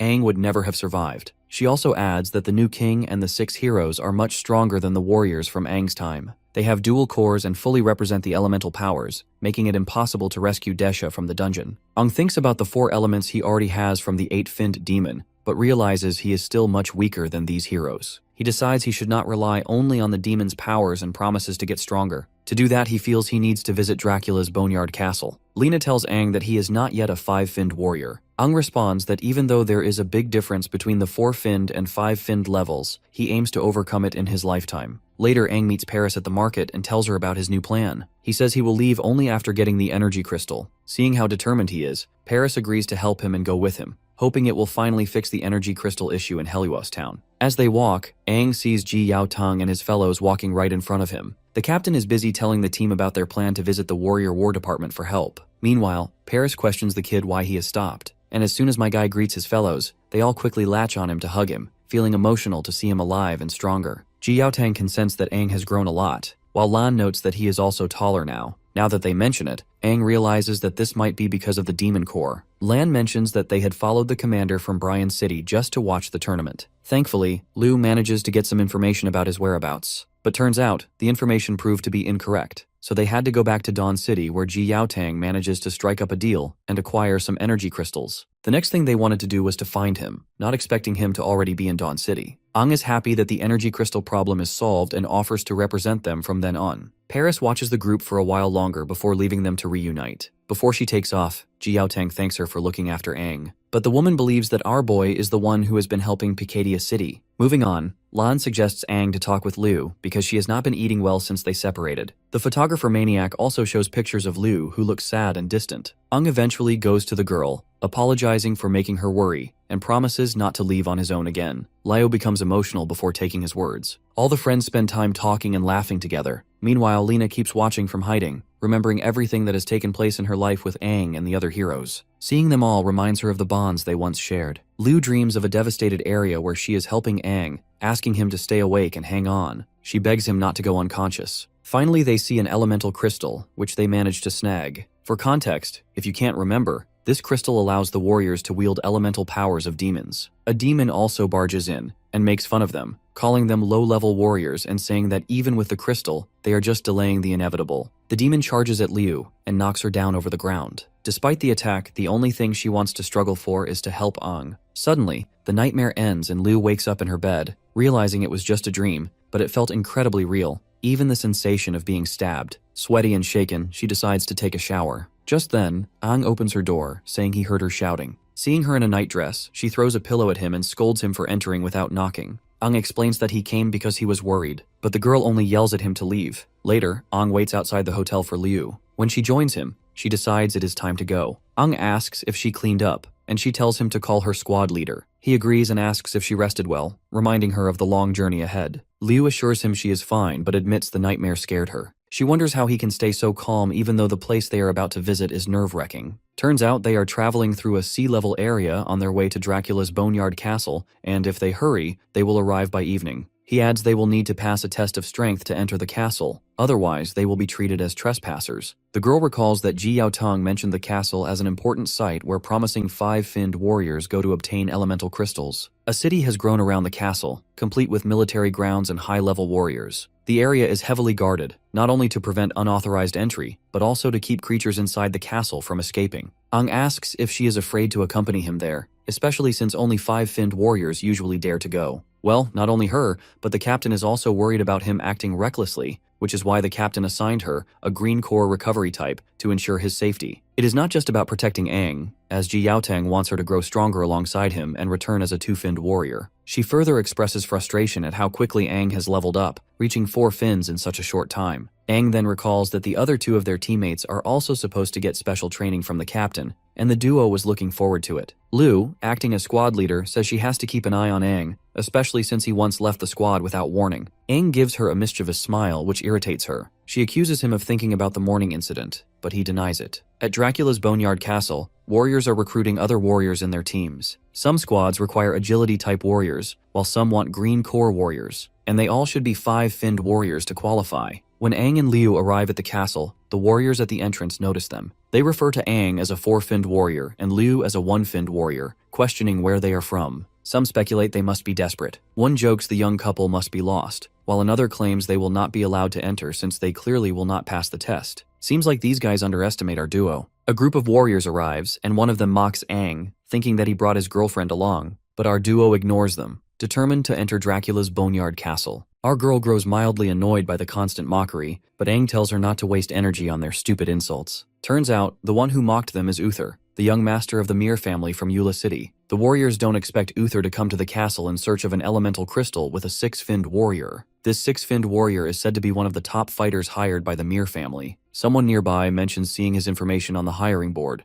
noting both his impressive strength and his connection to the mirrors. They also say the warrior already possesses an elemental crystal and has gained significant elemental power, so they believe Uther will succeed this time. Uther introduces himself as the young master of the Mir family from Ola, an A-level city. He boasts that everyone knows his family, the largest warrior guild in the city. He further suggests to Liu she doesn't belong there since she is a green core and offers her a chance to be his personal healer, promising generosity in return. Of course, our duo ignores him, making the bastard annoyed that they are not flocking over him just because he hails from a big family. He assumes they don't know about the mirrors. Bro is really full of himself, and Liu snaps because she had it enough, demanding to know who gave Uther permission to speak to her that way. Uther continues bragging and insulting her, which only makes the girl angrier. The bastard then throws his side chick away, ready to take our girl down. Even though Liu isn't strong enough to face him, she refuses to back down. Furious at his arrogance, she prepares to fight. Uther charges at her, saying he'll teach her a lesson, but before he can strike, Aang steps in to stop him. Uther tells him to move aside and threatens to deal with him as well if he doesn't move. Aang reminds the bastard who started the fight and warns that causing trouble could damage his family's reputation. He suggests Uther think again, since the guards might refuse him entry if he causes a scene. Of course, this arrogant piece of shit refuses to back down. The six-finned warrior with him steps forward and agrees with Aang. He says all the warriors present are strong, and making a scene would look bad for the mirrors. He advises Uther there's no need to rush. Once inside the castle, anything can happen.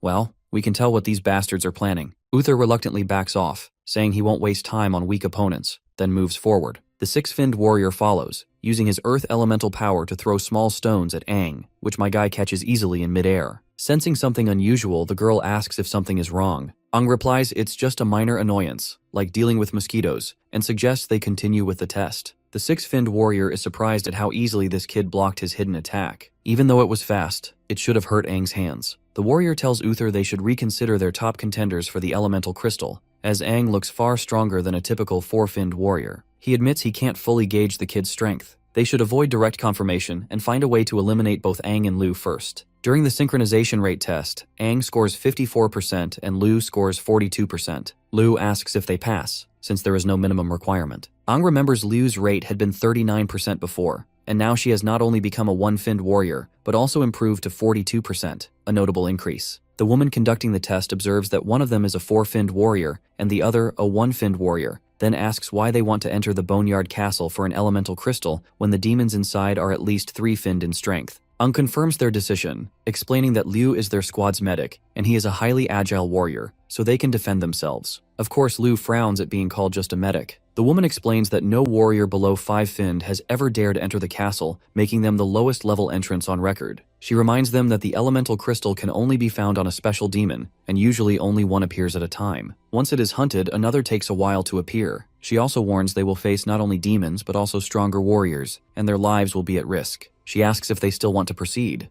Aang agrees, saying their goal is more than just survival, and thanks her for the warning. She lets them enter. Lo remembers rumors that 9 out of 10 who entered the castle never came out. She admits she is scared, but feels a surprising calm and confidence with Aang beside her. And with that, they step into Dracula's Boneyard Castle. They enter Dracula's Boneyard Castle and hide from the demons. Liu sees the place is full of demons. Aang explains that it used to be a big city like Dawn City, but after the demon invasion, it was abandoned and became a battlefield. The main castle and surrounding area are now taken over by demons, and no one lives there anymore. People just call it the castle to forget its past. By now, Liu is fascinated by how he knows a lot, but Aang downplays his knowledge, saying he just heard stories in childhood. He stands up and decides to start looking for the special demon and its elemental crystal. While doing this, they must avoid battles at all cost. Suddenly, Liu sees an explosion and thinks some warriors are fighting hard. She asks him if they should help, but Aang says no. It is better to stay out of it while they are in the castle. Since she grew up in Heluos, she does not likely know the dangers outside. He warns her that the warriors they saw at the entrance are greedy and tricky, so she should keep her kindness to herself. Suddenly,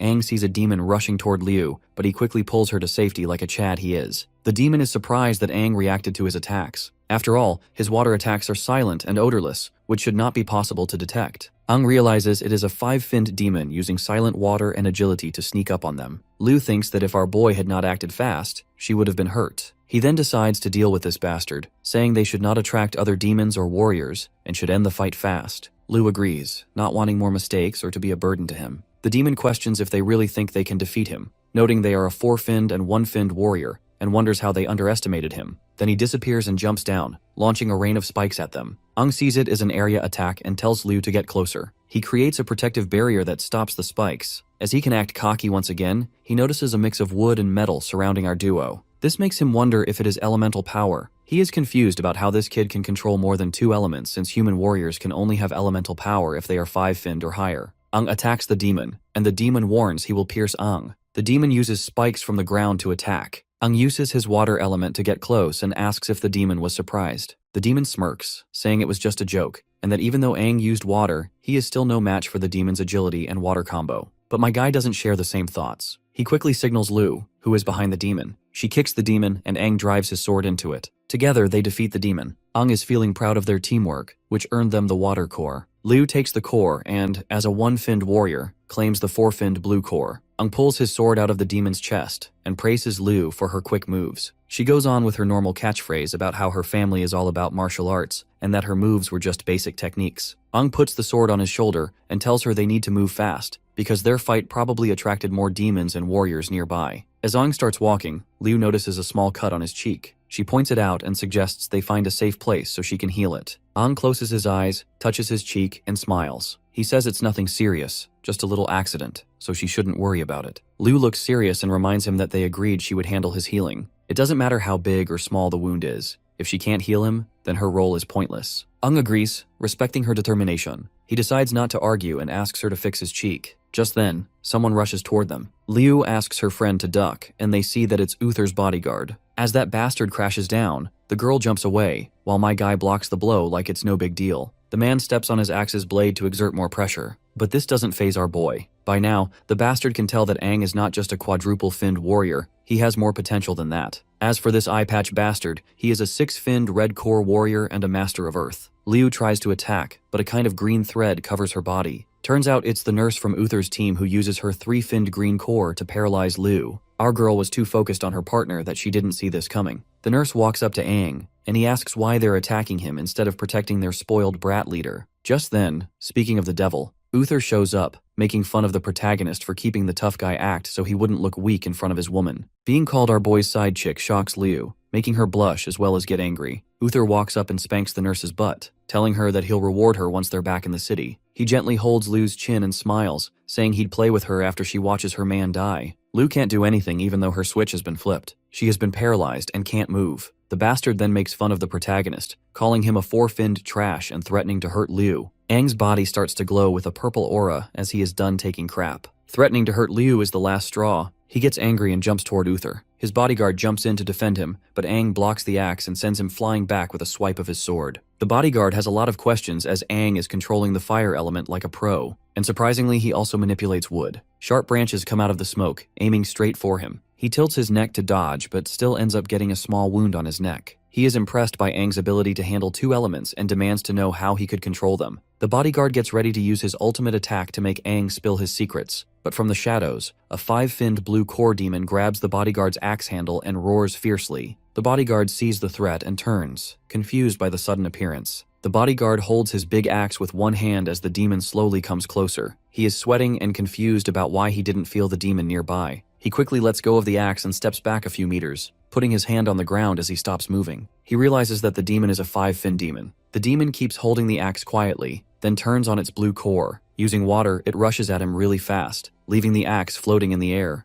The bodyguard stands stunned, watching the demon speed toward him. He realizes the demon can control water and gets ready. In a second, the demon appears in front of him, slashing with sharp claws. The warrior reacts quickly, stepping back and blocking the demon's attacks. He turns his head and sees Aang watching him. He insists our boy put away their differences for the meantime and help him defeat the demon. Aang just smiles, asking why he doesn't realize that the demon is attacking only him. That's when the bastard realizes that Aang is actually the one controlling it. The demon rises and shoots sharp icicles using its water powers. He crouches and turns on his stone element. Rocks and stone branches come up from the ground, making a wall to block the icicles. The demon's attacks go past the rocky wall. Aang watches, impressed by the bodyguard's defense. He says the warrior is skilled, and that it's obvious why a powerful family would hire him. The bastard then summons his axe, with the rocks falling off and making it lighter. The axe starts glowing and spins in the sky. He throws it at the demon, but the demon dodges easily. He runs toward the demon, but a branch shoots up from the ground and wraps around his leg. Confused, he looks down to see a wood element branch controlled by our boy around his foot. The demon takes advantage of his distraction and jumps forward with its claws ready to attack him, but the bastard blocks with his axe, the hit strong enough to crack the ground. Blood starts to drip from his mouth. Dealing with 5-finned demons wasn't actually a problem. He's in big trouble because Aang is there to set up the surprise attack. Meanwhile, Uther pushes the nurse to go fight the demon. She hesitates, saying she's just a healer and needs to watch Liu. As they argue, Liu turns on her green core, seeing she can move her hand. Uther meanwhile forces the nurse to go ahead, saying the mission is failing and they won't get paid. The nurse tries to convince her senior, but Liu appears out of nowhere and stabs her with a knife. The nurse tries to move but realizes she's paralyzed. She asks the girl how she broke free. Liu, as a green core healer, says she knows the healing and recovery system well. The nurse closes her eyes, realizing Liu is really good at recovery, and collapses. Liu pulls the knife out, telling Uther that her survival depends on her, as she didn't sever any vital spot. Of course, this good-for-nothing rich kid is furious. He demands to know why she dared attack them by surprise, mocking her as a one-finned warrior. Liu walks over and sees that Uther is breathing badly and doesn't look experienced. She tells him he lacks combat experience and is just a 5-core warrior forced by his family's status. She looks like she's out for blood, as she says people like him ruin the reputation of warriors. Uther, angry, insults her more, saying his father spent years and money making him a 5-core warrior through painful methods. He gets mad that Aang and Liu have messed up his plans. As the bodyguard and the demon keep fighting, Uther yells for him to come protect him from this girl.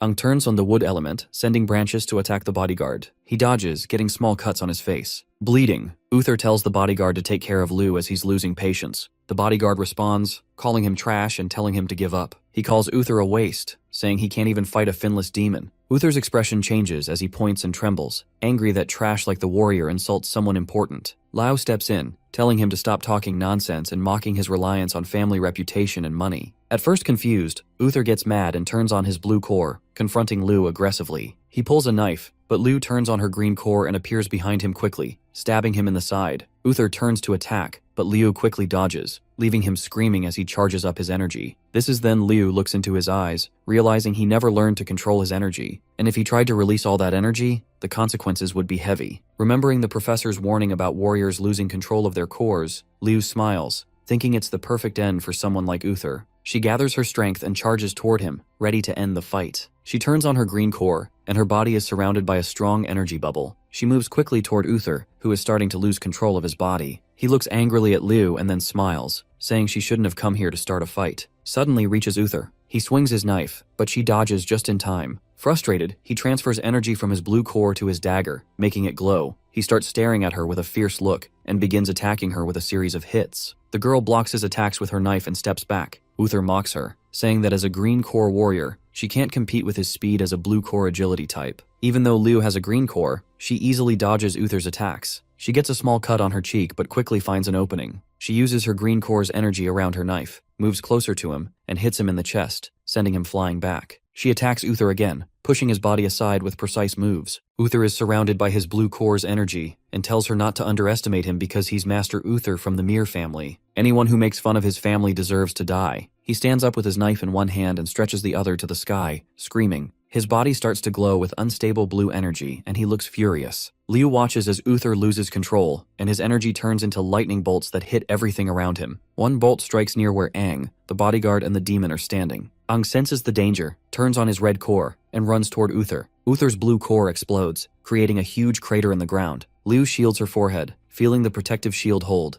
But after the smoke settles, she hears someone praise her for breaking through a 5-core warrior's defense. She opens her eyes and sees Aang standing in front of her, holding a wood element shield. He smiles and congratulates her on a good job. Liu sits up and tells Aang that Uther wasn't strong enough for a 5-finned warrior, and that he was weak. Uther couldn't match her skills because he had no combat experience. He notices her injuries and tells her to recover quickly. Liu is surprised and checks her small cuts, which she hadn't noticed. Aang continues to praise her for her bravery and decision-making. The girl looks up at him and blushes. She wants him to stop talking about her. She then asks if he finished fighting the bodyguard. When Liu stands up, they both look toward where the bodyguard is. Aang tells her that the demon he was controlling has been destroyed by the explosion. It is then the bodyguard starts approaching them out of the dust. He says his young master is dead, and that if he leaves the Mir family, he will be hunted by warrior killers who are hired assassins. He explains that these killers are part of a secret group led by greed and that one of them is a 7-core warrior. He puts his axe on his shoulder and looks at Aang and Liu, calling them strong but having lower-level cores for some reason.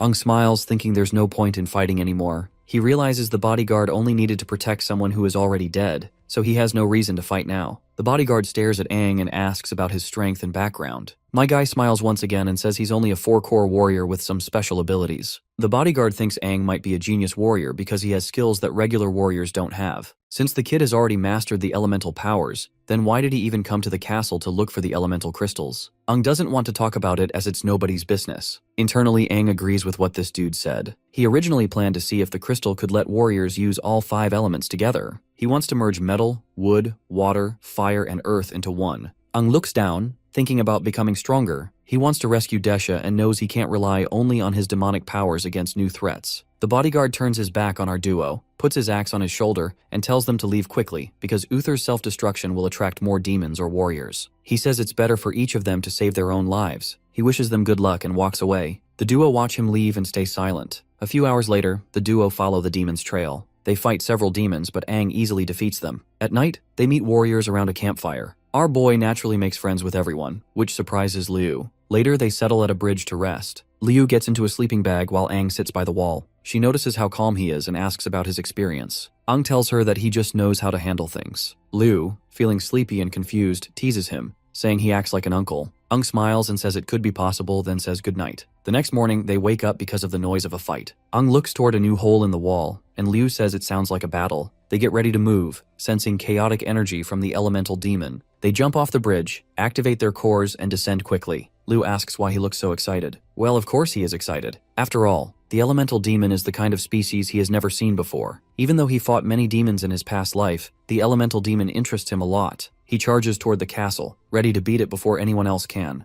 They both run toward where the demon is hiding. On the way, Aang tells Liu that the demon has slowed down after hiding and says they should use this time to follow it. Liu asks if he is sure where the demon is, saying the area is big and finding the hidden demon will be hard. Aang replies and assures her not to worry because he could feel the demon's energy earlier to its exact location, like it is part of him. He closes his eyes, focuses on the energy around them, and realizes the demon is moving underground. As they keep running, Liu sees other fighters also looking for the demon. She points them out, confused. Aang stops focusing and sees the fighters getting their powers ready and rushing to where the demon is. He thinks the quick team must have sensed the demon fight earlier, but he is sure that it might take time for this group to find the demon. He decides they have to take a shortcut, grabs Liu's hand, and pulls her toward a deep hole in the ground. They jump in together, and he uses his power to create sticks to break their fall. As they hit rock bottom, Liu opens her eyes and asks where Aang is, to which the guy responds that he is right under her bottom, and Liu surprisingly finds herself sitting on his chest. Of course, he asks her if she can get off him, which she does embarrassingly.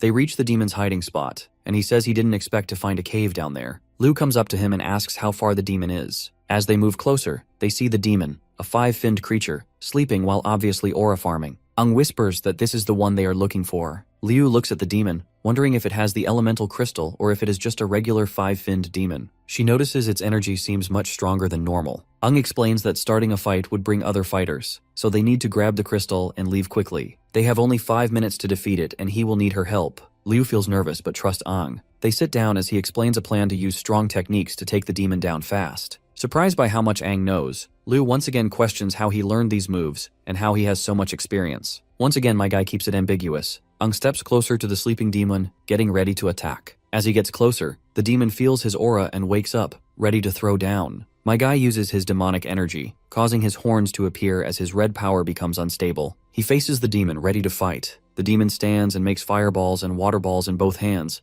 asking if Aang is a demon because their energy feels similar. Seeing the demon utilizing 2 elements at once, our boy realizes that his hunch was right all along. He uses fire and water together too, holding a fireball in one hand and a water ball in the other. The attacks hit the demon, filling the room with thick smoke. Liu turns on her green power shield and covers herself to safeguard herself from collateral damage. Aang and the demon fight hard in an epic showdown. The demon pauses as it's hurt and starts healing its foot using wood, growing small branches to close the wound. It asks how Aang can control both fire and water. My guy is busy quickly moving behind the demon, ready to strike again. The demon dodges using water, but Aang predicts the move. He sees the demon trying to heal with wood again, and stops it by enforcing the ground with metal. He traps the demon with his wood release and extends a sharp blade from his arm. The demon stays quiet, watching him closely. Aang, knowing his plan is working, signals Liu to attack. The girl steps forward with a spear charged by her green power's energy. Taking a deep breath, she remembers Aang's instructions to focus her power into a weapon, and she aims the spear at the demon and charges. In another flashback from a few minutes earlier, Aang showed Liu how to use her core energy. She asked if she would be the one to finish the demon. Liu reminded Aang that this demon has 5 fins and was smarter than others, so if its defenses are too strong, they can't beat it quickly. Aang told her that he would make the demon use all its power in one attack. Once the demon is tired, its defenses would get weaker, giving them a chance to strike quietly. Back to the present, Liu throws her spear with all her strength using her green core. The demon looks back, surprised by the surprise attack. It sees that they have planned the attack and tries to react, but it is too late. Liu's spear goes through its chest, breaking some ribs and revealing the crystal inside. The technique Aang taught her lets her gather enough power to break through the demon's defenses. She can't believe she has damaged its body with her special energy. The demon, now tired from defending itself, lowers its head in shock. It tries to heal using the wood element, but the energy from the spear stops its healing. Aang praises her and then runs at the demon faster. The demon panics and tries to defend itself, but my guy grabs the crystal quickly. Holding the crystal, he steps back, and within seconds, the demon falls to its knees and can't heal anymore. Its firepower starts to fade as it shakes, finally asking why it can't heal. Aang then reveals how the girl's attack uses regenerative energy, which stops any healing that doesn't come from the attacker's own body. The demon's fire dies out and it collapses. Liu rushes to help Aang, worried about him. He tells her that he is fine, and thanks her because they have the core. He calls her a genius for that final attack. Liu blushes and says it isn't a big deal. Aang sees some small cuts on Liu's body and asks if she has used a lot of energy. She says no, that she can still move easily. Just then, they hear the sound of warriors approaching. Liu looks toward the door and realizes they are in danger. As far as Aang knows, some warriors can sense battle energy waves. He says they have to escape quickly. They turn on their cores and run toward the exit. As they are running, he feels a sharp pain in his mouth and falls to his knees, bleeding. The girl hurries to help him as he drops the crystal. The protagonist realizes his body can't handle using his demonic energy too much. With his last bit of strength, he grabs the crystal and tells Liu to leave with it. He knows the warriors are almost here, so he tells her to leave first. The stubborn girl doesn't listen to him and manages to drag him out of the place. As expected, they soon find themselves surrounded by these bastards who popped out of nowhere. Liu is utterly devastated when she realizes that these people are 6-finned warriors. When the bastards notice the crystal in her hand, they all get excited. The leader of their group wants to get that crystal first before disposing of these two. The girl feels utterly helpless against the 6 strong warriors. As Aang stands up, another warrior gives them a choice to give up the crystal for a quicker death or fight them. Aang, feeling his energy fading, knows this battle will be long and hard. The warriors rush to attack Aang, who takes a defensive position. It is then Liu remembers that bad dream she had before coming here, and this gives her a really bad feeling. All the warriors run toward Aang. The Red Core warrior smiles and tells them to kill both Aang and Liu and take the crystal. One of the triplets takes out his dagger and apologizes to Aang in advance. He tells Aang that their team already has someone ready to buy the crystal. Even if they don't use it themselves, selling it will make a lot of money, and sharing the money means better gear for the 3 of them. Aang looks down, shaking. He has about only a minute to take out the warriors. If he uses his demonic power again, his body will only last another minute. He feels very angry because why is his body failing him now? Liu holds the crystal close to her chest, looking worried. Seeing her scared, Aang decides he needs to keep her and the crystal safe. He puts his sword on his shoulder and faces the warriors who are getting closer with their weapons ready, trying to grab the crystal. Blood drips from Aang's mouth as he slowly turns to face them,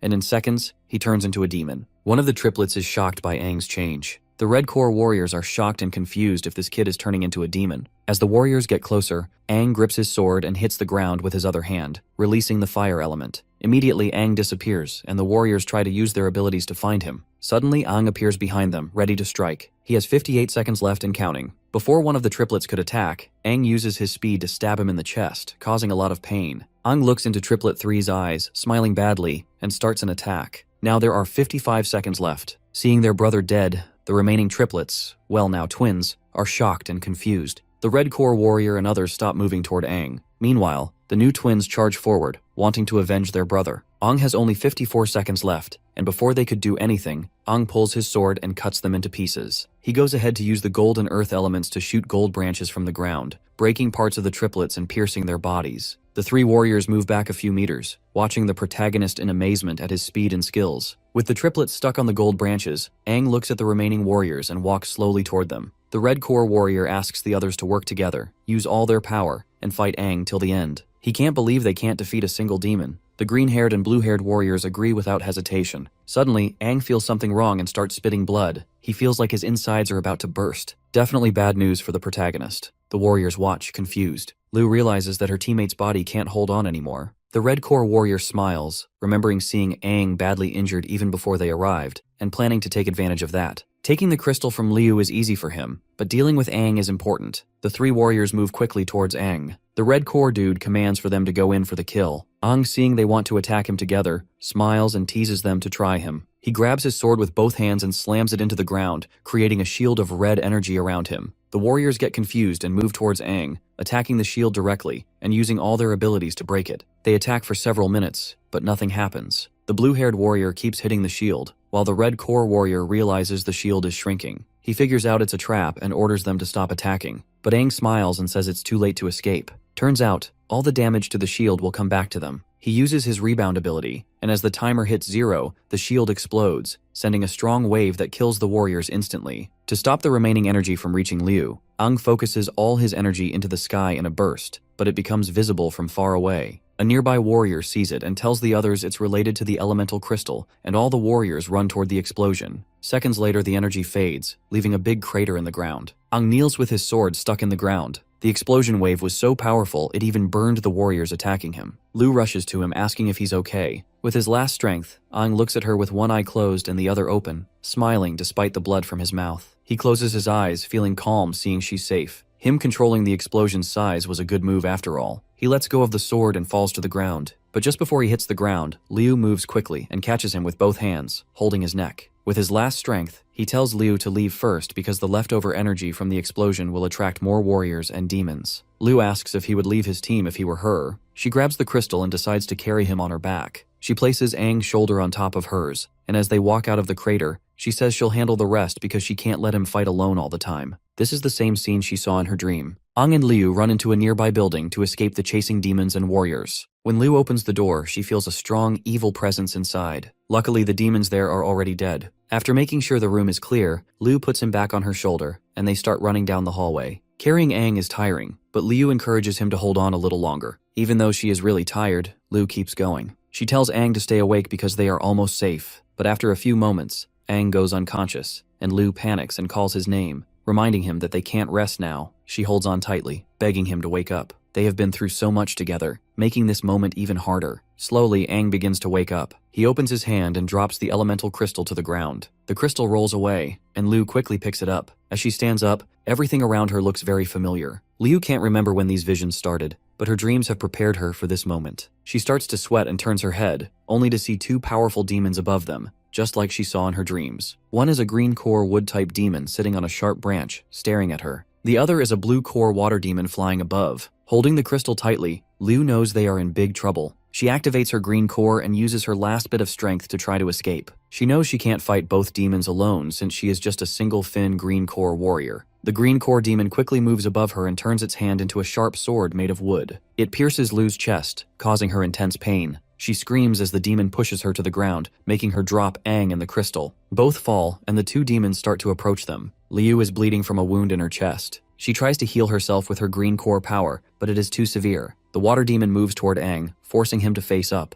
It tells the other demon that Aang is still alive, which surprises them both. The demon notices the strange demon scent coming from Aang and decides to cut off his head to figure out what's going on. As Liu struggles to stay awake, she reaches out to protect him, telling the demons not to hurt him. Even though she is weak, Liu refuses to give up. The water demon kicks her hard in the chest, sending her flying back. She watches as the demon prepares to decapitate Aang. Feeling guilty and exhausted, Liu realizes she can't save him. Just then, a portal opens, and the black-finned queen steps out. She is one of the 6 royal fins and can control space and time. She stops time with a wave and walks toward Aang to check on him. At first, she thinks about helping him, but remembers that the Crimson King Finn has told her not to assist Aang directly. The queen looks closely at the kid and sees that the Crimson King Finn is still inside of him. She realizes that Aang has been holding on because of his incredible willpower. She wants to see if the Crimson Finned King is still there, but he doesn't respond. Then she sees Liu's body floating nearby and recognizes her immediately. The queen approaches Liu and sees something special in her. She realizes that as a human, Liu can't use all her powers, so she decides to help her become stronger. She says that since the Crimson King asked her not to assist the protagonist directly, she might as well do it indirectly. She gently places her hand under Liu's chin and looks into her eyes. Then she kisses her, transferring her own power to her. Liu's green core turns black, and she gains the ability to control space and time, just like the queen.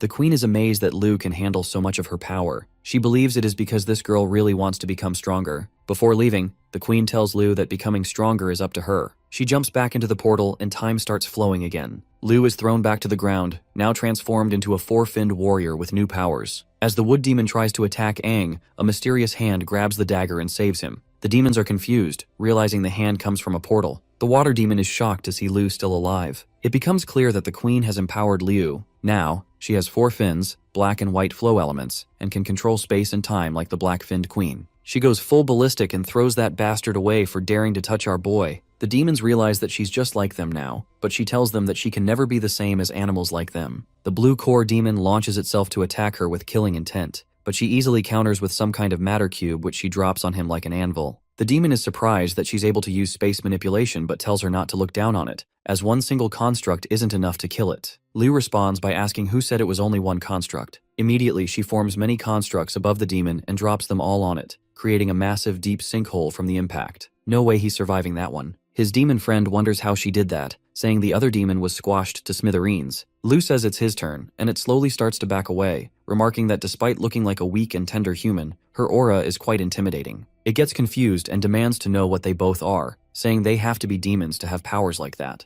It adds that it's extremely rare to have spatial manipulation power, and her comrade has terrifying powers as well, so what in the world could they be? Liu gives him an answer, telling him that they're human warriors. The demon laughs it off, asking if she even believes the words she just said, as it makes no sense how she went from a mere single-finned warrior to a four-finned warrior who can easily obliterate a five-finned demon. Liu replies by ripping him apart, telling him that he's too noisy. She bends down and puts her hand on Aang's face, telling him that he's been the one protecting her ever since, so from now on, he should leave it all to her. She uses telekinesis to pick up the core, and with that, she picks him up and they leave together. Over at the gate, the warriors sense humans on their way out, so they open the gates to see an injured Liu and an unconscious Aang walk through. They immediately call for medical help. They soon notice a horrifying scene. All the demons have been compressed inside these cubes with the help of spatial manipulation. Meanwhile, as Luz is drifting inside her consciousness, the black-finned queen tells her that she was right to think she would be a perfect vessel for her power. She can tell that there's a special power Liu has yet to unlock and is looking to transfer it to her. With that, Liu immediately wakes up on a hospital bed. She recognizes the place as an infirmary in the city's outskirts. She wonders what and who she just dreamed about, and how her wounds have miraculously healed too. She tries to remember what happened in the castle,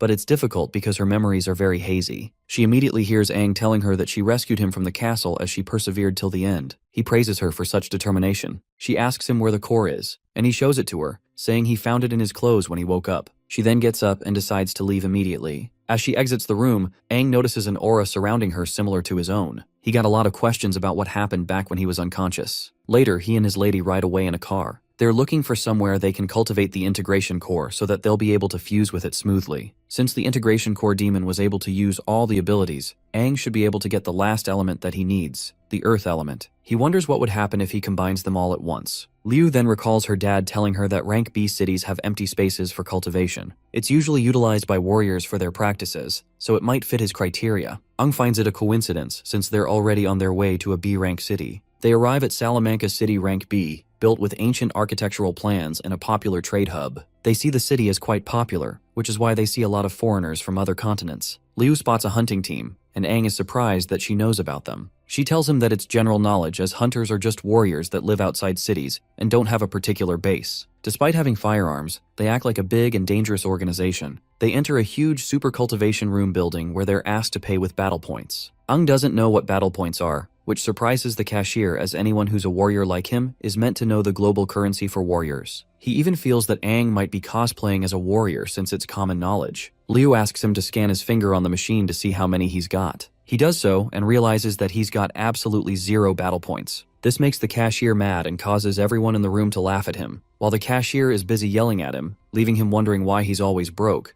Liu checks hers, which announces that she's got 1.2 million battle points. She immediately demands their biggest room and asks them to hurry while everyone in the room stares in awe. Apparently, Liu's dad is also the richest man in Yahello City, so it's a piece of cake for her. The guy promises her that he'd pay her back in the future, but she wants him to forget it. He knows she is rich, but he doesn't know she is a bonker amount of rich. Anyhow, they enter the room and it's indeed very large. Liu tells the owner that she'll pay the entire month's rent all at once when Aang is done with his first round. As he heads inside, she wants to take a look around the city, so she leaves him, and he begins immediately, still very determined in rescuing Desha and taking out the new king and 6 talents. Meanwhile, Lu takes a walk outside and begins to remember what happened last night. She wonders what exactly this power is capable of doing. Immediately, she spots a battle arena for warriors and decides this is the best opportunity to test out her new powers. She decides that she has to be incognito, so she buys a few disguises registered under the name the Rakshasa Cat. The organizer welcomes Rakshasa Cat to the arena and asks if she would be joining today or some other time. She replies, telling him that she wants to fight right now. He is pleased with this, as there haven't been many female warriors in the arena for a while now, so he immediately calls one of his servants and asks the kid to lead her to the registration counter. As they walk in, the kid explains the rules of the arena to her. He tells her that the highest participating warrior in that city is a 5-core warrior, but he adds that she doesn't need to worry, as that's for the men's arena. Apparently, men and women fight on different stages, and the highest participating female is at the same strength as her. Rakshasa Cat asks the kid why men and women fight in different arenas, to which he explains that few of the female warriors would ever choose to join an arena competition like this, unlike the dudes who are always willing to join. The reason is because there was an arena where both male and female fighters fought against each other once, but over time, most male warriors refused to fight against female warriors. They said that if they were to lose to those women, their pride would be severely wounded, and if they won against them, they'd feel embarrassed. After that, very few female warriors joined the arena, but the girl believes that only a person's strength determines whether they'd win a battle or not, so there's absolutely no reason to feel embarrassed. Her talk makes the boy blush and feel weird, making him feel that she's so cool. They finally arrive at the arena, and she sees that there are so many people watching for some reason. And if she has to be honest, she would have been nervous if she wasn't wearing her mask. The kid encourages her to fight and win the prize money, but of course the rich heiress isn't moved by the thought of prize money. She says she'd rather raise her rankings as the prize, as there's nothing more important to a warrior than their glory. At this point, the kid is in love with her. She is a bold 10 out of 10 baddie. After she steps onto the stage and all the formalities, they introduce her opponent, the only female warrior left, the gorgeous Ling Hua. She walks in and throws air kisses to everyone, which makes them all respond inappropriately. Rakshasa Cat finally understands why many female warriors don't participate here, and why there are so many people watching the females' event. It's because the crowd is really there for the dirty appeal. Her opponent walks in and greets her, telling her that she's curious about who she really is, and makes a bet with her that if she wins, she'd take off her mask. The fight begins, and Ling Hua uses her special move, which is like the equivalent of a love potion spread in the air for the audience. Rakshasa Cat gets disgusted by the way her opponent feeds on the appeal and ends the fight very quickly with a career-ending slap. She goes on to tell her opponent that she's not worthy of calling herself a warrior, since all she does is give in to fan appeal. Everyone watching is left with their eyes bulging out in shock. They can't fucking believe that their goddess has been rendered useless. The crowd begins to discuss how amazing Rakshasa Cat actually is. And soon enough, the entire cult-like audience changes their religion and begins worshipping their new goddess. My girl, meanwhile, demands to be moved to the men's arena, which ultimately shocks everyone. Over at Salamanca City Marketplace, people are wondering why there's this weird dude wandering about in nothing but a bathrobe. He's carrying a little girl on his shoulders, and they're all curious whether she's his daughter or little sister. They appear to be demons in disguise, and when the little girl spots a stand with sweet delicacies, she immediately demands to have some. They approach the seller, who cheerfully attends to them. But instead of buying just one or two like normal customers, the big dude casually carries out the entire stand, shocking the seller. The saleswoman immediately tries to confront them. After all, she is a former arena fighter, but they use their mind control powers to make her back off. They say to themselves that all the threats have either been eliminated or have left town, so now it's like playing on easy mode. With that, they plan to wipe out the city after completing their mission. Meanwhile, over at the arena, it's announced that a female warrior wants to challenge the male arena. This receives a relatively good response from the audience as they cheer and support her to teach the male warriors a lesson. The announcer calls her out, and even though the male warriors initially refuse to come out, one finally has the courage to show up and fight Rakshasa Cat, a four-finned warrior just like her. They announce the rules: no killing and no crippling injuries. The two contestants move forward to shake hands, but when the dude tries to make a deal with her to purposely make it a draw, she withdraws and says that warriors like him aren't worthy of a handshake. He gets furious, saying he doesn't care about the rules, and tries hitting her with a powerful sucker punch that cracks the floor open, leaving people thinking she's dead. Just as the dumbass dude thinks he's won the cheapest victory ever, Rakshasa Cat's demon hands appear on his face, and she emerges from one of her portals. She recalls what her dad says about desperate situations and how it helped her activate the black core. The whole crowd cheers as she stands to face her opponent, who charges at her furiously. But surprisingly for him, she dodges all his attacks like she's reading his mind during the fight. She then grabs his hands and smashes him to the ground with her feet. Rakshasa Cat continues to use her ability to beat up the four-finned dude, and he keeps asking what sorcery this is. She tells him that his pace and timing are off, and he wonders how a black core warrior could use the power of a green core to numb his left arm. He decides to level things up and equips his pair of nanometer gloves to teach her a lesson for being too arrogant. She continues to overwhelm him by sticking his hands and feet in portals, so he retreats and takes a step back. Rakshasa Cat decides that since he wants to be on the defensive, it's her turn to attack. Meanwhile, the announcer checks her synchronization rate with his super expensive instrument and sees that it's rising very rapidly, reaching beyond 60%. Rakshasa Cat starts to remember everything that happened the other night, how to use her powers fully, and even the demon that bestowed such powers on her. While her opponent is caught off guard and stunned by her synchronization rate, she immediately conjures a cube out of matter above him and drops it, smashing him into the ground. This is too much even for the audience, who are thrilled by violence. Her opponent laments that he can't lose to a female warrior, he'd rather die in fact. Hearing this, Rakshasa Cat approaches him and threatens to fulfill his wishes by conjuring even more of her matter bricks. He immediately throws in the towel, and Rakshasa Cat claims victory, asking for the next opponent on the roster immediately. Meanwhile, over at the practice room, we finally see our protagonist again after a while. He seems exhausted from trying to activate the integration core, having tried for more than half a day. He then realizes that since he got the core from a demon, regular breathing techniques wouldn't work on it, so he channels the demon energy he didn't want to use, and it starts to work. He finally gets the earth element as a result of this. Back in the Salamanca neighborhood, the two mysterious people are up to no good again. They see the blast of energy from the protagonist's experiment, but ignore it for now. The man asks the girl if she's finally ready for her mission, stating that if she passes this, she'd level up to a 5-fin.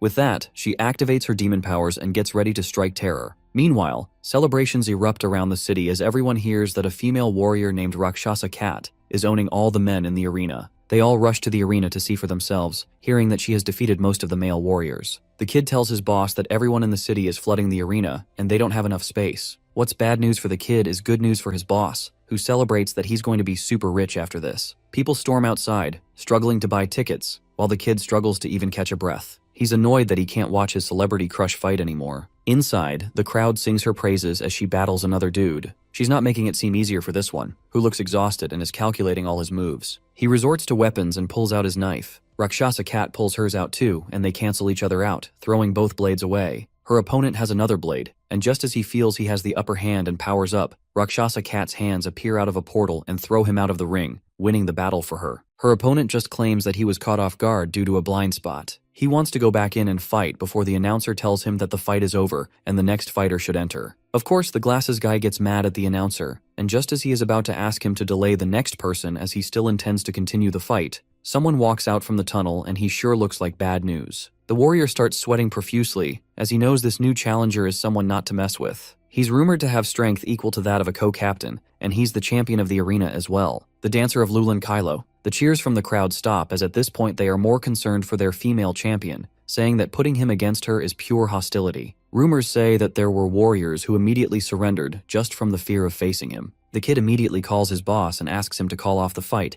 asking how he could do something like this. But his boss replies that he's only following her orders as she requested, and it doesn't matter anyway because he's making a ton of money by selling tickets for 10 times more than the original amount. Her opponent has a grim aura emanating from within him, and he tells our girl that he has seen all her moves and he's not a newcomer, adding that he's destined to flatten her to the ground. She tries using her time-reading power and predicts him to throw an aerial at 5, but he surprises her by attacking her straight in the face. This surprises her, and he tells her that her powers won't work on him. Rakshasa Cat gets her mask broken, and she wonders if she made a mistake somewhere. She is clearly confused, asking how her opponent acted differently from what she saw in her prediction. She wonders if her prediction was wrong, and her opponent tells her that if that's all she can do, then winning against her won't be that thrilling. Everyone would say he's bullying a young girl who can't defend herself, and that would make him upset. She gets frustrated and tells him that she was originally impressed by what he did, but now he's pissed her off. She calms down and looks at his footwork carefully. He gets furious from her words and charges at her, saying that he happens to like girls like her who act all tough. She predicts that he would attack from the left, but he fools her again and hits her in the face from the right, threatening to break both her mask and her skull together. The whole crowd can't look as they know how brutal and sadistic Kylo can be, and they think she's dead already. But fortunately, there is not a crack on her face as she manages to block his attack at the last second. He's so fast that she only managed to block it as a last resort, and that she can't continue being careless now as he's a red core user. He has immense strength and speed. She realizes that her precognition skill isn't wrong. Instead, he uses his lightning speed to make many faux movements, and her skill shows her only one outcome. She now has to use the black core to outsmart him by taking the initiative and attacking him. She uses her special ability to swiftly get close to him, which he sees through and creates a defensive and offensive barrier around himself that, according to him, can't be penetrated without having her face whacked away. but she is one step ahead. She emerges from beneath his feet and gives him a devastating cut that forces him to the ground. He feels that his leg muscles have been cut so deep that he can't even stand anymore, forcing him to wonder how she even pulled off a trick like that. She tells him that his injuries aren't major and can be healed easily, but she can heal him with the green core if he begs. He realizes that he underestimated the black core way too much, and now Rakshasa Cat is about to be crowned the winner. The crowd goes wild, and the kid runs toward the arena, having a bad feeling about the crowd's immense cheers, thinking that something bad has happened to his warrior sweetheart. But when he arrives, he realizes that the opposite is the case, and his boss announces that the #1 rank in the male arena is finally going to change. He advertises some other Rakshasa Cat product and hands the mic over to the kid to take over as host. Just as he is excitedly going to make himself a fortune, he encounters that strange little girl from earlier. He stops and tries to nicely attend to her, offering to help her find her parents, but she immediately reveals herself as a demon and leaves his head away from his body. Meanwhile, in the arena, that kid acting as commentator hypes up the moment, quoting what Rakshasa Cat told him earlier about power not being about gender, but their strength instead. Meanwhile, our girl conjures a spatial cube that sends her opponent flying toward her while she charges at him, ready to end it. He feels completely ashamed at how she's pushing him around like her toy, so he tries to show that he's still got some fight left. As they're about to clash, Rakshasa Cat feels a sudden interference in her head and gets a vision of that demon girl. She stops for a moment and wonders what it is. Her opponent sees that as an opening and tries to attack her. She immediately evades his attack and casually steps on his head like she's actually toying with him. After putting little distance between her opponent, she questions herself why a demon would appear in a rank B city like that, but she can't be mistaken. She's sure of the aura she felt must be of demons. Kylo gets furious at her for embarrassing him like that and promises to kill her there. The crowd makes fun of him for being pushed around the arena like a pinball. The commentator kid starts to wonder what she could possibly be looking for at a time like this,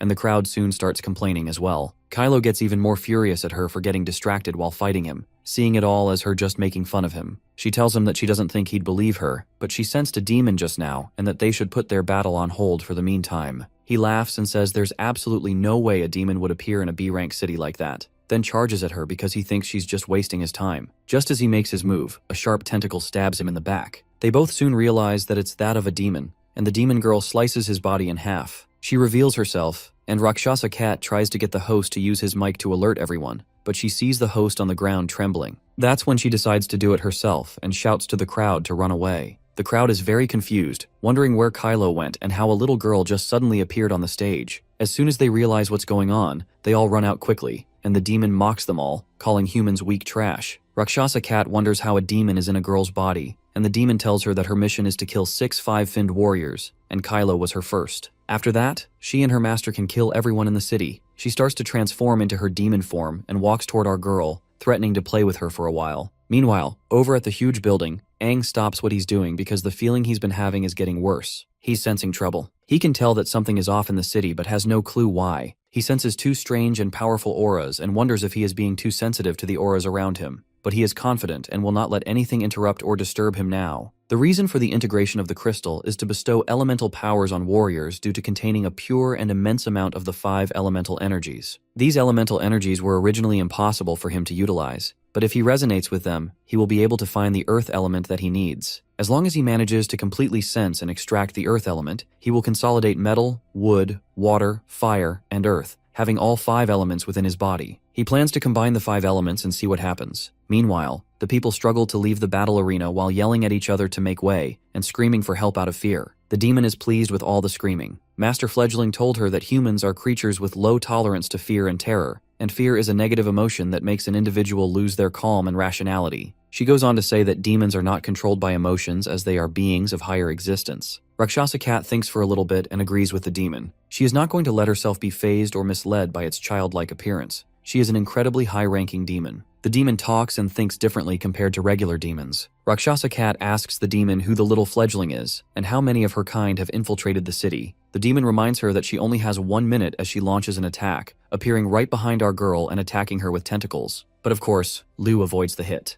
The kid soon realizes that Rakshasa Cat has a spatial ability. She can also tell that the powers our girl is using has been given to her by the Supreme Being. The aura is really familiar to the Supreme Being she knows, so she is interested to learn who gave Liu these powers. Meanwhile, our girl is also amazed at this kid's superb agility, which is a clear sign that she is truly a high-ranking demon. She tells the demon that her powers were given to her by the same Supreme Being she just mentioned, which indicates that they are on the same side. She asks for her reason for infiltrating the city, to which the demon says it is to complete the mission of evolution. Rakshasa Cat thinks demons rely on consuming other demons on the same level or higher levels to increase their levels. She asks what evolution is all about, and the demon responds that only lower-ranked demons use the method of consuming each other to evolve. There are other ways to evolve as well. Rakshasa Cat worries about other warriors not knowing about these methods this girl is talking about, so she decides to keep obtaining information from her, especially about the Supreme Being. The demon realizes that Rakshasa Cat lied about being on the same side with her and gets pissed. After all, if they had been on the same side, Rakshasa would have known about these methods. She is totally pissed and starts messing with Liu for lying. That little girl packs a big punch. She unleashes beams so devastating that it literally rips the ground away, which our girl barely managed to avoid. She is thankful that she was able to familiarize herself with her abilities during her battles in the arena. That crazy kid decides to go all out once again with flame ignition beams, but Liu quickly outmaneuvers her using her spatial abilities. After appearing right behind her, she decides to hit her nape,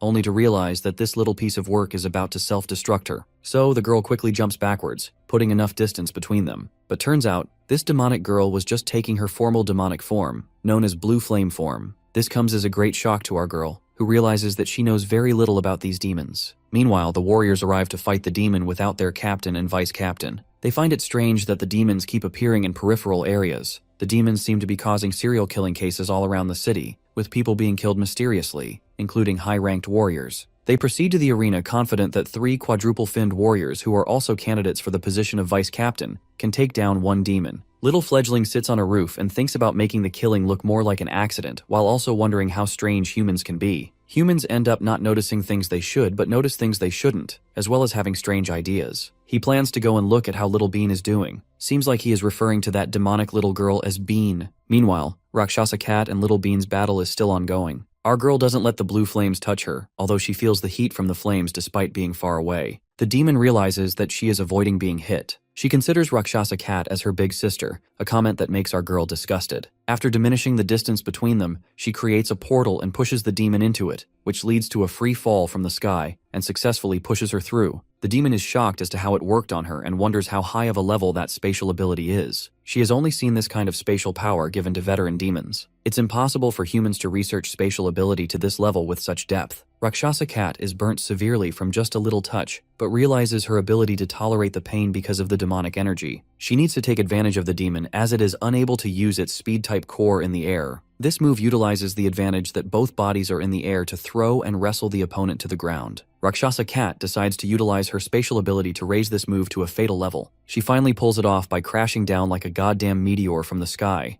inflicting huge damage to the demon girl. She then questions the injured demon just how many demons like herself have infiltrated the city. Little Bean is surprised that a human has forced her into such a situation. She comments on her spatial ability, saying she got it from the Black-Finned King. Otherwise, there is no other way a human can obtain such a high-level spatial ability. Rakshasa Cat remembers the Black-Finned King. She had seen the Black-Finned King in her mind. She soon realizes that the female is the Black-Finned King and still wonders about the rank of the Black-Finned King. While the demon is on the floor, she is not pleased with the human warrior. She soon agrees with Master Fledgling, who says that humans are just a bunch of disgusting and despicable creatures. Soon the demon generates purple fire and blasts Rakshasa Cat. After taking the hit, she can't move her body and thinks the purple core is a psychic attack. The concerning part is that the demon has grown another fin. The demon knows that Master Fledgling would be disappointed in her if she is seen like this, so she plans to use all of her strength. The warriors soon arrive and sense that it's a quintuple-finned demon. One of the warriors urges his teammates not to get distracted by the rank of the demon, saying that they can still beat down the demon. They all launch toward the demon to attack, but the demon is too powerful. She says that the warriors are not even worthy enough to become her mission targets or prey. She freezes them with her hypnotic voice and makes them slay each other. After dealing with the worthless trash, she turns to our girl, complimenting her that she is different and worthy of being her prey. She further tells Rakshasa Cat that she is worthy of becoming her target, the target of her exam mission. Upper-ranked demons can obtain the qualifications to evolve after passing their exam missions. Her exam mission is to kill quintuple-finned warriors and examine an entire city. Master has helped by attracting the attention of the mere troublesome captain and baiting them outside the city, since having them around would have been troublesome.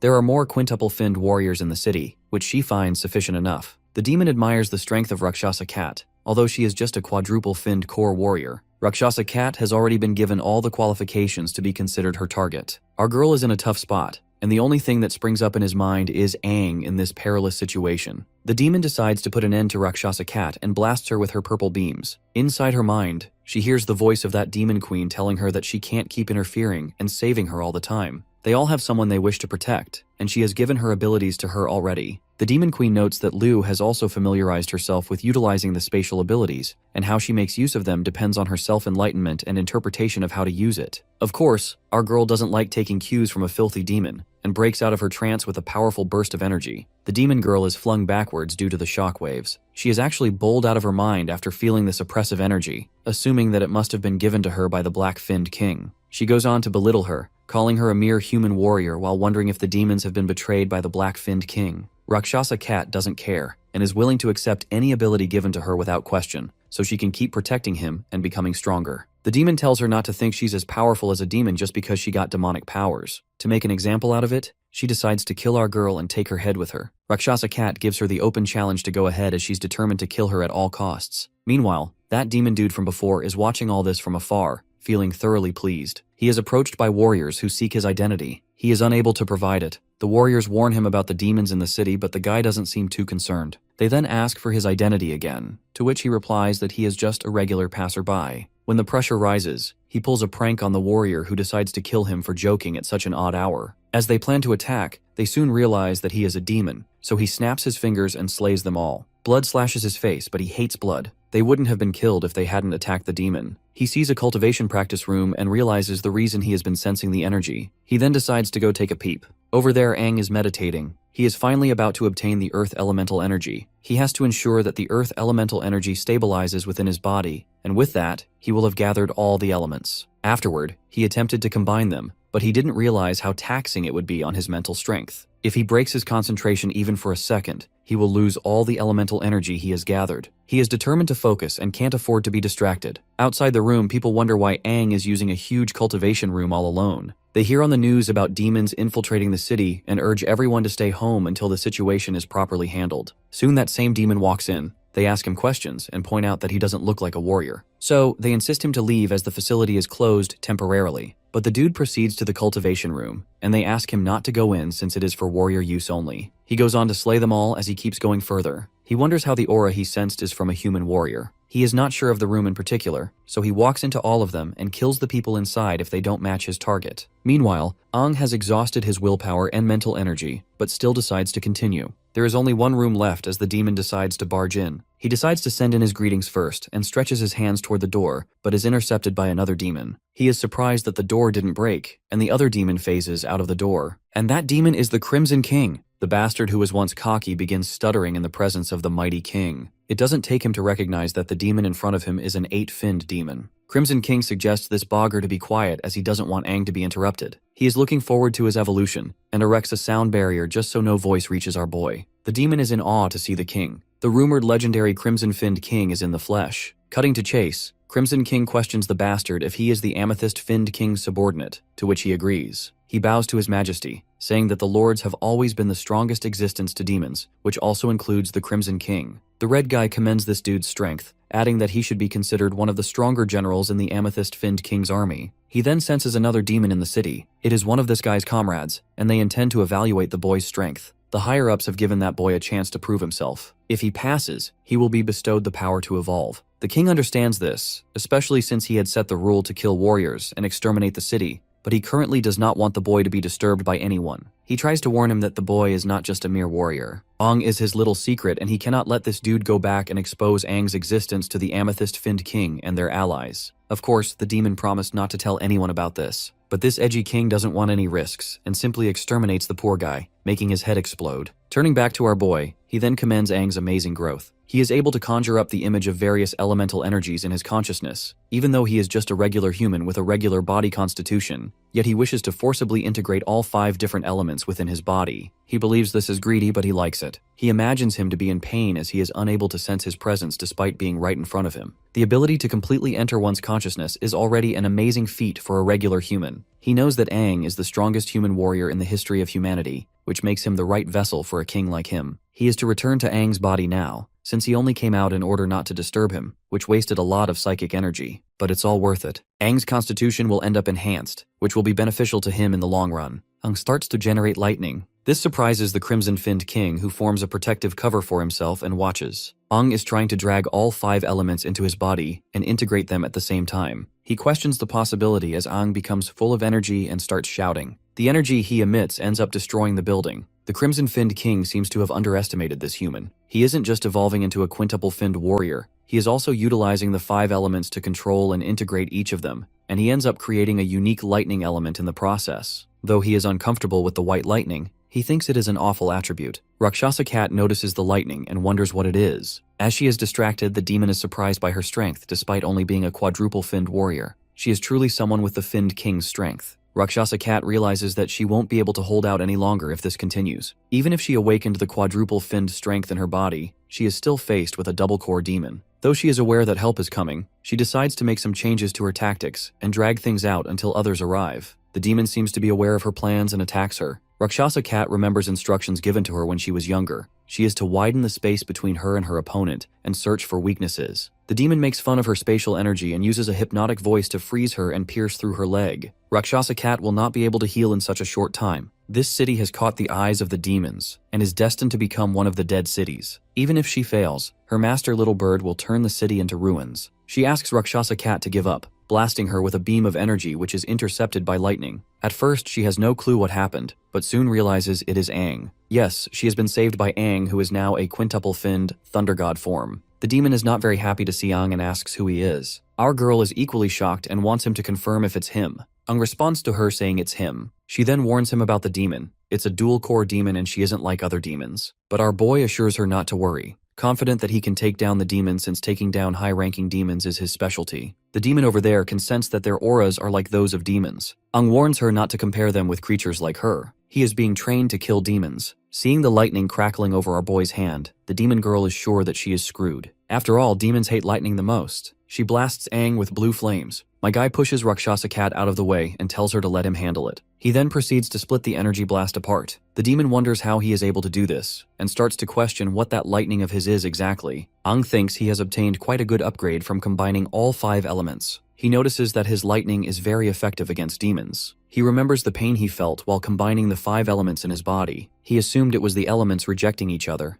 never knowing it would create a new lightning element. He wonders what the lightning would do when it comes in contact with a demon's body. The demon realizes his plan to kill him and tells him that he is overestimating himself. She plans to fully unlock her core's potential here and crush our boy to pieces. Hearing this, Aang recalls that the demon's core potential is similar to activating the core's strength to boost one's strength to its peak within the shortest amount of time. It seems like the demon's last resort. After activating her full strength, she launches continuous attacks toward Aang, and he is yet to be familiar with utilizing his lightning. He fears that if he continues to have the high ground, they will be the ones disadvantaged. He can form wings but can only maintain them for a short amount of time. The demon admits that humans like Aang with demonic energy have changed her perspective on their adaptability, but lowly humans will always be lowly humans. She proceeds to show them the strength of a demon and makes a tornado. The demon had originally planned to use the tornado to turn the city into complete ruins. It's a pity that she had to use it this early. Aang quickly carries his girl and starts running away. The demon girl is confident that they will never escape the tornado. In the aftermath, she is certain that they are dead by now. But turns out, they had escaped using the spatial ability and returned to the demon, telling her that warriors never back down.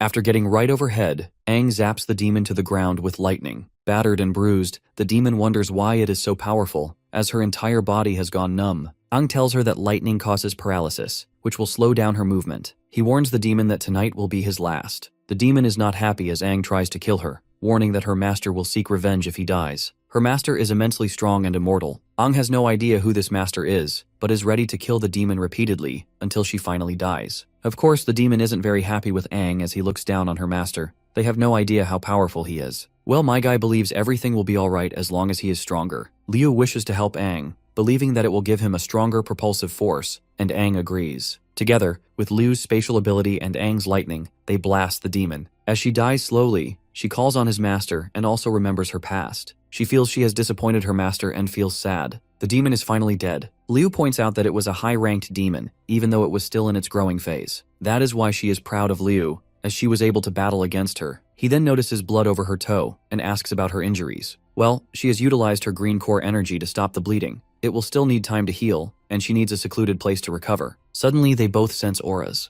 Liu is confident that it is a warrior aura. It must be captain-level warriors returning from their mission on the outskirts. This plan of attack was probably designed by that demon and its master, misleading information and redirecting all the captain-level warriors out of the city. This was probably one of their plans. He decides to fill in the details about the demons to the captains, as well as their plans. She believes there might be demons above the rank of septuple finned. Ung notices she is starting to realize things. The knowledge that humans have of demons is limited. They have no idea about the different types of demons. Liu goes on to explain how she got her powers. She had borrowed and tapped into demonic energy, and now it appears that they both are similar in this regard. Ong is concerned that other humans and warriors will not view them as humans and suggests they leave. He grabs her and flies her somewhere she will heal up. They are to continue the journey afterward. At the cultivation room, the bastard Crimson King killed regenerates, and he is thankful for his revival ability. By now he is certain that the Crimson King is far too terrifying. He needs to pass this information to the Purple-Finned King. He also needs to stop the evolution mission and get back home with Little Bean, but he can't feel her aura anymore. Seems like Little Bean is gone, and he is right about that. She is already pushing up Daisies. Meanwhile, the rest of the captains have all spread out to find the remaining clues. They present the remnants of the broken core pieces they have managed to gather to the head captain. They believe the pieces are from a quintuple-finned demon, but they are completely devoid of power and energy. The head captain thinks they are useless, and asks them to send the pieces to the analysis team to see what information can be gathered from them. The head captain believes there is something wrong with the attacks. He feels there was a plan to ensure the deaths of high-ranked warriors. He still senses a strong demonic presence and energy in the battle arena. This is definitely not an average quintuple-finned demon. He wonders who fought against this demon and who killed it. He feels there is more than one demon. Others suggest it could be a battle to the death among demons, but the head captain doesn't agree. The guy with the analysis team thinks this is his time to shine. His chance comes whenever there is an issue or an accident,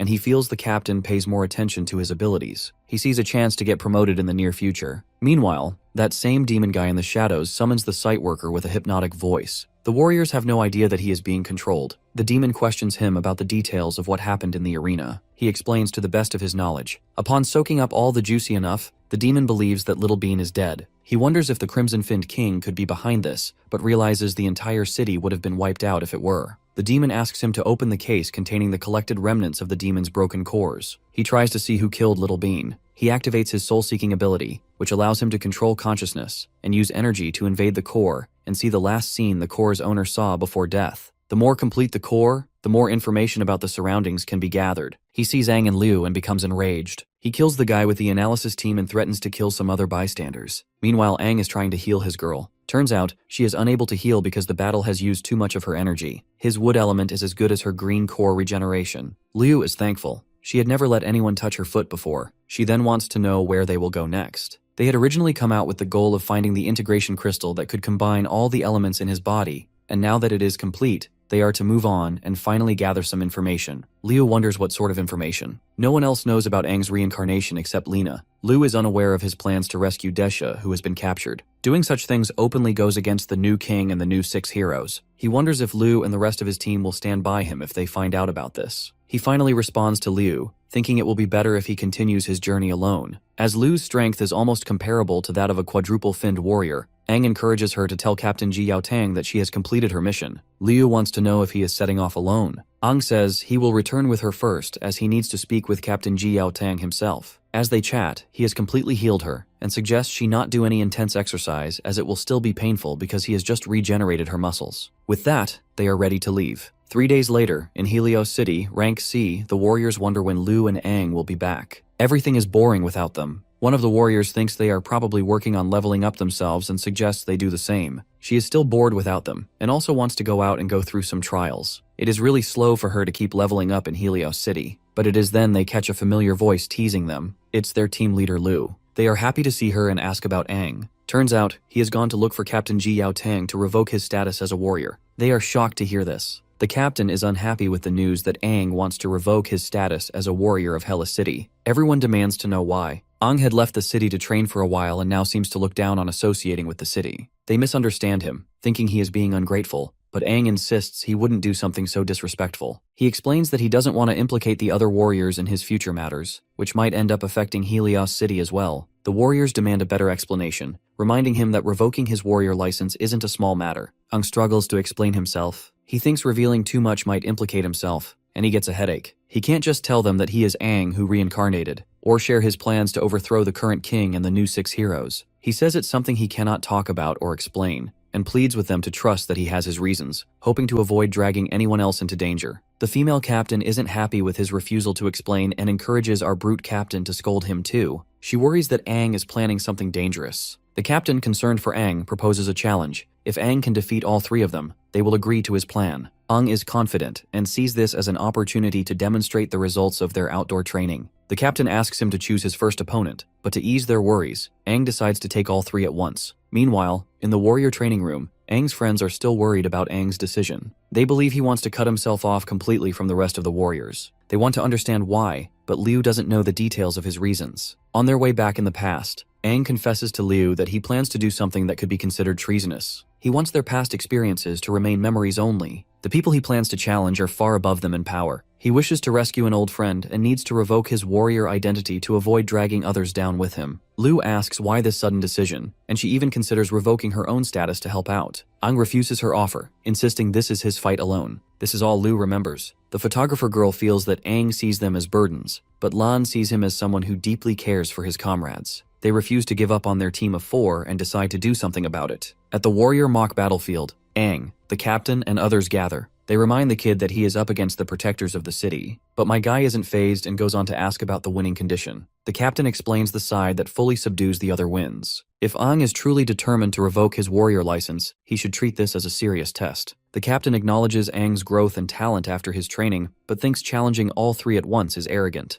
Aang is willing to accept the lesson. The warriors believe Aang is overestimating himself and plan to teach him a hard lesson. They launch their attack with no mercy, simulating a real fight. The captain jumps off the ground to land the first blow but is immediately stopped by Aang. The captain wonders how this is possible. The captain has been nerfed so hard that my guy suggests they all attack him together. The rest of the warriors watch in awe as Aang blocks Jiao Tang's strike with his bare hands, stunned at just how much stronger he has become. Realizing they must combine their efforts, they channel the explosive energies from their cores and launch a coordinated attack. Aang carefully avoids hitting them directly, using his wood element to pin them against the wall instead. Captain Jiao Tang narrows his eyes, noticing a strange expression on Aang's face, even calling him a demon. Aang quickly asks everyone to calm down, insisting he has no intention to harm them and was only demonstrating his power. He reminds Jiao Tang of his last expedition together, when he and Liu explored the cemetery of Dogora's castle and discovered the integration core. By some stroke of luck, they managed to refine and integrate that core, gaining mysterious and powerful abilities. However, using this power alters their physical appearances. Aang explains that since Liu obtained similar powers, they both understand the integration core well, and this explanation might help the others accept their newfound demonic-like abilities. The warriors become curious about Liu's strength. Aang says she still needs more practice to fully master her abilities, but is currently on par with a quadruple-finned warrior. They then ask how strong Aang himself is. He claims to be as strong as a quintuple-finned warrior and can become even stronger by activating his lightning element. The warriors find this hard to believe, but Captain Jiao Tang remains quietly proud. He reflects on a painful memory.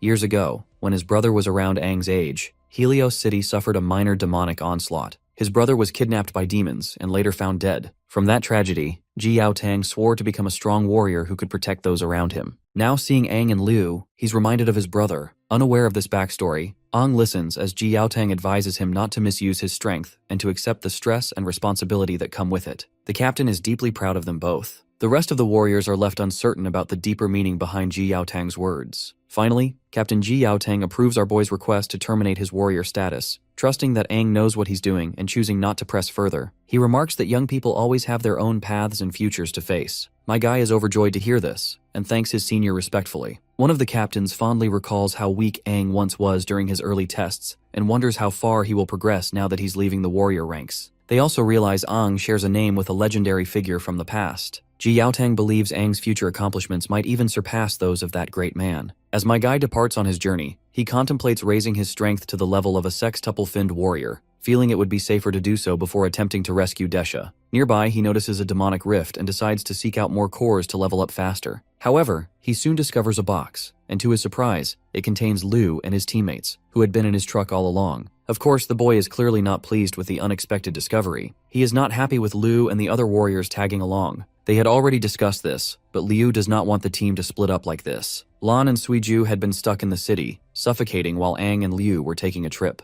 They had no choice but to tag along. They are all willing to be part of Aang's business no matter how dangerous it gets. Aang realizes that they are really determined and they are right. He has to inform his team members about his issues and problems, though it's not convenient to tell them about his reincarnation. It is up to them to believe the rest or not. He urges them to make their decisions after hearing what he has to say. He warns them about the potential risk to their safety and tells them his plans to rescue Desha. They are in shock as they ask how he intends to pull that off, which is a secret. He believes this would be enough to scare them, but instead, they are excited and don't want to miss out on the fun. Helios City has been loyal to the past king. Lu's grandfather, Situjie, was a subordinate to the 6 heroes under the leadership of the deceased king. He had established Helios City with a couple of his friends, and he bet her father would agree with her choice. Ung realizes why he finds the name Situ familiar. He remembers the first time the 6 heroes brought him, looking fresh and nervous. So much time has passed. Moving on, Ung doesn't think any of them present here are strong enough to join him. Since they all wish to join him, he also wants to add another person to the roster. Virelina, one of the old 6 heroes, a septuple green core warrior. He wants her to train his team, as it may be difficult to carry out his plan all alone. Lan wonders how Aang knows someone almost like a god to them. What's more, he is close enough to ask her to train them. She agrees to train them, but cannot control how much stronger they will end up getting,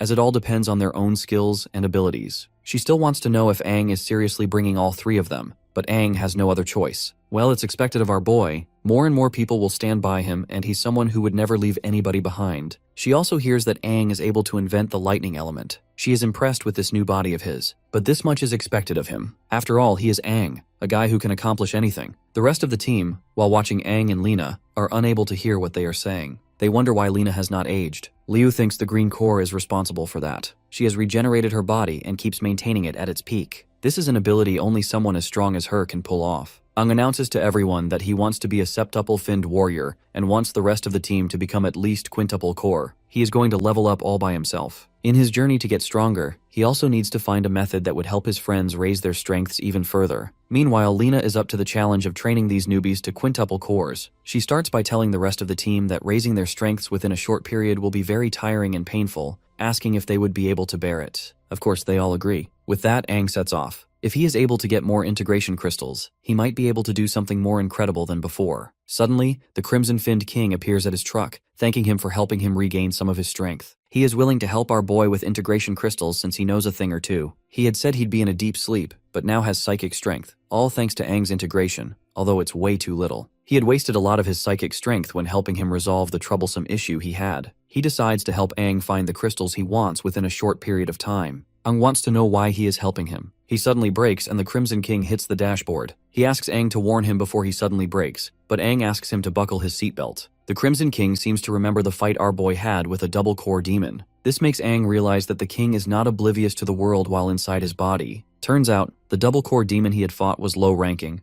Otherwise our boy would have been able to obtain a demonic revival core. Aang wants to know what it is all about. He asks if it is the same as the integration core. According to the red guy, the results it gives will always be strong and never weak. Regular demonic evolution happens by consuming demons of the same level or higher. Ranking demons can only level up by refining an incredibly rare revival core. If he is to refine this demonic revival core, he will be able to obtain an immense amount of power. His friends can do the same to enhance their strength. Aang wants to know how he is supposed to refine the demonic revival core, to which the king reveals that he needs a double-core demon that is septuple-finned and above. Aang wants to know why he is telling him this. Perhaps the demon plans to control his consciousness. Otherwise, why would he betray his own kind? He does this because the demons are chaotic except the higher-finned demon kings. He is sure that Aang would not understand the situation the dark species are currently in. So it's basically a waste of time even if he tried to explain it. And as for why he is helping this kid evolve, they both share evolution, and if Aang gets stronger, so does the demon. To emphasize how powerful he is despite his weak state, he immobilizes our boy without breaking a sweat. Aang wants to know where he can find core sextupled demons. He believes they are hard to find. The demon wonders why humans are so impatient. Reaching his goals depends on him. Now that Aang thinks about it, he recalls a place where he can find high-level demons. Though he thinks going there is already dangerous, if what the king said about revival cores is true, then it's worth giving it a shot. They set off to the City of Dawn.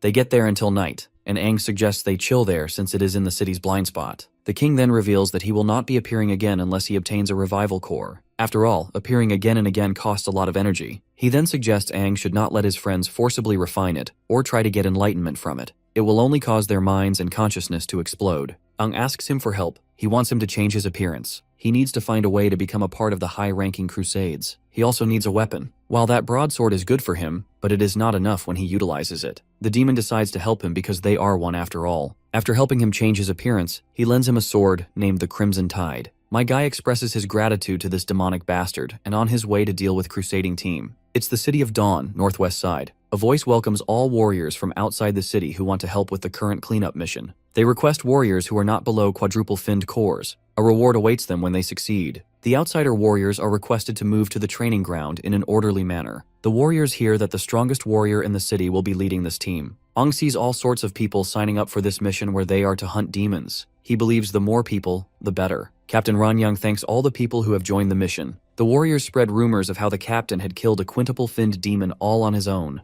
They are to start the week by tracing the steps of another team that had been tracking demons. The demon traces had disappeared 3 kilometers to the north of the City of Dawn, within a rotten forest, and the 6-person team that had been sent out had all been eliminated. A quintuple blue core warrior who happens to be a friend of the captain led the team. It wasn't a weak team at all. The last bit of information they have, sent by the tracking item, indicates that it's most likely they fought an extremely strong demon, probably a quintuple-finned demon, a double-core-finned demon, or a high-ranking demon as well. They view this as a threat to the City of Dawn's transportation and its surroundings. This is why they need external warriors. Ung realizes there is a possibility that there is also a double-core sextuple-finned demon, which is perfect for him. The warriors set off after the captain's explanation. All the while, the people cheer them on as they leave. The road is 3 to 4 kilometers long, and there are a few demons on the road as well. All warriors are instructed to be careful and follow the team closely while maintaining silence. If not careful, a warrior can get lost and attacked by demons. Ung thinks they are already attracting the attention of demons after leaving the city gate. A team member asks the captain not to treat them like rookies who do not know any better. They believe the team is made up of capable warriors. He gets attacked soon before the captain is able to warn him about raising his voice. It's a sand-type demon. It likes to ambush living things from their hiding spots in the sand. The sand-type demons had encircled the team from behind. With this quantity, they are almost akin to a small-scale triple-finned demon horde. The captain urges the warriors to form teams and fight together. They are just a mere bunch of triple-finned sand-type demons and aren't strong enough to be considered enemies. The team soon splits but is instructed to gather together and fight. Ung soon takes on the demons and asks his team member to join the rest. It is more convenient for him to do this alone. A team member is about to be slain, but he is soon saved by the captain who tells him to join the others and not fall behind. Everyone in the team gathers. They notice injured warriors walking from a distance. The captain wonders how they made it despite being so far away from the team. He asks if there is any other person behind, and he is told about Aang. He had saved them but had to stay behind and hold off the demons. The captain feels this was a foolish decision, but the injured warrior remembers Aang saying it was more convenient for him to fight alone. The captain thinks this is arrogance. They all believed he was dead. The captain feels that Aang's decision to stay back distracted the demons enough for them to move away. They decide to go back and find him, whether dead or alive, as he is a comrade and warrior. The captain warns them to be prepared for a fight as there may still be demons left. They find the place and head toward the spot. The captain encourages everyone to be vigilant as they look for Aang, and they finally find him. My guy wants to know why everyone is there. He thought they should be moving forward as he was preparing to chase after them. The captain notices his strange aura and wonders if it's because he is covered in demon blood. All the teammates only get further shocked when they realize that Aang has killed over 10 sand-type demons. The team struggles to believe this. They think there is something special about Aang. He explains that he is as powerful as a quintuple-finned core warrior, although my guy knows his powers surpass that. Even if he were to fight a sextuple-finned core warrior, he would be able to survive. Despite his explanations, the captain still thinks it's difficult to fight against 10 sand-type clan demons alone. Ong explains his made-up strategy. He had thought of this a long time ago. He further sold them the narrative that his specialties were prolonged battles and escaping. This is a more reasonable explanation to the captain, who commends him and tells him that his actions gave the team enough time to regroup. He instructs the team to change directions as they move onward. They finally make it to the location where the last team was last seen. There are 3 entrances to the rotten forest. A team member suggests exploring all 3 entrances at once. They decide to form 2 teams to ensure they have enough fighting power, but are still worried about the 3rd entrance. This is then my guy volunteers to go in through the 3rd entrance alone. They hear a loud roar from the entrance. It sounds strange, but they have no time to hesitate and must go in. From the captain's past experience, he suspects the entrance holds more than just quintuple-finned demons. A team member asks how big the forest actually is but gets scolded by the captain, who tells him to obey orders. The captain admits he doesn't know exactly how large the forest is and has no estimate. The original mission of the team was to scout the forest's proportions. Aang still insists on scouting one entrance alone, adding that the team won't be affected if anything happens to him. He believes he can finish before sundown. Other team members start seeing him as a show-off since he had taken out 10 demons all alone.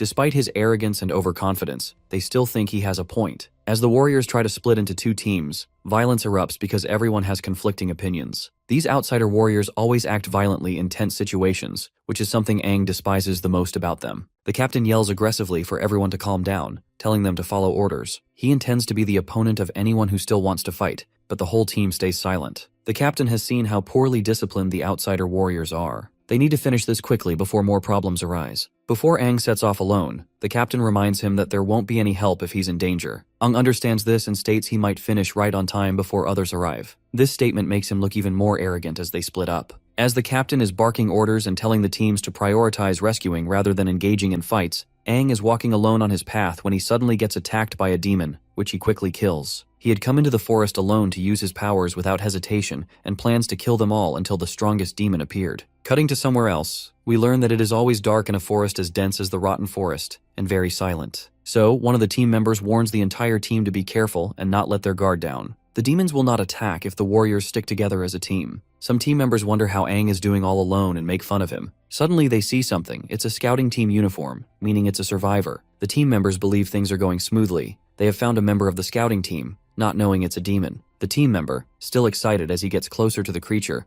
asks what it is digging. The creature suddenly turns around and attacks him. Turns out it is a sextuple-finned demon, and they need to inform the captain about it immediately. One of the warriors uses a signal flare, but the demon is not a fan of bright lights. It launches at incredible speed to put out the flare, leaving the warrior amazed at its speed. The team realizes they cannot handle this demon, so they retreat, but the demon is not done with them yet. The captain notices the eerie silence and strange fog. They haven't heard a single sound from other team members, even though the forest isn't that large. He suspects they are isolated from the rest, though others don't feel the same. The team is also worried about Aang. They soon stumble across bodies that seem to be from the scout team. The captain spots a demon and prepares to strike, but Aang stops him because the captain was about to slay his own teammate. There is no demon, just an illusion. They have all been hypnotized by the demon's illusions. A purple core demon is affecting their consciousness. It seems stronger than most purple core demons. The captain admits he would have killed a teammate if Aang hadn't intervened. Everyone is seeing illusions of their worst fears. The demon aims to spread confusion so the warriors will kill each other. The captain asks our boy how he saw through the illusion and thanks him for preventing a tragedy. Aang explains he was attacked too, but he fought them all. He soon realized the fog forces people to see illusions and unintentionally lose themselves in it. The captain wants to know more about Aang's abilities, but Aang isn't willing to disclose them. He suspects the demon they just encountered might be the dual-core sextuple-finned demon he needs. The captain hears cries from the other team and orders everyone to join him in the rescue. The demon notices there is someone unaffected by the illusions and senses Aang's aura. She wonders who he is. It's a sextuple-finned core demon. Aang realizes that if he rushes over, he'll just fall into its trap, but he decides to follow the rest of the team. He doesn't want to abandon them. They run toward the demon as the captain warns them this is no ordinary foe. They see the bodies of their fellow warriors, and the captain orders them to stop. He suspects it could be an illusion, but Aang says otherwise. It really is the bodies of the scouting team. He also notices the demon nearby. They hear cries from the warriors calling for the captain to save them. The captain and another team member try to rush forward but are immediately stopped by Aang, who urges the captain to look closely. Finally, the demon reveals himself, impressed that Aang has seen through its disguise. It also finds it strange that its illusions don't work on him, and considers the corpses useless now. Enraged, the captain blasts the demon with a powerful energy beam. For a moment, they wonder if the demon is dead, but it quickly mocks them, calling them impatient humans. The captain insists on continuing the fight until he injures the demon. Aang thinks there are too many people there, and they're all blinded by their emotions. The captain tries to slice the demon but ends up slicing through smoke instead. Soon enough, the hallucinations once again start to mess with their heads, and they start to feel that Aang is the demon. My guy soon realizes what's going on. The demon is making him look like the target, while that bastard is sitting somewhere safe watching it all happen. The captain is first to swing at our boy. My guy is also ready to counter. He never thought he would ever be fighting him. The demon is happy to see them turn against Aang. She thinks it is interesting. She had never seen a mutual slaughter. Aang sees that the demon is treating them as circus monkeys. He decides to test out the true strength of his lightning element. Meanwhile, my guy has flung all the warriors away, making others believe that the demon is blocking Ranyang's red core attack. Aang, on the other hand, is positive that the lightning element surpasses the demon energy. The rest of the team charges against him. They are willing to kill him to get revenge for the fallen warriors. Aang wants the captain to take a little nap. He blasts lightning and throws the warriors off. The demon is also intimidated. It begins to wonder what power he is using. The lightning has a strong demonic energy to it, and also gives the demon an oppressive feeling. Realizes that he is right. As long as he controls his strength well, he can wake them up from their conditions and the demon's illusions. The demon is still in the sky. It notices that he is deactivating her illusions. My guy yells for her to come down from the sky. The demon also notices the lightning energy in his voice. By now it feels Aang is more than capable compared to the others. So before shit gets serious, she wants to end it all by striking him. But my guy strikes the demon, sending it flying backwards. The demon realizes that Aang is a dual-core sextuple-finned demon. He strides towards her confidently, glad that he made the right decision by coming here. The demon also notices that this boy isn't afraid of him. He is excited instead. It's almost as if he is the demon. Aang launches himself and strikes, shattering the ground while the lady manages to dodge. She then creates clones of herself. My guy tries to strike them all down, but the demon keeps dodging Aang's attacks with its cloned bodies. It is then Aang decides to identify the real body of the demon through his lightning eyes. Eventually he spots her and closes in the gap between them, but the lady retreats right away, frustrated by his lightning trait. She then dances around him, but still ends up located by our guy. Before splitting her apart, he insists she hand over the revival core to him. The scene then cuts to the City of Dawn. From the cliff, Lu can see my guy's aura clearly. Meanwhile, the photographer girl is taking L's in her training. Lan and her notice Lo looking at the lightning ahead and inquire about it. Lu fills them in that Aang must be right in that spot, though they aren't sure. Lan says it could be a storm over there. Right then, Lena shows up behind them and asks why they are spacing out. If they are not powerful when Aang returns, they will be nothing but a burden to him. Aang had asked her to work on their physique. He had pleaded with her, and Lena agreed to do whatever he asked of her. So, she asks them to prepare for battle. They are to last 10 seconds against her in a battle as she will be attacking them. Suiju is shocked because lasting 5 seconds against Lena the last time was a very tough challenge. Back to our boy, he is about to stab the demon with his sword.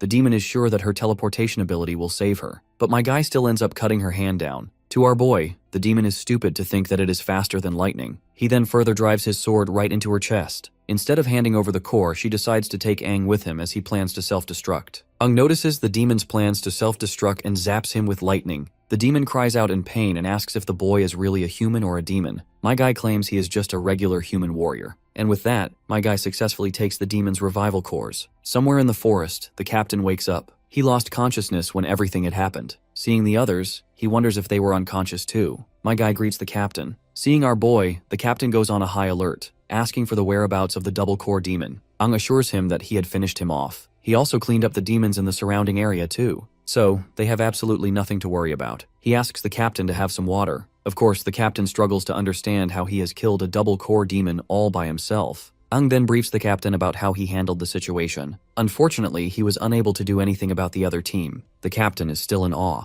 My guy had just battled a sextuple dual-core finned demo, which makes the big guy wonder exactly how strong Aang is. He only wants to know how he surpassed the demon's illusions. Aang reminds him that the most important thing is that they are still alive. He wants to go around and check if there are still demons around the area. He asks the captain and other warriors to rest as it is still midnight. It will take a while before they start waking up. The captain believes the demon's illusionary technique is truly difficult to fend off. He had fallen prey to its technique. Aang explains that a dual-core demon is a demon with first-rate abilities even among other demons of the same rank. With double cores, its abilities aren't as simple as having twice the power of a single core. To encourage the captain a little, Aang points out that the captain is also incredibly strong as he had woken up quickly. The captain believes that a sextuple-finned warrior like him is considered the peak of the City of Dawn's forces. To be looked down upon by the demon and his inability to hunt it down infuriates him. As the person in charge of the mission and captain of the team, he is no longer going to investigate Aang's identity since he had saved them all. The captain, still trying to wrap his head around Aang's ability to handle a sextuple-finned dual-core demon, wants to battle Aang to see how he compares in strength. He suggests they have a light spar, but my guy wouldn't dare question the captain's strength. He explains that his inability to defeat the demon was due to lack of information, but the captain insists. He is personally intrigued by my guy's actual strength and pleads with him to spar against him. Aang realizes that the captain is competitive and battle-thirsty, but these are the attributes of a strong warrior, so my guy doesn't mind. Later, they find themselves in an open space. They get ready to battle as the captain reminds him not to hold back as they had previously discussed. He genuinely wants to experience Aang's raw strength. My guy understands Captain's sentiments. After all, he too had been battle-hungry in his past life, and plans to spar the captain seriously. My guy begins it by sending these red slashes that even cut through the ground. With Captain approaching, he disappears and appears above him to deliver an attack. Their weapons clash, resulting in a massive shockwave. As the dust settles, the aftermath results in the captain getting cornered. No matter how many times they spar, Aang will always find an opening to disarm him. He asks the captain if he is still willing to fight. The captain realizes that this is too powerful, so they suggest they end the fight. Ung feels like a kind and elderly senior, cold at times, but warm as well. He stretches out his hand and helps his senior up as the captain accepts his loss. The senior is genuinely curious why Aang chooses to join a team like this. As powerful as he is, he believes that Aang is the strongest warrior after the new 6 heroes. But my guy doesn't agree with him. He believes he is still weaker than them. The captain narrates that being a septuple-finned warrior means you have reached humanity's peak. The strength difference between a sextuple and septuple-finned warrior is greater than the difference between a single-finned warrior and a sextuple-finned warrior. The new 6 heroes' powers are not something a regular sextuple-finned warrior like the captain can achieve. He believes their strength has reached levels none of them have seen before. There are rumors that one of them solo cleared an ancient king's plague tomb himself and managed to return safely as well. It's a feat none of them can pull this off. This shocks our boy, because he too has first-hand experience with King's Plague Tomb. This makes him really suspicious of the new heroes, and wonders what exactly they are hiding. It is daybreak. The captain believes the other warriors will be awake soon. He asks if Aang will return with them. The boy responds positively, as there are things he needs to settle there. He wants to see the revival core's effect on him. Back at the city, the captain reports to Wu Kongyao concerning their mission to the Rotten Forest. He had heard about how Aang had battled a sextuple-finned dual-core demon, and how he had played a crucial role in the mission. Wu Kongyao wants to know Aang's true strength. The captain reports that Aang is just a mere quintuple-finned warrior. He had performed pretty well as the mission progressed, and other members were equally good as they had sacrificed themselves for the city. Wu Kongyao considers asking Aang to stay in the city and work. He dismisses the captain, telling him to submit the detailed report later. We then learn that our boy had asked the captain to downplay his contribution to the mission. He had joined the team in order not to get noticed by the upper echelon, and the captain agreed. Aang is in a hotel within the City of Dawn. He had finally washed himself clean from the blood of those demons. The demonic cores he has are different from regular demon cores, especially in terms of demonic energy within the core. He wonders about the potential consequences if it is absorbed by a regular warrior. Right then, Crimson King appears and says that the consequences will be dire. He is glad for Aang for obtaining his first demonic revival core. Aang wants to know why he suddenly appeared.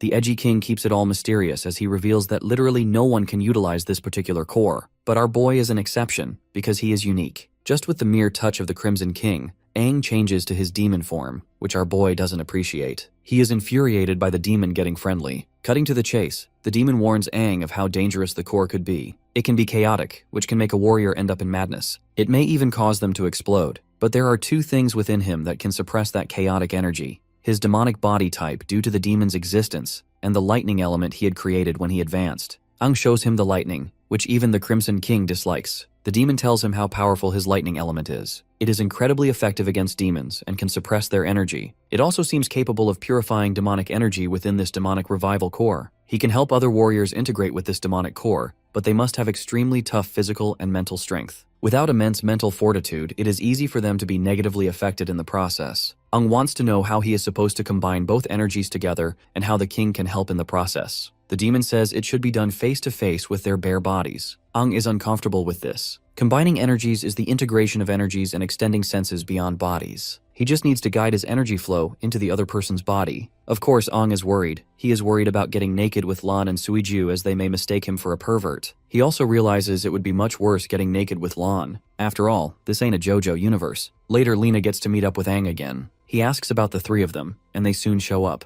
Lena had taken good care of them. They are all happy to see him, and Suiju even notices that he has changed again. Liu is already used to that. It's easier to feel his presence. With pleasantries over, my guy wants to discuss something serious. He tells them the method of transferring energy he had discussed with the demon, which involves getting completely naked. The entire team is triggered. As expected, Lena gets pissed and thinks Aang is perverted. In her previous life, he would always have been indifferent to her hints about raids. She now thinks he is a player, but our boy tries to reason that he is getting forced. The demonic revival core needs cooperation to work. Without Aang, they will be completely corrupted by the demonic energy within the demonic revival core. Eventually, Lena leaves angrily, asking them to let her know when they are done, and bangs the door. The room is quiet for a while as Aang tells them the method is strange and risky as well. The demonic revival core can only help one person. He asks if anyone is interested. Suiju thinks it will be embarrassing to be naked with someone of the opposite sex, even though they are comrades. There shouldn't be a problem with Lan, though. Liu stutters for a moment and says she already has a bit of demonic energy in her, which might make it easier. She wants to volunteer but is immediately interrupted by Lan. He thinks he is the guy to call for something dangerous because of his physique. Aang thanks them for believing in him as Suiju pledges her support. Let's not forget about poor Liu, whose dream to lay naked is down in the drain. As they take off their clothes, Aang notices that Lan's physique has been greatly strengthened by Lena. The brute admits that he feels stronger than before. He asks if he should take off his underwear too, but Aang refuses. knowing that it might affect efficiency. The both girls peek from the door as the guys get ready for the show. As usual, Suiju admires the perfect angle she is getting for the photo, but Liu is unsure if they should be peeking. Hell, even Lena can't resist but joins in with the other girls. Anyhow, the boys begin their mojo. Lan holds the demonic revival core in his hands. Holding it alone makes him tremble given the power it contains. Ang asks him to place the demonic revival core in his hands and relax. He tells him to close his eyes, use his energy to sense it, and establish a connection. He warns him it may be a little painful but assures him he will be beside him to assist. Lan sees the yellow energy. It is just like his original core. He wonders if the demonic revival core will identify the power that suits him. He wonders if he should approach it as he advances further. As he gets closer, he finds the demonic energy terrifying. He begins absorbing the mighty demonic powers all to himself, and the entire process is quite taxing, making him scream. He is being tempted by this demonic energy, and will soon become a mindless monster once his spirit is consumed entirely. Crimson is here to warn him once again about the consequences, so he suggests Aang to make his move before it's too late. The primordial demon consuming Lan's spirit didn't expect to see the crimson-finned king there. Aang asks if this demon is conscious as he had thought it was an illusion.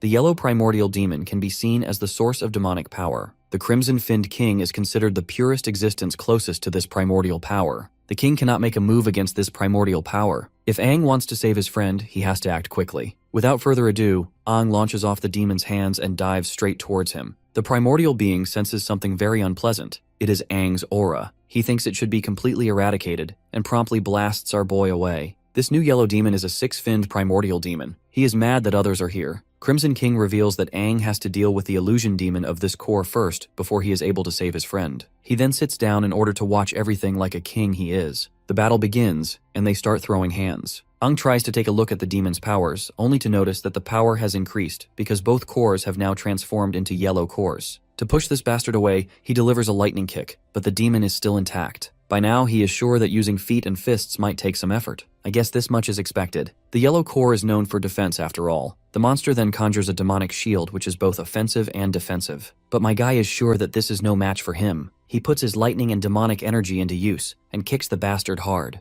Turns out he used an upgraded lightning move he picked up while fighting a demon previously. After taking down that primordial demon, he directly strikes that ball of energy to help his friend's consciousness escape. I don't really know what in the hell is going on, but in a nutshell, my guy manages to absorb the excess power of the revival core into himself, which not only allows him to evolve, but he also manages to save his friend in the process. Even the Crimson King thinks it is impressive as he absorbed part of the energy from the core. It is enough for Lan to awaken his demon powers. In the real world, Lu has already dozed off, while the photographer girl is busy doing her thing. Even Lena is tired of waiting. Suddenly she notices his eyes, which look demonic. Right then, he gives off an explosive energy burst and begins to evolve. After the transition, he has 4 arms. His evolution has also been completed, making him a 4-fin demon. Lena refuses to believe what she is seeing. Through the core, the demon power has truly fused with Lan. Aang tells them not to be surprised as they have important things to worry about. The energy burst from Lan's evolution process is too intense. He believes it will definitely be noticed by Dawn City, so they need to hurry. Lu rushes to guard the entrance, but Lan stops her as he has a solution. They all grab him by his arms and he takes off like a goddamn meteor. Seriously though, what in the Omnitrix malfunction is this? Suiju meanwhile can't help but admire how amazing the dude has become. In his takeoff, Bro had left a huge hole in the roof of the hotel. People gather around the hotel premises as the authorities investigate. They are told to leave as it was just an accident. Investigators have no other clue except the hole in the roof and the fallen sign. The captain of the Dawn Warrior Guard is sure that there was a demon,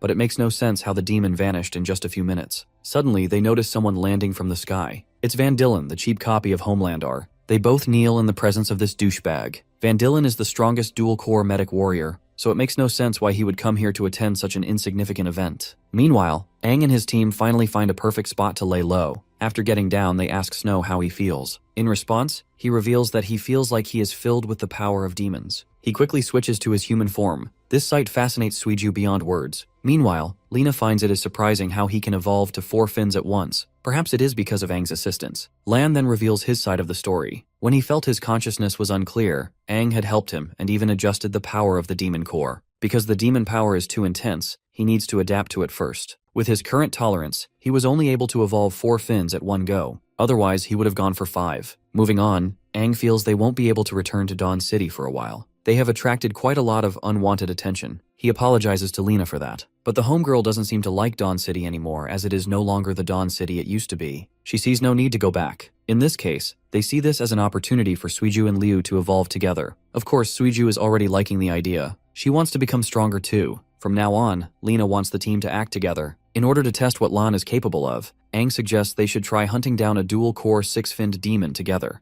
The transformed Lan appears a bit uncomfortable in the next scene because Suiju's crazy ass won't stop taking his photos. As for Lena, she appears lost in her own thoughts, until Aang comes around to question what's bothering her, especially when she's usually the talkative type who doesn't beat around. Sharing a spot next to her, he asks if it's something about Lan that's keeping her mind busy. A worried Lena shares her concerns, expressing her discomfort at the idea of a human warrior merging with demonic powers, especially when she comes from a time where this kind of suggestion would be unacceptable. Though Lena perfectly understands that the current Aang also shares demonic power in his body, at this point she doesn't know how everything will wrap up. If humans and demons are together, then where does the future lead? Our boy understands her situation completely, recalling his own previous experience, how he found himself repulsed by the sheer idea of using his demonic power. Despite hating it back then, he ultimately had to come to terms with the realization that this power is necessary for them to grow as warriors. It's similar to the concept of absorbing cores, and if they refuse to use this kind of power, Aang thinks they won't be able to tackle absurdly powerful demons to come. Right now, the demons aren't even their only concern anymore. When you think about it, the new king is terrifying in his own right, as well as his battalion of the new 6 heroes. Even Lena expresses her sheer shock, going as far as to say that the new king is terrifyingly powerful. She remembers the weight of death pulling her when she met the king.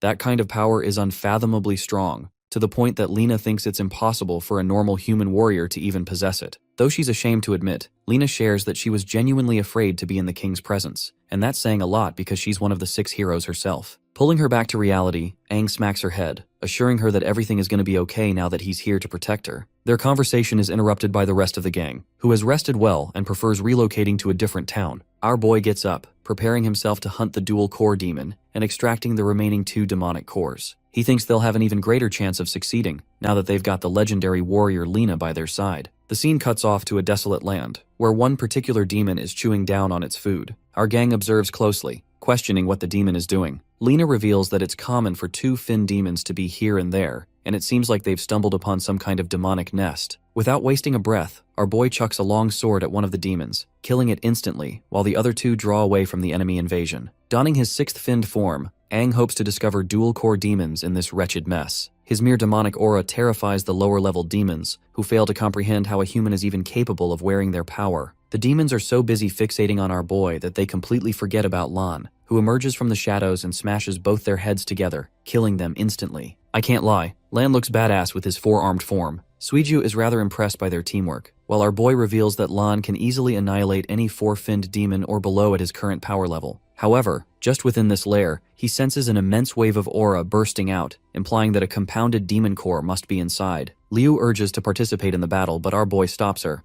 arguing that her demonic form must be used later on because they need to preserve their energy. In fact, Aang is of the opinion that they should only fight until they've merged with their compounded cores. The reason for this is that Lan is already facing an immense toll on his body every time he transforms, so Aang doesn't want to risk expending too much of their fighting force at the beginning. Instead, he tells Lena to take care of the other girls. The demons come bursting out of the nest, roaring to kill the humans who dared to challenge them. Lan wants to aura farm and tells Aang he can handle it all on his own. This meme vanishes in the next second with such incredible speed that he takes down one of the demons instantly. The other 2 express their shock at the sight of demonic power being used by a human, but before they can do anything about it, Lan beats the ever-living crap out of them. Observing the scene, Suiju finds herself excited because she wants a piece of that power too. But Aang claims that it's uncertain what kind of power they'll get, because it changes from person to person. Deploying one of his skills, Lan activates Dual Bloom, destroying the demons casually without any problems. The way he's effortlessly tearing them apart reminds him of the time he was weak and pathetically useless. He couldn't even defeat a 1-finned demon or protect his friends, and the best course of action they took against a 2-finned demon was to run away. But this is the birth of a new Lan, a man who breathes his every breath to instill fear into the hearts of demons. From the distance,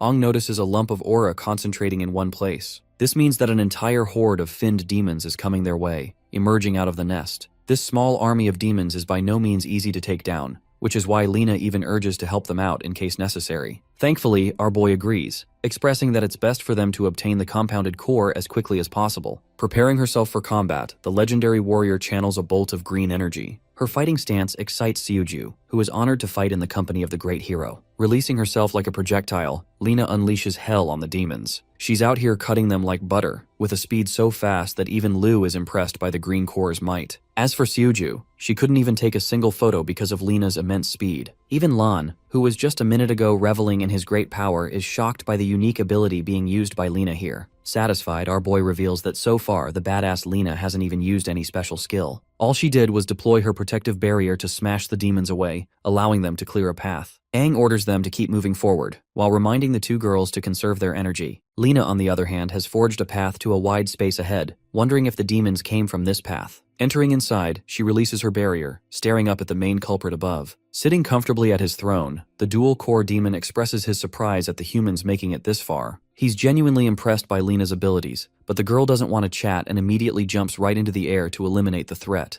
Her incredible blast obliterates the six-finned demon's throne, and he's forced to avoid the attack. The demon expresses his anger at the warrior for ruining his favorite throne, but the badass Lena couldn't give a damn and emerges with a battle axe. She drops a crazy one-liner, deeming the lowly demon unfit for a throne. Provoked, the six-finned demon unleashes his fury in the form of earthly molten vines. But right then, the four-armed warrior comes out of the blue to play his part and stops the creature's attack. While the six-finned demon is distracted, Aang sneaks up from behind. Before the demon can even process their strategy, Aang is already preparing to slash him. In the end, the attack connects, and the demon is one shot thanks to their brilliant teamwork. Thanks to that, they've uncovered yet another compounded demonic core, with only one more left to hunt. Strangely, Lena appears gassed out, expressing that she expended a ton of energy just now. Unfortunately, her green core is almost out of energy. It's not every day that one comes across a seven-finned core, so finding it is a pain in the ass, especially when the new 6 heroes were told not to use this kind of power anymore. Lena's prime has already gone past, so she isn't on the same level of the 6 heroes humanity always looked up to. However, what she's most happy about is that Aang is in a league of his own, and will eventually shift the tides for humanity again. Frustrated yet determined, the once strongest warrior of humanity promises her that they'll reclaim all that was taken from them. In the next scene, our gang relocates to another city hotel. It appears that they also managed to obtain the final compounded core off-screen after hunting. Our boy wants to help the girls evolve and requests Lena to guard him until then. The good thing about this town is that it is relatively low-ranked, so there shouldn't be any troubles. Hilariously, Lena teases our boy, wondering if he's going to be fine in a threesome. Flustered, Aang expresses that it's nothing like that. From inside the room, the girls are wondering what's going on. Our boy enters the room and switches on the lights, wondering who's going to be up first. Liu musters the confidence to recommend Seoju first, and with the way these girls look right now, I don't think even a 9-finned demon could hold our boy back. Aang is fine with that, but trust me, our boy is genuinely struggling where to look, and the manhwa artist is making sure to give us all the angles. Seoju butts in and explains that Liu wants to go first, but she's shy and doesn't want to reveal her feelings. Even though she tries to deny it, Aang comforts her and agrees with the suggestion. Seoju decides to give them some alone time and promises not to take any photos, but something tells me this creep won't stop.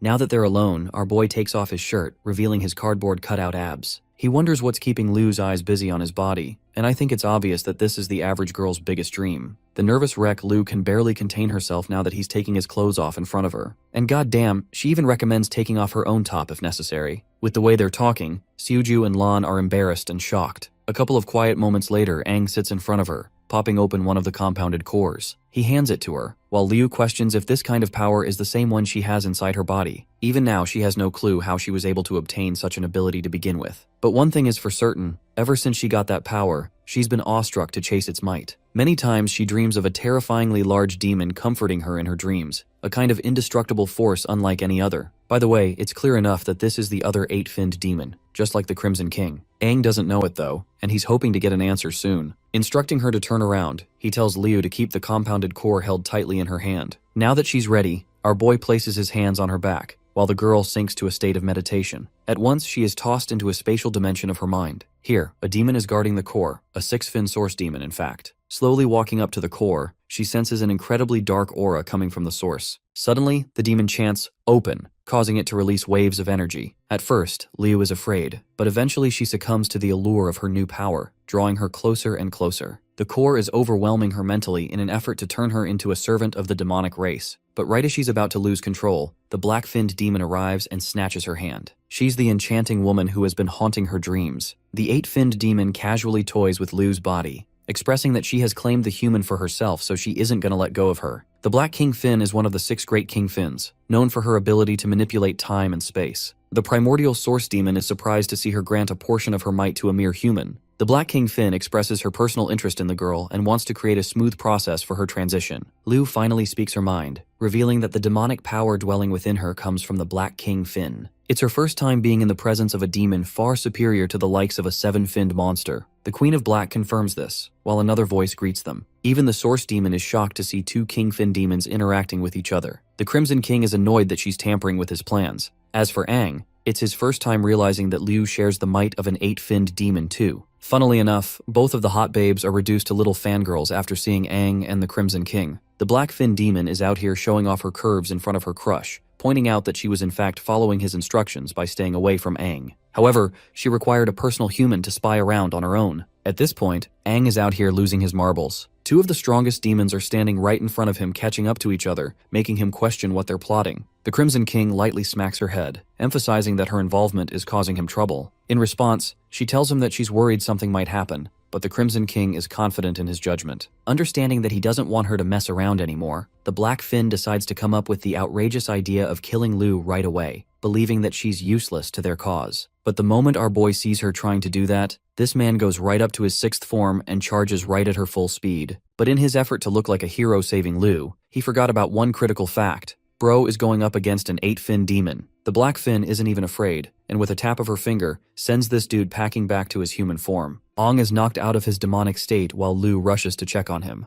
Oh, but not just that, this guy is paralyzed. The Black Fin casually remarks that she's trapped him in a mode of time where he's feeling constant pain, finding it insulting that he went ahead to attack a kingfin. Ultimately, the Black Fin decides to release him from the bind, causing him to pant and recover his breath in terror. With the Black Fin towering over at him, Aang realizes just how outclassed he really is in front of a being beyond his league. As for the Black Fin, she started to grow fond of Liu and decides to change her mind, no longer finding it interesting to kill her. So what she does is pull Liu back to her grasp, while the Crimson King begins walking away, believing that their intervention is unnecessary. Our boy pitifully urges to protect his friend, causing the Crimson King to stop and give Aang a brutal reality check on who he's going up against. His opponent is none other than a creature that literally governs space and time, one of the most powerful beings to ever exist among their kind. The Crimson King assures the boy that if the Black Fin really wanted to take either of their lives, they wouldn't even comprehend their own deaths after it happened. Now that's the definition of aura. But not just that, the Crimson King emphasizes that it's the first time ever for the Black Fin to ever spare a human on a whim,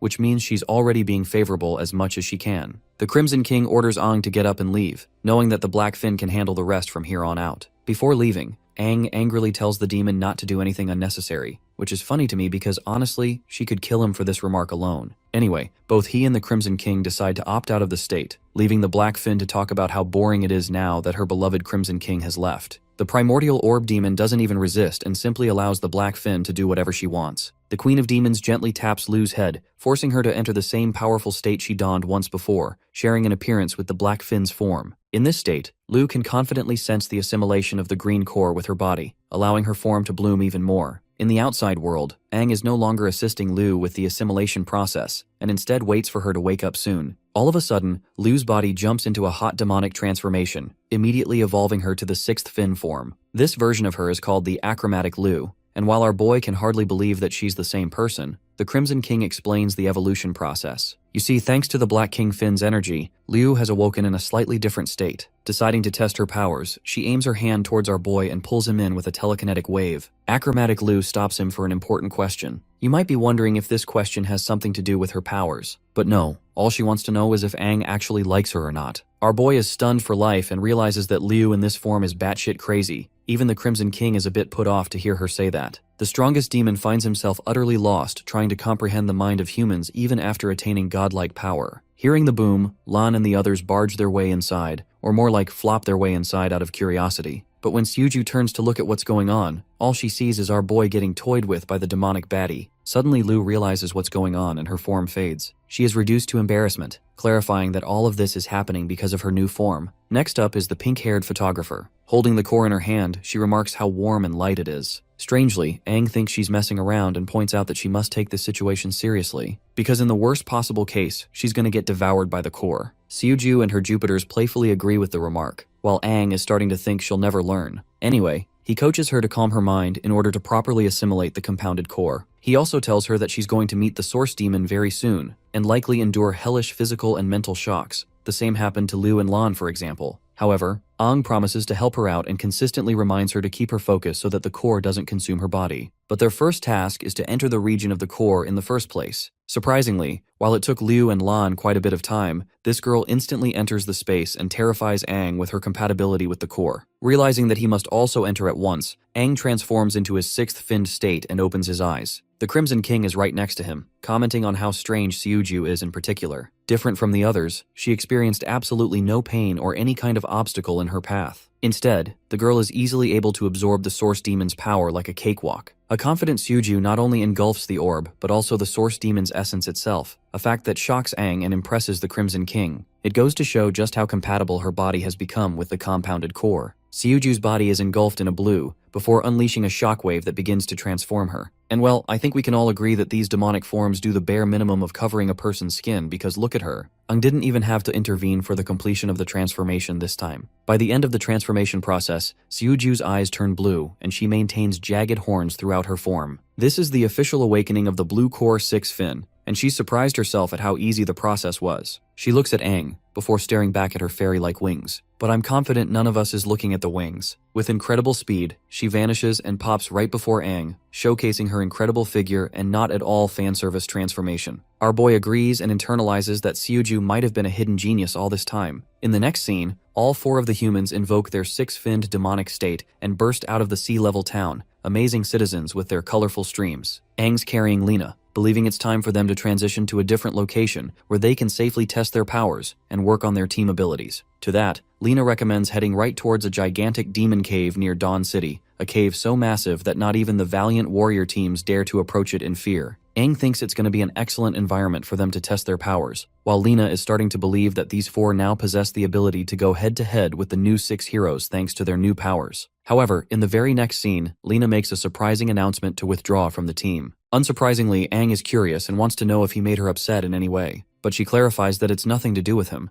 It's just that her core is nearing its depletion, meaning she won't be able to fight at full capacity anymore and will only get in the way. Our boy flicks her on the head, quickly reminding her that she's literally one of the 6 strongest heroes of the present era, so there's no way she's going to become a thorn in their path. He's also ready to obtain a brand new 7-finned core for her if it's going to keep her around. Though he's happy to help her out, Lena expresses that she's fine on her own. The thing is, she's feeling doubtful of her own ability, and argues that even with the new core, she won't be able to help out much. The truth is, soon after the death of the strongest warrior, the original Aang, she stopped fighting and barely participated in combat. Soon after, the new king took over everything and basically allowed her to live a normal life, away from the duties of a warrior. In fact, she never would have donned her battle armor back on if not for Aang's re-emergence. Our boy is rightfully concerned about what she means when she says she won't be able to keep up anymore, even with all her experience. Lena cuts him off and shares that age is doing a number on her. The only reason she's maintained a youthful appearance up until now is thanks to the Green Core's powers. If it wasn't for that, she'd be an old woman at her final moments. She even teases him that after Aang claimed a young body for himself, he quickly forgot that she didn't get the same opportunity, and that she's well beyond her fighting capabilities now. But for the rest of his friends, Lena remarks that all of them have experienced tremendous growth, and they're bursting with life, even mastering their demonic states. She thinks that accompanying his team any further will only lead to becoming a burden. Grabbing his hand for one last time, she assures him that it's her own choice to leave, and that she'll always be supporting them from the side. Though it pains her heart to do him like this, it's her choice to make. Aang is still stubborn and wants to convince her, but she stops him in his tracks and instructs him to find her later on a mission to rescue Desha. She also hands him a special device called the locator compass to find her at any time. The design of the device reminds me of the dragon radar used to find Dragon Balls. Anyway, the beaming green pointer is Lena's status on the locator, and this thing even has voice command among other features. Aside from the compass, Lena also hands him a whole bunch of different demonic nests for Aang's team to target on their own. He takes the records and wonders where she's headed next, fearing that she'll return to Dawn City and put herself at risk. The legendary warrior assures him that ordinary warriors are no match compared to her even in this state. Her goal is to gather her stuff from Dawn City and relocate to another small town, living out her days there in retirement.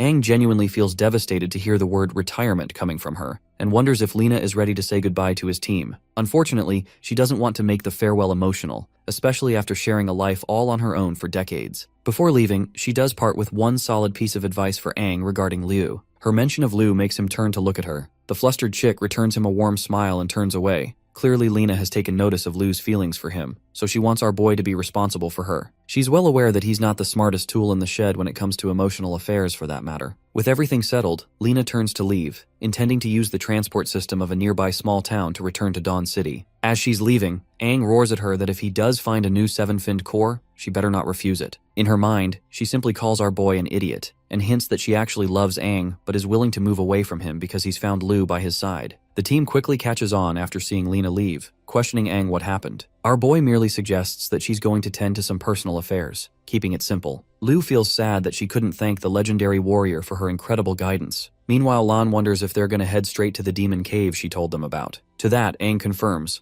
highlighting that it's an excellent opportunity for them to test their new power against the demons. Also, he's fired up with a proper goal this time, the goal of securing a new seven-finned core, so he can help Lena. Fired up, all of his friends transform into their demonic states, ready to rumble. The scene cuts to Dawn City, where Lena is carefully making her way. However, because of Lan's awakening from last time, security has gone up, making it difficult for her to navigate undetected. Luckily, she makes her way to her home through the open window and secures getting inside. Time is of the essence for Lena, because she's aiming to rush and leave with her valuables. While she's rummaging around, Lena completely forgets about the fact that someone is spying on her. The man casually remarks at his surprise, shocked to see her return to the city. Lena's worried eyes dart back to stare at Van Dillen's face, the same man who is known as the strongest dual green core warrior. She roars at him for breaking into her place without a notice, but Dylan knows that she returned for a reason. He shows her a tiny red box, wondering if this is what she's looking for. Lena's eyes widen in shock the moment she spots the object, questioning how he was able to obtain it. The scene kicks into a flashback sequence she shared with the original Aang. During one of his hunting missions, he decides to gather a bunch of materials to craft her a nice little necklace. Lena took the necklace, remarking how beautiful it looked, which is the same reason she came back for it. Dylan makes fun of her for living a casual life and still keeping a crafty ornament treasured in a box. He thinks it's pointless to treat a stone necklace with such care. He continues to make fun of the mysterious person who gave her the necklace. His provocative words are enough to piss her off, causing Lena to lunge at him. While she does manage to grab the necklace, Dylan shoves a heavy knee kick in her belly, launching her into the ceiling with a loud bang. Her body has barely recovered from the impact when Dylan blitzes her and reappears from the top, ready to kick her again. This time she manages to react in time by putting up an energy barrier, but his forceful kick still sends her flying. I have to admit that the action scenes of this story are amazing. Lena manages to recover, but the same can't be said for her fractured arm which withstood the heavy blows. Van Dillen levitates like a god, remarking how Lena's energy appears no different from an ordinary warrior at this point. He belittles her by calling her an old hag. Pissed off, she screams at him for daring to defy the new king's orders by meddling with her life, even if she no longer serves the path of a warrior anymore. Dylan agrees with her argument, but he has strong reason to suspect that she's plotting something behind the scenes. Preparing an energy lance, he mocks her for ever believing the idea that the new king would care for a useless hag. Damn, this guy is the king of disrespect. As he's preparing to unleash his attack, Lena suddenly spots a cat on the rooftop, fearing that Dylan's attack is going to kill the innocent creature. Having a heart of gold, the brave warrior jumps to protect the cat the moment Dylan unleashes his spear. The projectile connects and leaves a gigantic blast, but luckily, Lena not only survives the encounter, but also saves the little one, allowing it to run away safely. But that's the problem. While she's distracted, the scumbag dashes past her, mocking her for foolishly withstanding the blow. The strongest warrior pulls her with a ruthless amount of force, dragging her all the way outside the city. Lena's body is ragdolled and thrashed into the forest with a heavy impact, reducing her to a gravely injured state.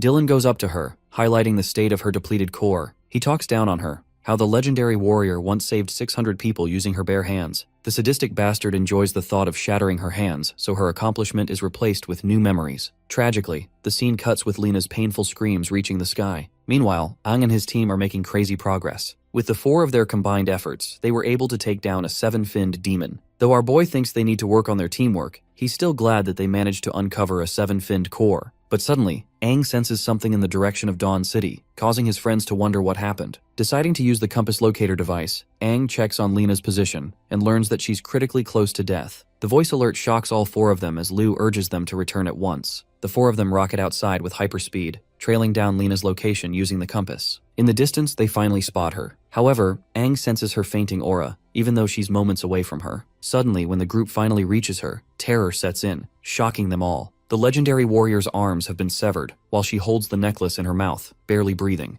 The horrific scene is unbearable for Suju, while Lan is supremely pissed off seeing her disgraced like this. Lu ushers them to try and save her first, because she's already lost way too much blood because of her arms. In a last-ditch effort, Lu focuses on the healing process, while Suju and Lan decide to monitor the area, thinking that there's a dangerous enemy lurking close by. Both of them get into position while Lena is receiving recovery. While she's being healed, Aang stands speechless. He recognizes the necklace he gave her, recalling how happy she looked when she took it. It finally makes sense why she came back to Dawn City. She wanted to take back the necklace, the same shitty necklace that Aang didn't even put any thought into. Overwhelmed with guilt, Aang is furious. But Liu sheds light on yet another concerning matter. Lena's internal organs have been severely damaged and her green core is fully depleted. In her current state, she can't heal on her own anymore. Her youthful looks are also reverting because her green core can't sustain her anymore. Liu takes notice of this and shivers in fear, realizing that there's barely anything they can do to help her anymore. Even as strong as Liu has gotten, she confesses that it's going to be impossible for her to save her. A desperate Aang wonders if the Seven Fin Core can help her out in any way. Unfortunately, Liu believes that she can't reverse Lena's tremendous injuries. However, what she can do is put her in a state of a time block, using the power of the Black King Fin. She could freeze her in a dimensional block, delaying Lena's death as slow as possible. However, if this happens, Liu will compromise her own ability to move, and will require every last bit of focus to maintain the time block. She thinks it's an unrealistic solution because the moment the sun rises again, Lena will meet her end. What's bothering Suju the most is how on earth could a demon reduce her to such a state,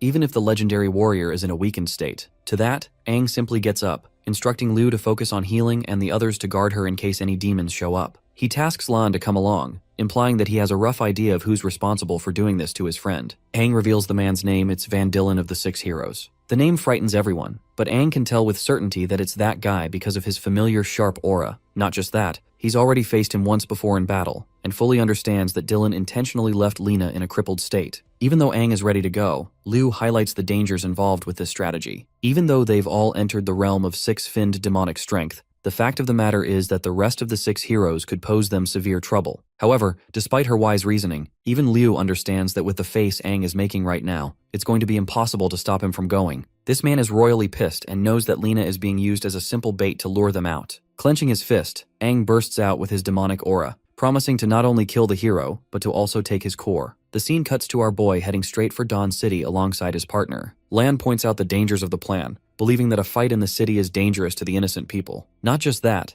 Dawn City is going to be tough to navigate as it is lauded as humanity's strongest S-ranked city. Even Aang agrees that the city's tremendously powerful defense barrier is so strong that it can withstand a blow from a seven-finned demon without a problem. However, that rule only works from the outside in, because just like last time, the barrier posed no trouble when they tried to leave the city unharmed. Lan is rather stunned by Aang's knowledge of the inner workings of the city. Knowing that he can't possibly invade past the barrier, our boy decides to take the opposite approach and intends to lure Dillen to come outside. So what he does is crash land into the outskirts of the city walls, terrifying the watchguards. The warriors are put on alert, wondering if it's a demon invasion. But when the smoke settles, they come to recognize two demonic humans being responsible for the destruction. One of the warriors orders to unleash the might of the defense beam cannon, reflecting how annoying it is to deal with humanoid demons because they can't be detected by automatic systems. All turrets are manually aimed at the two demonic humans. The situation is rather ironic for Aang, reflecting how it feels strange being targeted with the very same weapons he once ordered the construction of in his prime. It pisses him off that he's being fully handled as a mere demon. Deciding to take things the easy way, our boy roars at the city warriors, demanding that they send Van Dillen outside. He clarifies that they're not here to invade or attack, but this provocative demand puts the warriors on edge, as they take it as a sign of disrespect towards their great hero. They're choosing their own deaths at this point because Aang is out here pissed off for what happened to Lena, and is ready to kill anyone who stands in his way. One of the turrets releases a powerful beam cannon in an effort to destroy the demons. Before the attack could reach Aang, the four-armed muscle brute steps in, blocking it all without even a scratch. His incredibly strong defense shocks the warriors because what he just did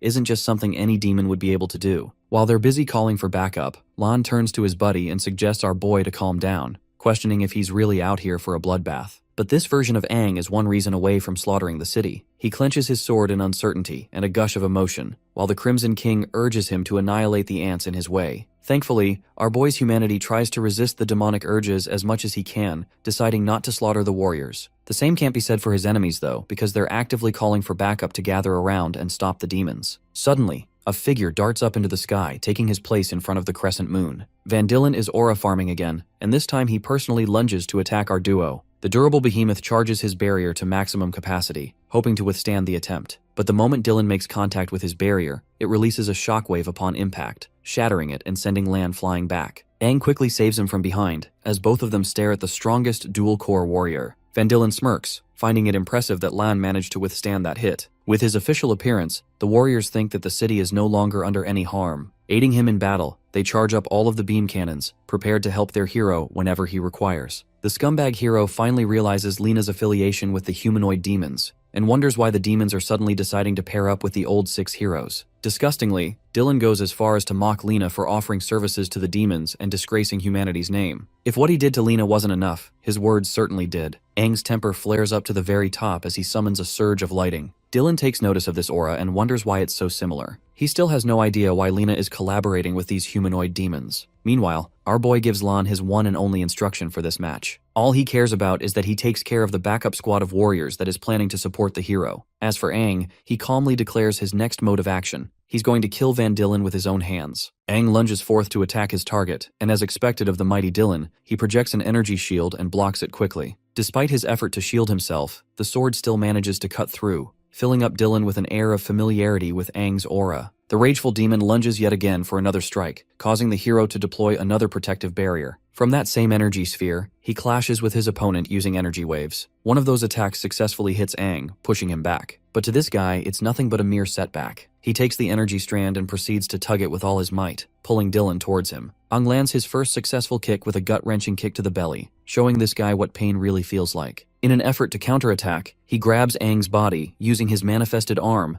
and launches away up in the sky. The warrior laughs at the demon, wondering if Aang is fighting so ruthlessly because he shares a grudge against him. After saying that, he slings our boy into the ground with a thunderous smash, causing his sword to spin away and plummet close to Lan's battle with the human warriors. However, this battle is quite one-sided, with the 4-armed behemoth casually pushing the warriors away with a strong energy wave. This causes the warriors to become confused, as normally the demons would always aim for the kill, and Lan just now had the perfect opportunity to do just that. The thing is, even this musclehead is starting to get tired of holding them back without killing them, and hopes that Aang's battle concludes soon. All of a sudden, the man is hit with a beam strike from the top of the wall. In the distance, there are 2 prominent figures. Both of them are the captains of the attack squad, who are surprised that the demon is capable of withstanding their wrath. In case you guys haven't noticed, both of these warriors are literal monsters, boasting 7th fin status. The 2 march right into the battlefield, ready to kill the invaders. As for the city warriors, they're also preparing to shoot down defense beams to allow support for their heroes. Lan is starting to realize that they're in neck-deep trouble, and that if he doesn't hold the 7 fin warriors off, they'll get to Aang. So this man carves up an ultimate shield, becoming the only thing stopping them from getting to his friend. Speaking of Aang, our boy is in a rough state.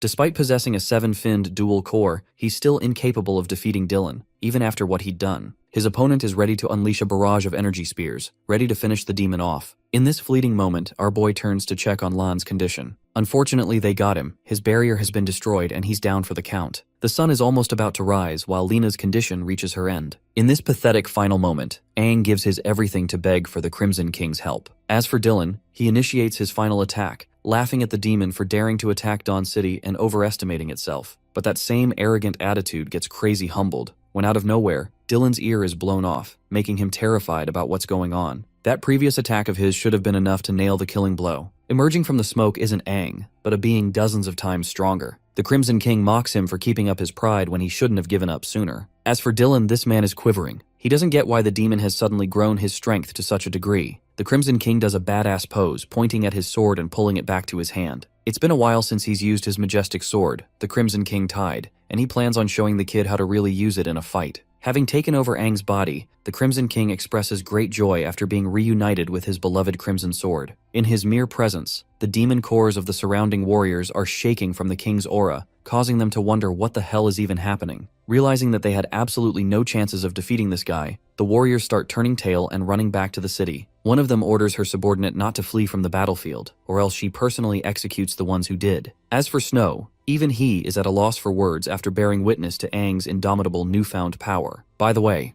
we will be calling him Snow from this point onward.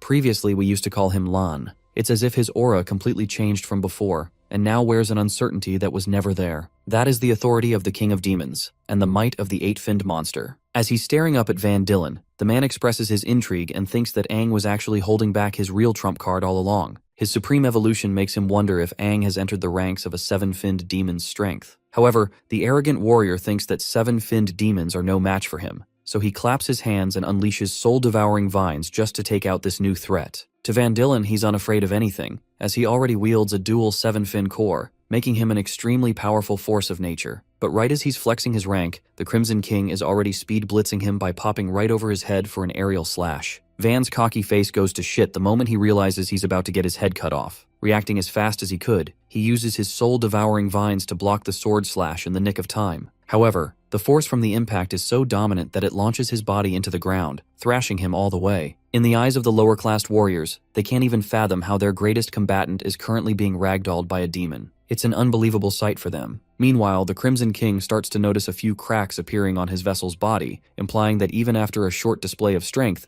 this body is far too weak to handle the Crimson King's true power. Even though he's fully taken control of Aang for now, that the Crimson King pities the current version of him, which makes you wonder just how powerful this guy was in his prime. Back to the scene of the fight, the lower-classed warriors are worried for their great lord. Van Dillen managed to survive that last attack thanks to casting another energy shield barrier before impact. In his thoughts, he analyzes that the previous attack was far beyond the caliber of a typical seven-finned demon's strength. He fails to comprehend how a godlike being has emerged from the body of a weakling. Dillen's ego is getting in the way, and he doesn't want to be humiliated in front of his peers again. After all, if he gets embarrassed here, it will reflect on the rest of the city's strength. Then there's the problem that the demon is fighting way too close to the city, which threatens Dillen's reputation even more. Deciding to change the scene of the battlefield, the dual 7-core warrior surges with strength and takes off like a rocket to charge at his opponent. Clasping his fist, this arrogant guy is planning to blow the demon away far from the area. However, the Crimson King remains unimpressed and merely decides to take the attack head-on. The moment their clash connects, the 8-finned monstrosity cleanly cuts his way through Dillen's body, severing his arm clean from him. Shivering in fear and astonishment, Van Dillen screams in agony. The warriors looking up to him are suddenly beginning to question his ability to win this battle. Frustrated that he got humbled in front of his own gang again,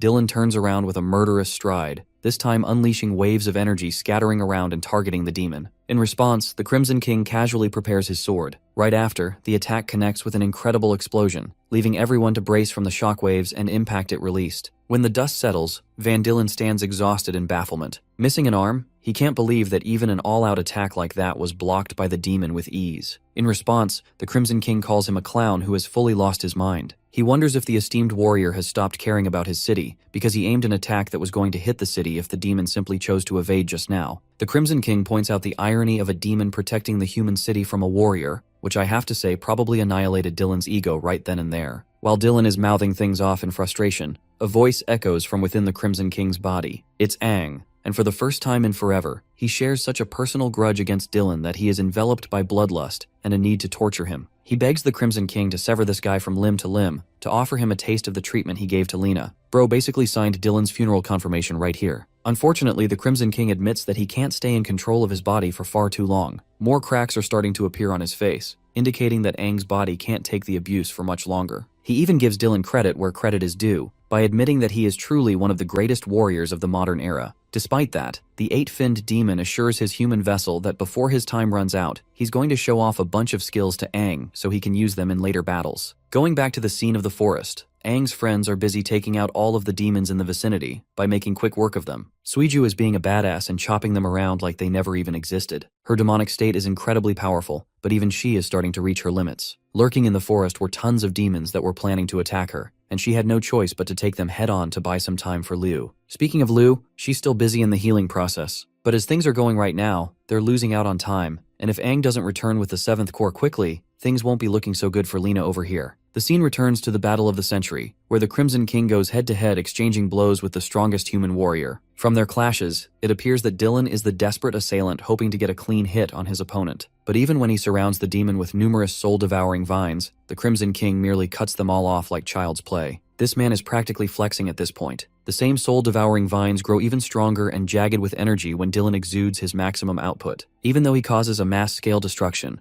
none of it matters because the Crimson King's speed blitzes his ass again and appears right behind him, cueing the, "Oh fuck, he's standing right behind me, isn't he?" moment. Before he can even turn around, the 8-finned demon annihilates the human with a piercing stab in his abdomen. Things are looking bad for Dillen, and he knows it. He's well aware now that he's fighting a demon well beyond the ranks of the 7th fin. By simply engulfing his aura, the Crimson King was able to extend the range of his weapon and connect the earlier blow. Anyway, even the prestigious warriors that were in awe of Lord Dillen's strength are watching helplessly, witnessing how the fight is going in the opposite direction for their hero. In an effort to back him up with support, the warriors are about to take off, when suddenly, Snow grabs both of them despite having been taken down before. This man is the ultimate homeboy and refuses to let any of them interrupt Aang's fight. The hasty warrior stabs him with a beam in an effort to free him from the demonified human's grasp. But despite that, Snow endures the torture and copes with his suffering. He realizes the extent of his own limitations, as he couldn't help but be demolished by a 7-core warrior. Still, Snow doesn't want to give up despite the gulf in strength. He too wants to exact justice for Lena's sake, and this time, he intends to use the power that he kept in reserve during his demonization process. Cracks appear on his back, and suddenly a wave of energy erupts from the defeated demon's body, alarming the warriors around him. The higher core warriors can't fathom how one demon is capable of expressing so much willpower.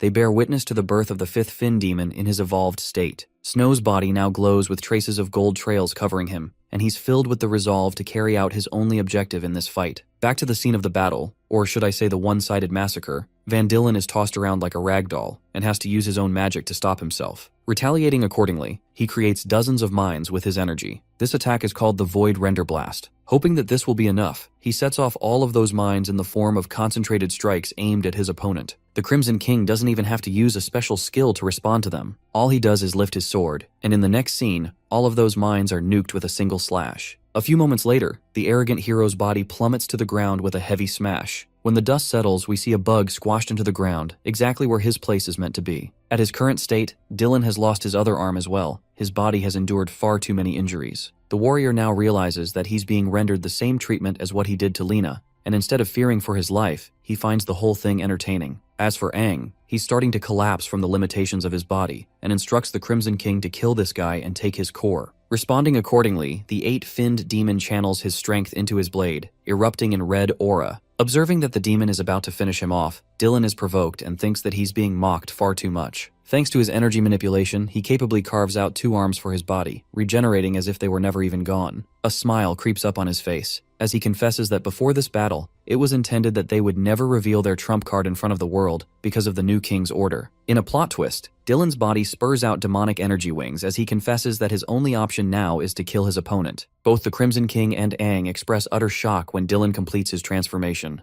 The hero reveals his trump card through demonization, and despite his distaste for demons, he seems unbothered using their power for himself. The new and evolved Van Dillen is a 7-fin dual-core warrior supercharged with the strength of demonization. This is astonishing in the eyes of the suppressed Crimson King, who points out Dylan's genius plan. You see, throughout this entire fight, his mission was to lure his opponent away from Dawn City, to avoid anyone witnessing his demonization transformation. Thanks to that, no one will know that their esteemed hero is a demon too. Amused, Lord Dylan offers praise to the clever demon for quickly grasping a hold of things. He also reveals that he's never used this form against an enemy until now, simply because he was far too powerful even without it. Even though he completely despises his demonic state, he had to set aside his ego just to stand a chance against his opponent. Vanishing in thin air, the demonified Dylan pops out of nowhere and calls his form invincible. This time, he actually manages to connect his attack against the 8-finned demon, smashing him into the ground with his abyssal soul-devouring pillar. Refusing to let this fight be finished already, Dylan uses the same spear and nukes the 8-finned demon's body by sending out even more blasts, causing the ground to erupt with explosions. At the end of his attack, he stares down at the remains of his opponent. Despite having taken all of those hits, the Crimson King appears unharmed, as he blocked everything thanks to his sword.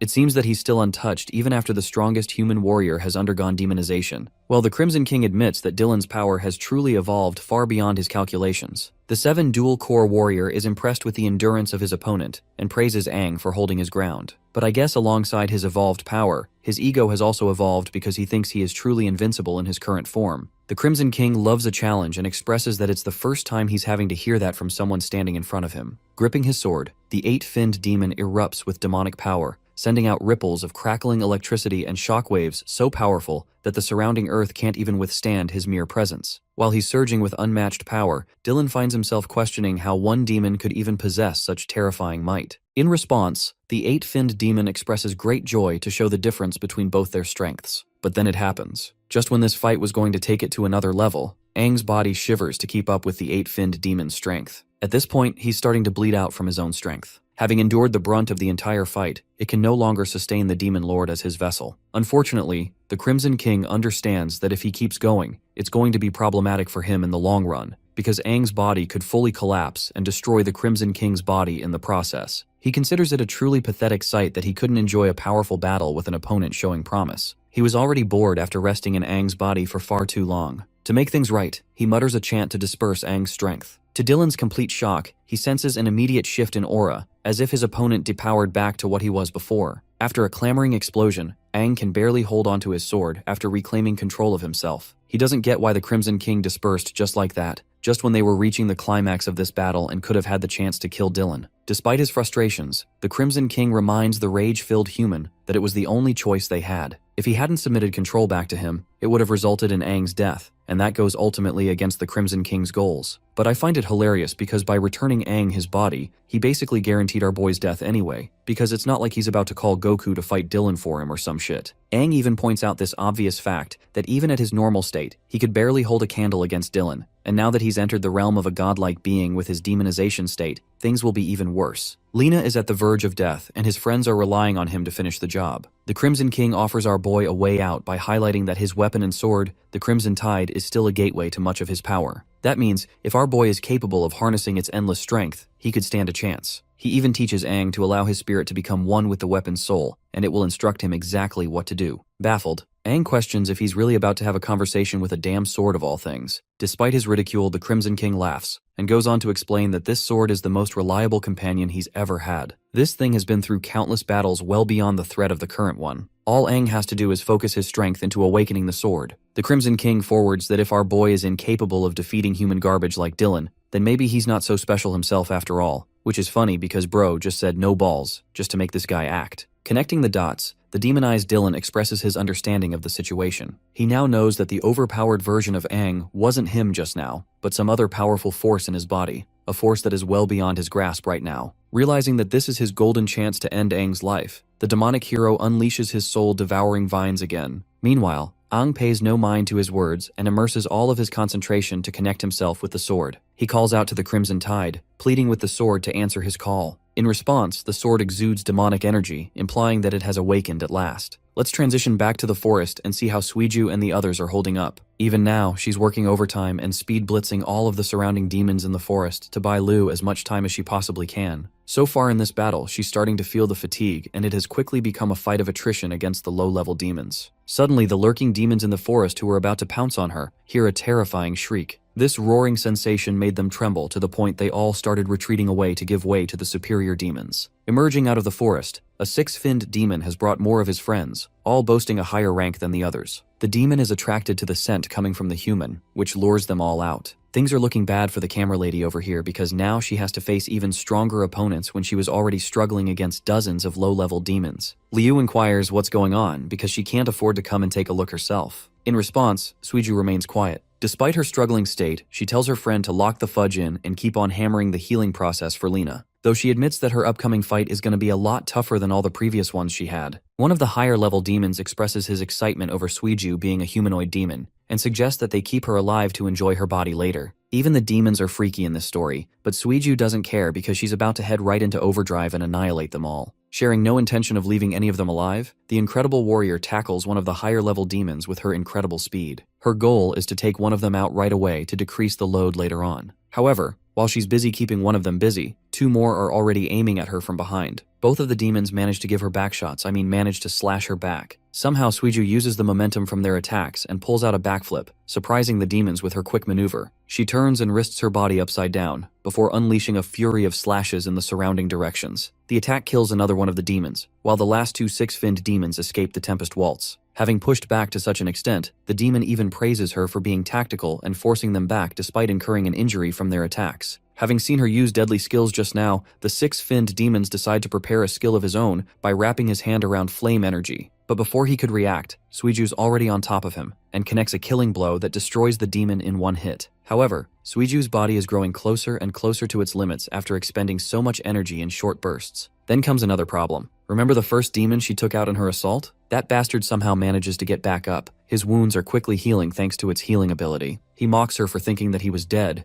and promises to show the human what a taste of pain feels like. Saying so, the five-finned demon bursts with incredible speed, but this time, he goes after Liu, who is defenseless and incapable of doing anything. Despite his bait-and-switch strategy, Suiju somehow still catches up with him and recreates that one scene from Naruto where Minato destroys Obito's back with his Rasengan. Suiju refuses to let this plan fail and succeeds in protecting her friend. Liu is really happy that she was able to make it in time. But unfortunately, because she was distracted and fully focused on protecting Liu, Suiju completely forgot about the other demons and ended up getting mauled by a powerful attack from behind. Blood shoots out of her body while her friend screams her name in worry. Suiju pants in exhaustion, knowing that her body is incapable of enduring more of this torture. Pissed off, she retaliates accordingly by slaughtering the higher-finned demon with another slicing ability called the Blade Fury. After chopping its head clean off Eren Yeager style, she grips her weapon tightly, knowing that the rest of the lower-level demons are still aiming to attack her. Suiju no longer gives a damn and threatens the demons to come and get a piece of her. But her show of confidence and her ability to slaughter 6 finned demons just now has instilled a deep fear into them. Instead of attacking her, the lower-level demons choose to scatter away instead. Filled with happiness, Liu thanks her friend for staying strong until the end and holding her ground. However, even though she's calling out to her, Suiju appears unresponsive. Having endured dozens of wounds and exhausted herself throughout the encounter, Suiju ends up fading to unconsciousness on her feet, which in my opinion is one of the coolest ways for someone to go out. This is the result of her defeating 2 6-fin demons, 1 5-fin demon, 6 4-fins, 16 3-fins, 22 fins, and 45 1-fin demons all in one night, while at the same time ensuring Liu's safety. Now let's go back to Aang, who has freshly awakened the Crimson Tide. The sword is offended at his ability to have a conversation with the blade because he isn't supposed to be the Crimson King. Meanwhile, our boy is enjoying the fact that he finally managed to communicate with the sword, but the way he is caressing the sword is giving me sus vibes. While he's marveling at the wonder of his new accomplishment, the demonized Van Dillen refuses to be mocked and ignored openly. He sends out a burst of soul-devouring vines to end Aang's life, claiming that he no longer possesses any chances of beating him, now that he's lost the support of the demonic force inside of him. In retaliation, the once strongest human of humanity urges the demonic blade to help him kill this guy. But hilariously, the sword outright refuses his order, shocking our boy.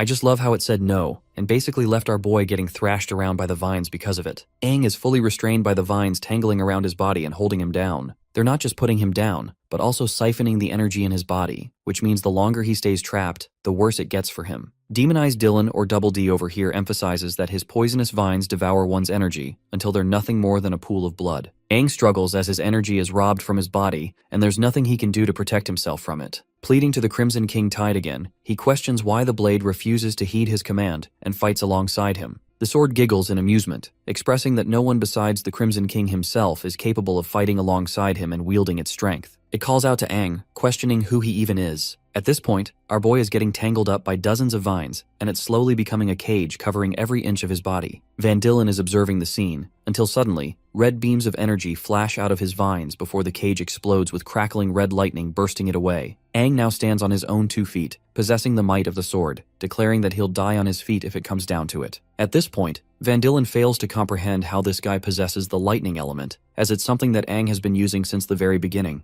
Knowing that he can't afford to let this guy live any longer, Van Dillen intends to put him down for good with his next attack. The demonic sword, observing all of this, suddenly begins to cackle like a madman. The blade has sensed a unique power coming from Aang as a result of the red lightning he produced, and hence it considers him worthy to be his companion. Now that the two are unified together, Aang raises his demonic sword into the heavens and urges the weapon to comply with him. But to his shock, the blade shatters into 100 pieces. And no, this isn't because of that ugly green clown's attack or anything. It's because the sword is capable of manipulating its form based on the user's strength. In our boy's case, the Crimson King's tide reforms itself and materializes on his right arm, allowing Aang to access its full might. With a newly powered weapon becoming a part of his body, our boy smiles, because finally he stands a chance against Dylan. He praises the Crimson King tide for being incredibly powerful. While he's busy glazing his weapon out here, Dylan feels left out and fails to comprehend what the fudge is happening. He's seen so much character development out here that he no longer cares anymore. Demonized Dylan manifests his strongest ability yet, summoning Leviathan-sized serpents out of portals, which is one of the coolest abilities I've ever seen. Dubbed it as the Dimensional Python Array, he sends these gargantuan pythons aiming to kill his opponent.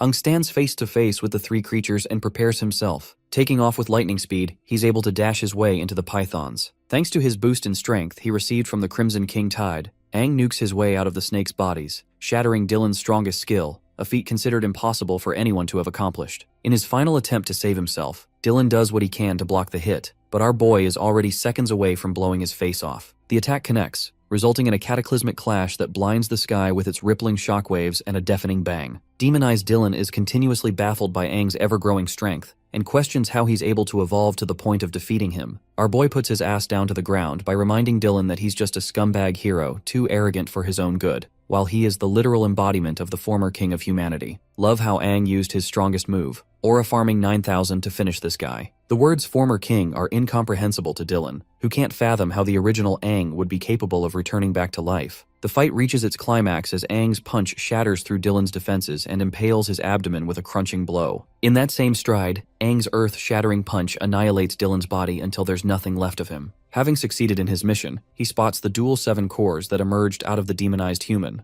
Our boy quickly grabs both of them with speed and blitzes back into the air to return to his friends. The perspective shows the destruction unfolded as a result of the battle between the two fighters. Everything is in ruins. Meanwhile, Snow is holding his own in an energy barrier against 2 higher core warriors well beyond this league. The old warrior fails to comprehend how this guy is so resilient that he refuses to give up despite receiving dozens of attacks. The girl points out that aside from this demonic human's sturdy defense, his aura only continues to evolve the longer the fight is dragged on. It's as if they're going up against a creature that will never go down, no matter how hard they try. Thanks to his shield barrier, Snow has become an impenetrable shield to hold these 2 warriors down, just so that they can't intervene with Aang's battle. Despite his accumulating fatigue, he simply tells them that they cannot pass. At this rate, both of the warriors decide to plan out a finishing blow, combining the best of their abilities to annihilate him in one move, fearing that this fight will negatively impact their soldiers' morale. Both of them launch into the air in a burst of energy. Their energies combine mid-air, swirling into an explosive strike headed right towards Snow. Even the newly evolved 5-finned demonic human knows that it's going to take his everything to block an attack of this scale. Knowing that he's about to be killed, he wishes the best to Aang and hopes that he's finished his battle. But the devil arrives at the final hour to save his friend,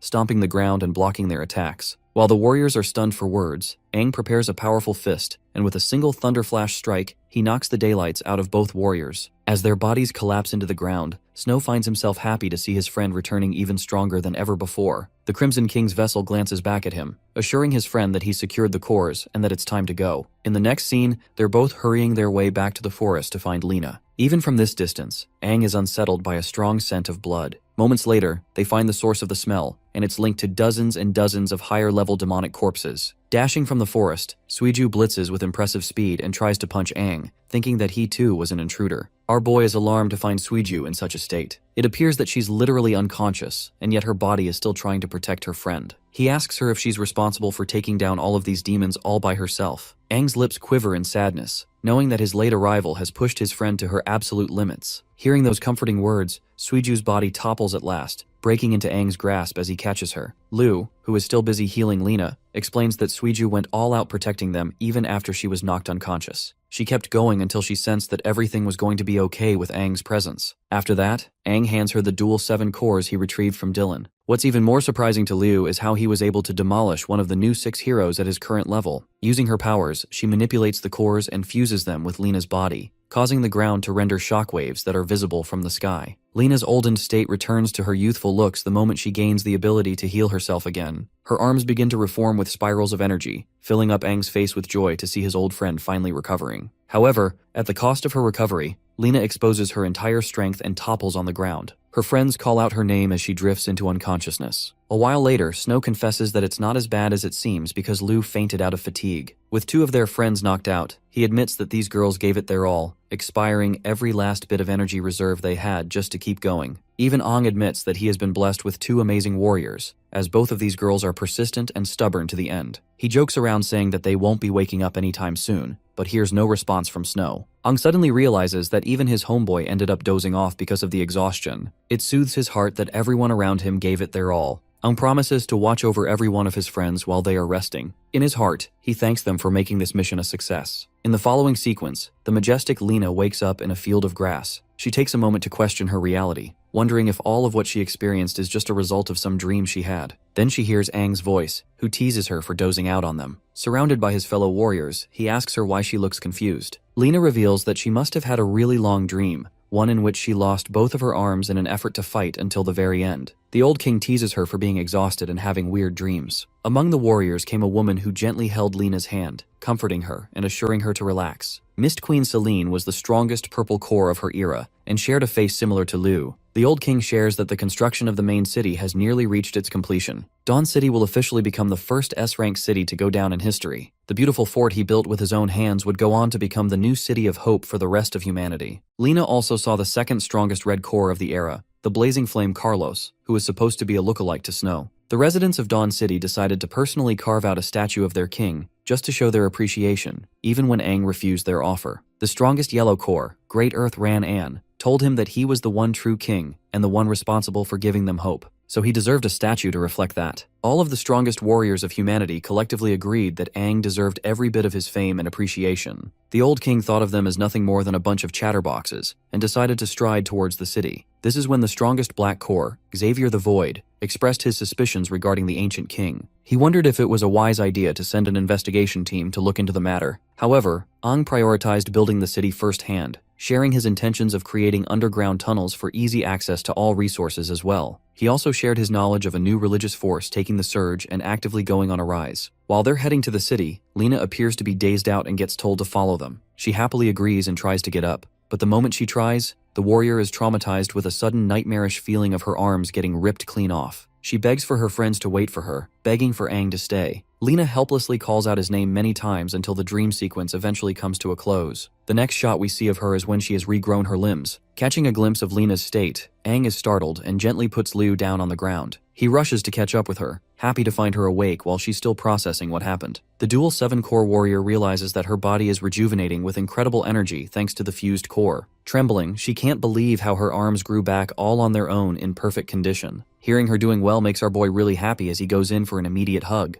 The forest is silent. The bodies of the demons rest quietly, and Aang's friends are sleeping too, leaving them to experience a moment just between the two of them. Overwhelmed with emotion, Lena is brought to tears when she connects the dots and realizes that Aang went out of his way to endure so much just for her sake. He apologizes endlessly for her mistakes, knowing that she is responsible for Aang putting himself in danger. In response, our boy calmly assures her that everything is okay and that all of them did this because they wanted to. At the end of the day, they were lifelong friends who took liberty in knowing that they would sacrifice their lives for each other's sake. Well, after that, Aang basically explained everything from the very beginning and how he managed to kill Dylan and save Snow in the process. It comes as a shock to her system that he managed to kill one of the new 6 heroes, but an even greater problem arises because now, Dawn City and the new king will be sending out the rest of the heroes to hunt for them. Fearing for the worst, Lena urges them to leave this place immediately, knowing that it's going to get ugly for them. Our boy agrees with her words, expressing that all of them are currently far too weak to take on any more threats. Of the original 6 heroes, 3 died in battle, 1 was imprisoned, but there is the yellow core Ran An, who managed to survive. After enduring a serious injury, he gave up the life of a warrior and went into hiding in a secret town to lay low. Aang shares that they should track him down and find him,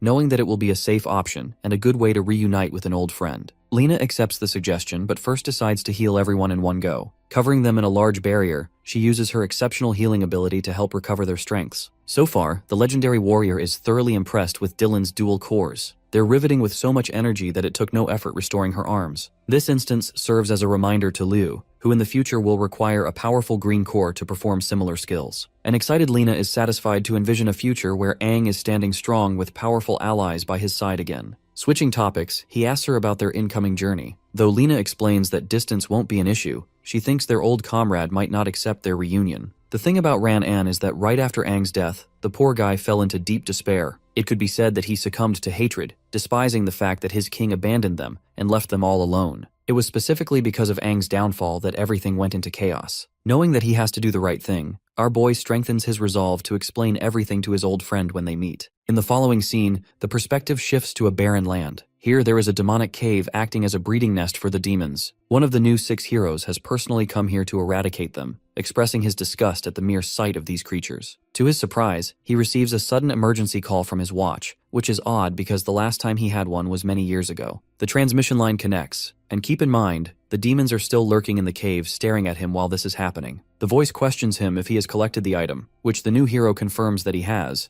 though he doesn't get the point of asking such a pointless question through an emergency call. It's starting to bug him that this person doesn't trust him even after everything he's done for them. Until suddenly the news reaches him. Dylan is officially declared dead, and the hero's face sinks to horror upon hearing such a wild statement. The messenger continues to explain that apparently, 2 incredibly powerful humanoid demons arrived out of nowhere to attack Dawn City. Lord Dylan led one of them far away from the city, way beyond its borders. But when the battle ended and an investigation was conducted, they received Dylan's death signals. Not a single part of his body remained, not even his bones. As for his dual 7 cores, they were also stolen by the same party, and they've yet to uncover the party's objective. Well, the messenger reminds him that the 6 elite heroes have shrunk down to the number 5. The current king is unaware of this news, as he's in seclusion. Leo, an incredibly strong dual red 7 core, is given immediate orders to return right away. But this command bothers him, and he refuses to sit around upon his return. He is filled with rage, and he doesn't give a damn if they're gonna stop him because he'll still investigate on his own. Leo begs him to do this, to which the other person decides to agree with, telling him that he's going to inform the other 3 heroes. Leo promises to send the results of his investigation a bit later, which would help the overall search mission. The caller emphasizes that Leo should calm down,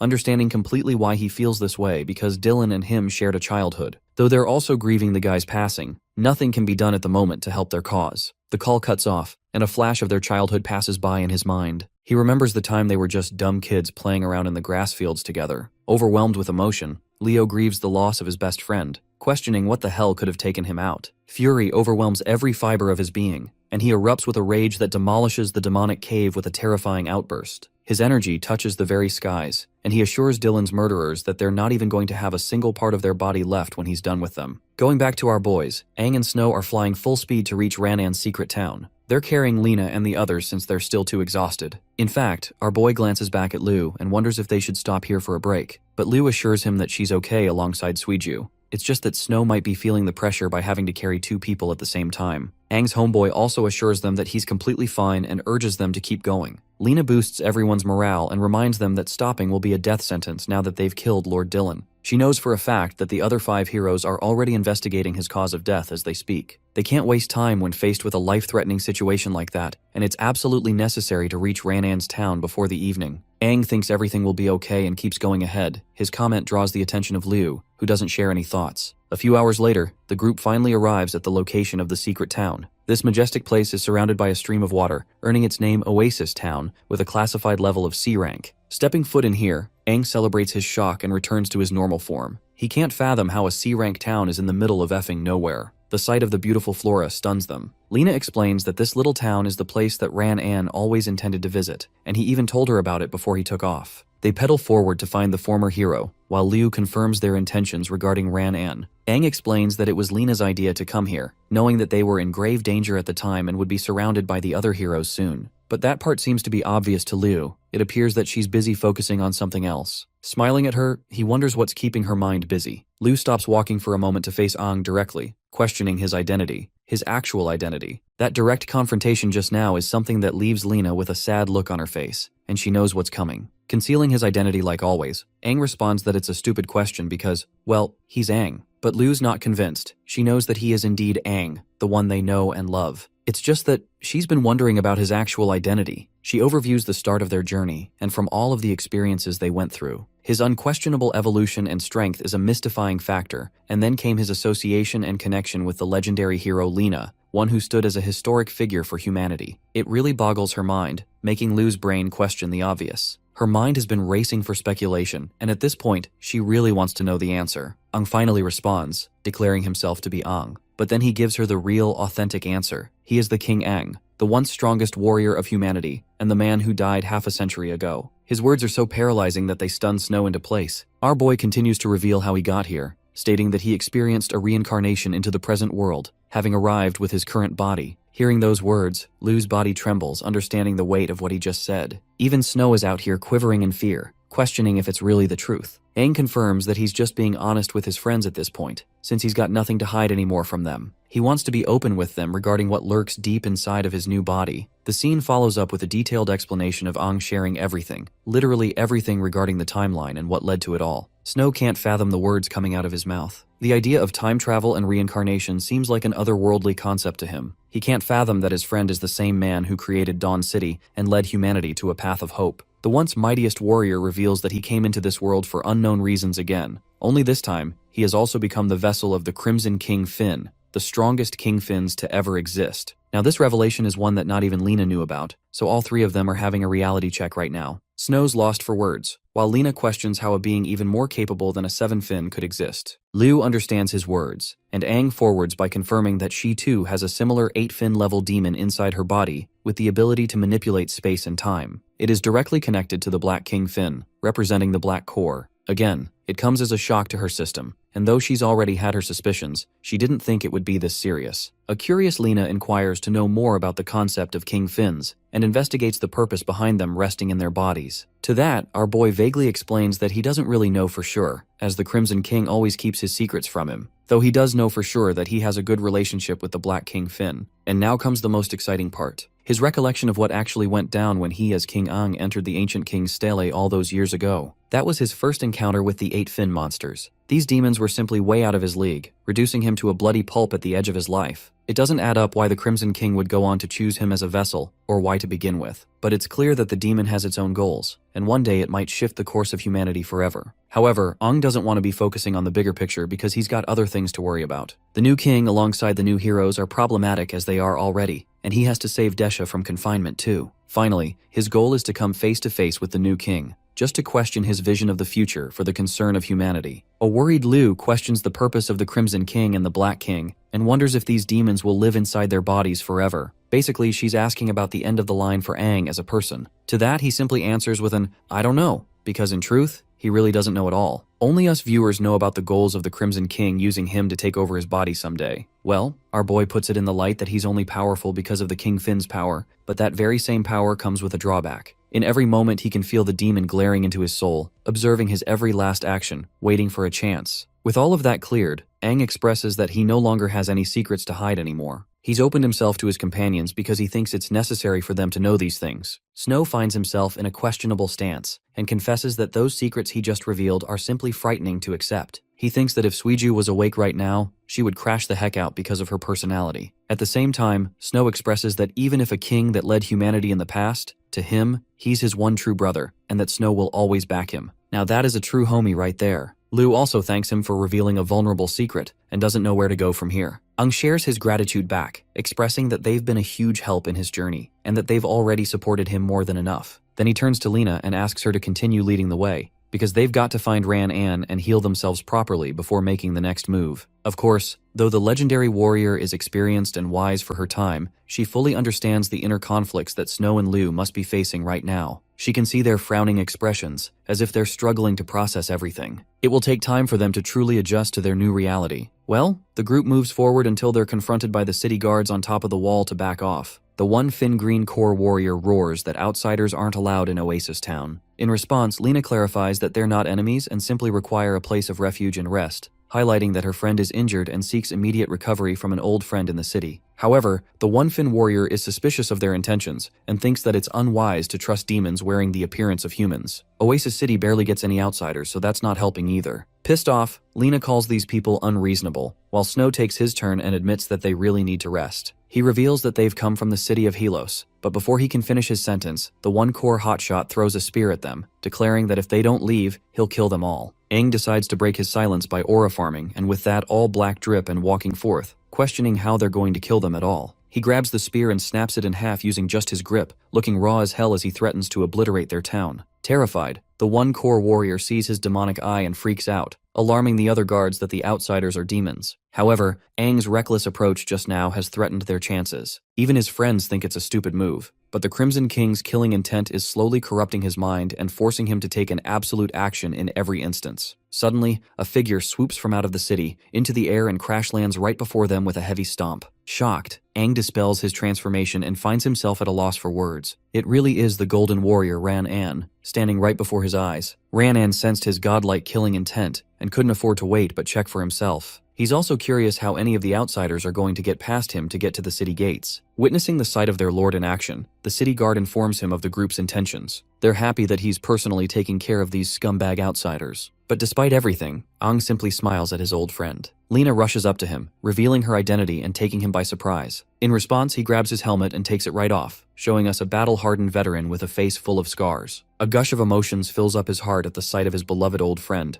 as he questions what she's doing here. Lena reveals that they've come to rest because her friend is seriously injured and requires attention. In response, the Golden Warrior orders the guards to open the gates. This is a striking development, and the One Core Warrior even objects to this decision, reminding his lord of the murderous aura from earlier. Ran-An assures him that nothing will happen as he's here in case things go wrong. The gates are ordered to open, welcoming them into the city. The scene transitions to Leo, who returns to Dawn City to regroup with his friends. Among the new 6 heroes is the dazzling dual 7-core Purple Warrior, Trina. She consoles her friend regarding the death of Dylan, though it's clear that Leo is more upset than anyone else and appears dazed from the news. Ignoring her, he takes his suitcase and reveals the new batch of cores that he retrieved from the nest. Among them are 6 different 7 dual cores. From the batch, he takes the red cores and hastens to leave, requesting for Dylan's combat data right at once. As he's leaving, she stops him. Trina shares that he's not going to be going alone on this investigation. Those are the orders they received from their leaders. Shocked, he turns around to ask if it's the new king who ordered them. Cutting them off, a shadowy figure appears, expressing that it's their first time working with humans. Leo is stunned for words as the man in robes makes his way. This is Fledgling, and he has decided to cooperate with Dawn City for the investigation process. In the following scene, they arrive at the same battle-scarred grounds where Aang and Dylan faced off. Leo appears pissed the hell off that he's being trailed by this guy, and Fledgling confronts his feelings immediately. The new hero turns around expressing that a pathetic 5-fin demon doesn't suit his attention if not for the orders they received. He orders the demon not to get in his way, or else he'll show him no mercy like the rest of demonkind. Fledgling accepts, while Leo goes on acting like he could easily kill this guy with just a single hand. Bro gets instantly humbled with a fucking reality check as Fledgling backshots him from behind,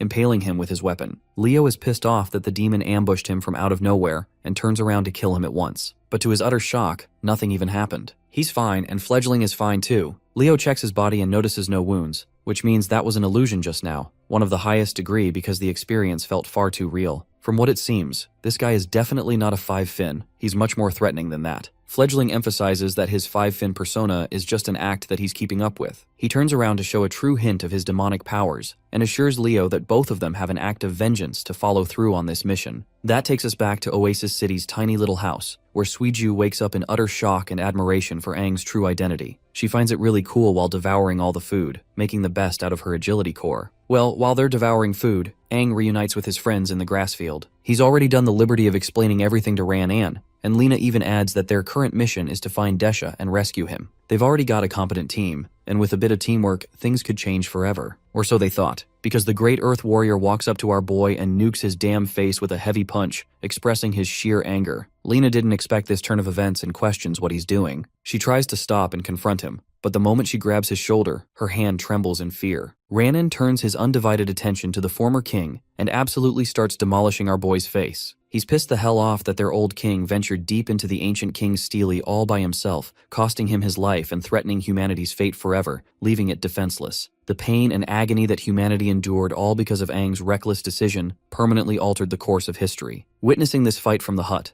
Aang's friends are alerted and immediately rush out to help him. But as they're coming to help, all of them are immediately frozen in place, unable to move another step. Ran-An grabs our boy's collar, pulling him forward and screaming in his face for leaving all his comrades to die and humanity to rot without a home. He can't stomach that the same ignorant king who left them all alone is now here to play the hero and save everyone. Aang understands the weight of his actions and apologizes to his dear old friend, begging him to help him in this battle once more, and reassuring him that he will redeem himself this time. Having caught a glimpse of his old king's face, the legendary warrior is moved to tears. Witnessing the commotion, Ran-An's family also arrives. His wife and son are shocked, and the young kid even threatens the malicious group for getting on the wrong side of his father. Lena and Aang are both at a loss for words. They realize that this guy has an actual family now. The Golden Warrior embraces his king and apologizes for no longer being the same Ran-An of the past. He confesses his pathetic action of having fled to a small town for his own safety, to live out a life as part of a family, to cherish his loved ones. And now that he has become part of a family, he doesn't see a path for him as a warrior. No longer does he possess his old strength either. In fact, he's even missing an arm, which is why Lena's hand shivered earlier. The poor guy just wants to protect his family and his town, and his words are enough to move Aang to tears. Lowering himself before his old king, the pitiful warrior begs him to take his rest and make his leave.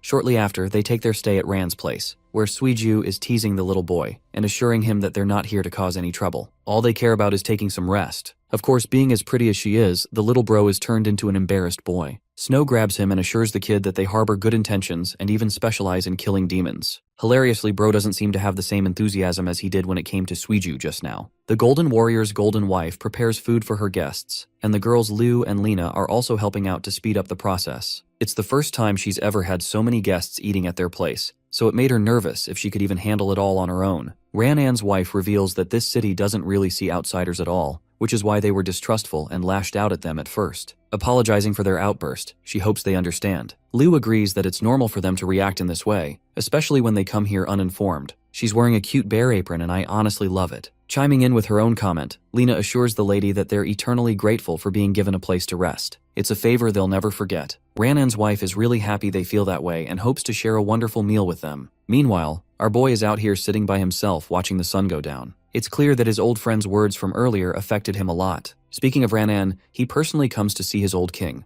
Every time Aang turns to look at him, the guy sees a vision of his beloved king in his face. The Golden Warrior admits that everything he said about the time travel and reincarnation part was too ridiculous for him to accept at first. That's why he lashed out and started punching the fucker out of nowhere. But now that he's replaying the scenario in his head, he realizes that he overstepped his boundaries. Offering his apology, the Golden Warrior kneels down and properly salutes his old king, sharing the same youthful enthusiasm of his former years. They share a conversation together, where Ranan catches him up to speed about what happened, how he was injured and fled his way here. At first he was convinced that he wouldn't survive, but there he met a baddie nurse, who took him in and nurtured him until his wounds recovered. She never questioned his past, and merely embraced him with open arms. Soon they developed feelings for each other, and that became a transitional stage in his life. He had left his position as one of the old 6 heroes and no longer fought to protect the world. His only mission was to protect and love his wife, and to defend his home. Time passed and they ended up having a son, having another reason to protect the life he lived. Ranan truly thinks that his family is his eternal pleasure and that he's won in life because of them. Expressing his utmost happiness for his old friend, Aang comforts him for having found a life. To him, this kind of life was never even possible. There was far too much pressure on him as the world's strongest warrior, the king, and the hope of humanity. Even though he had never shared intentions to lead his life in this way, he knew his role, which is why he never stopped pushing forward. At a critical moment, the king disregarded everyone's advice and decided to venture into the ancient king's stele to uncover the truth. He wanted to unsheathe the reality that was hidden from them, the one that fixed permanent disaster upon the world. It was the role he thought he was meant for, which is why he headed right inside. To Aang, reality is simple. He doesn't want to be comforted by the temporary safety of the present, as it's a form of self-deception that can be stolen at any time. He knew that he had to end the tragedy at the heart of the problem, which is why he did what he needed to do. The Golden Warrior argues that despite his intentions, Aang's actions ended up misleading his people and resulting in a war that threatened humanity's existence. He apologizes for being able to understand his king's true intentions back then, but the effects are clear. However, the old warrior confirms that those intentions are exactly the reason that Aang remained the one true king. Speaking of kings, the once mightiest warrior is curious about the new king's position and where he intends to lead humanity. Ever since he faced off against Dylan's demonization form, he realized that the new heroes are also capable of tapping into the might of the demons. This revelation fills him up with worry regarding the new king's secret intentions. However, the Golden Warrior shrieks in horror and begs his king not to oppose the decisions of the new ruler. He himself has seen the new king's true power, and it's something that is the definition of fear. However, Aang shares a different opinion with a smile on his face. After all, his encounter with the new king is inevitable. The Crimson King side of him reveals itself and declares that it is more than powerful enough to defeat him. In response, Ranan basically embodies the surprised Pikachu face, unable to comment anything in return. In the next scene, the group sits down for a delicious dinner. Ranan's wife even prepared a bigger table for them to eat comfortably. It's been a while since the Golden Warrior enjoyed such a nice meal. However, the same comforting meal is disrupted when the Crimson King Tide is summoned with electrifying force out of nowhere, stunning our boy in place. The weapon quickly reforms into his arm, as if it senses the arrival of something or someone. The sword alerts his companion of the impending danger. Aang is the only one who understands what's going on, while his friends fail to comprehend his reaction. A falcon appears to be flying towards the house, as 2 sharp forces of destruction annihilate the house in one swing. With the house obliterated, Aang's group manages to escape just in time with everyone intact. Taking a closer peek at the intruders, they come to find Fledgling and Leo, who have located them in Oasis City just like the demon predicted they would. Thanks to Fledgling's search birds, nothing escapes his sight, and he can find anyone through them. Aang stares in confusion, while Leo breaks his silence, harboring intense fury as he questions if he is the one responsible for slaughtering Dylan. Let's go back a few hours and see how these two managed to get here in the first place. Leo expressed his concerns regarding why they came to the site of Dylan's death in the first place, prompting the demon to respond that it's the only way to find the one responsible for killing him. The new hero confronted him directly, and questioned what the demon meant by his earlier statement regarding the act of revenge. You see, all of it goes back to what happened to Fledgling's dear old companion. He wants to make things right and search for a powerful being responsible for his demise. Coincidentally, he's found clues that link him all the way here, where Dylan fought the same person he's looking for and left the terrain destroyed. The coincidence is far too convenient for the demon to simply put off, which is why he's choosing to cooperate with humanity. Those are the orders Fledgling personally received from his superiors. Leo thinks it's all a waste of time if he's got no clues on their target, but suddenly finds himself surprised when the demon retrieves one of his birds. The little one has come with some intriguing information and shares all the knowledge. This little thing has actually spotted all 4 of the attackers instead of just 2, demonic humans that are capable of boasting humanity and wielding the demon's powers. Turns out that they were injured and decided to leave. Leo is startled by this information and questions where they went, causing the bird to express that they flew in a certain direction. Following that same direction, both of them took off in the air to follow that same path, and that leads them to the present, where they discovered the Oasis City. The one thing that boggles Leo's mind is why a bunch of human warriors would go on the attack and kill one of the new heroes of humanity. As for Fledgling, he sets his sights on his target too, knowing that there's a dark demonic aura flaunting off of Aang's arm. Though he doesn't understand the source of his powers, he's certainly intrigued by it. Our boy internalizes his concern, inquiring about the strength levels of both of his opponents. The sword takes a second to reveal the haunting reality. It declares Fledgling as someone far more powerful than the likes of Dylan at his full strength. The man in the robes is exuding a haunting aura that feels strange for even the Crimson Sword. Well, anyway, Leo spirals into craziness and goes on the offensive to kill the bastard who slaughtered his best friend. He pummels Aang with the force of a fierce lion charging at him. That single punch of his exudes enough pressure to send the rest of the group bracing from the impact. Meanwhile, our boy appears to be holding his ground and quickly transforms into his demonic state, taking Leo by surprise. He can't believe that Aang was able to block an attack of that scale coming from the mightiest 6 heroes of humanity. Menacingly, our boy glares at him with his demonic eyes. This fills up Leo's face with fury, as he recalls the one responsible for killing Dylan. He pulls a back fist to throw Aang back, who doesn't sustain damage and simply gets pushed back. An enraged Leo channels all of his strength, causing his hair to spike up and lightning bolting on him. Promising Aang a painful death, he sets into motion. Meanwhile, our boy senses a similar demonic aura from this guy like he felt with Dylan, which confirms that he too can demonize and become way more powerful. Liu calls out the big question, inquiring about their attacker's identity. Lena finally reveals that they're dealing with the Red Lion, Leo, one of the new 6 heroes. Meanwhile, the Golden Warrior is busy protecting his family, questioning how the hell they managed to track them down all the way here. Unfortunately, he's so weak that he can't even defeat any of them in his current state. Well, it still doesn't stop our boy's friends from transforming into their demonic states to help him out. All 3 of them are ready to confront the attackers together. Lena also intends to join the fight, but our boy strictly orders her to secure Ranan's family firsthand. Objecting to Aang's order, she reminds him that they're going up against the mighty Red Lion, and that there's nothing stopping his wrath. Adding to her concerns, Aang also reveals that the guy next to him is an incredibly powerful demon, and high-level demons never appear alone. They're almost always surrounded with a swarm following them around. This increases the danger, which is why Lena rushes to transport Ranan and his family to safety. She grabs them all together and bolts away. Meanwhile, the 3 demonic humans confront Leo in an effort to take him down. However, despite their combined assault, Leo faces no difficulty taking them head-on. His reaction speed is off the charts as noted by Liu, even though he doesn't even possess an agility blue core. Meanwhile, Fledgling is out here enjoying his meal, watching the battle unfold and wondering why Aang isn't teaming up to assist his friends against the all-powerful Red Lion. The thing is, our boy is genuinely threatened by Fledgling's discomforting aura, deeming him a far greater threat than the new hero. The battle between the Red Lion and Aang's comrades continues its course. All 3 of them appear to be ineffective even with their combined attacks. Liu seizes charge of the attack and orders them to surround the hero with crushing blows. She thinks that even if he's one of the finest heroes around, there's just no way he will be able to make it out of all 3 of their attacks. At the least, they can prevent him from reaching Aang. Liu wants to allow Aang the opportunity to face off against Fledgling in the meantime, because the moment they take down even one of them, the battle will turn in their favor. Snow charges with a brutal overhead but misses the attack. He follows up with his dual fists, but Leo faces no difficulty blocking the attack. Even the muscle behemoth Snow has to admit that this guy's strength is way out of their league, while Leo casually glares at him. Suiju makes the best out of this opening and blitzes right in, aiming to attack him from behind. Her sharp strike misses the warrior, only being able to graze his hair. He turns to keep track of her movements, while Suiju's face turns to shock, questioning how the hell he dodged that. Even though they're dealing with a red core warrior, this guy's got the speed of a blue core and a durability of a yellow core,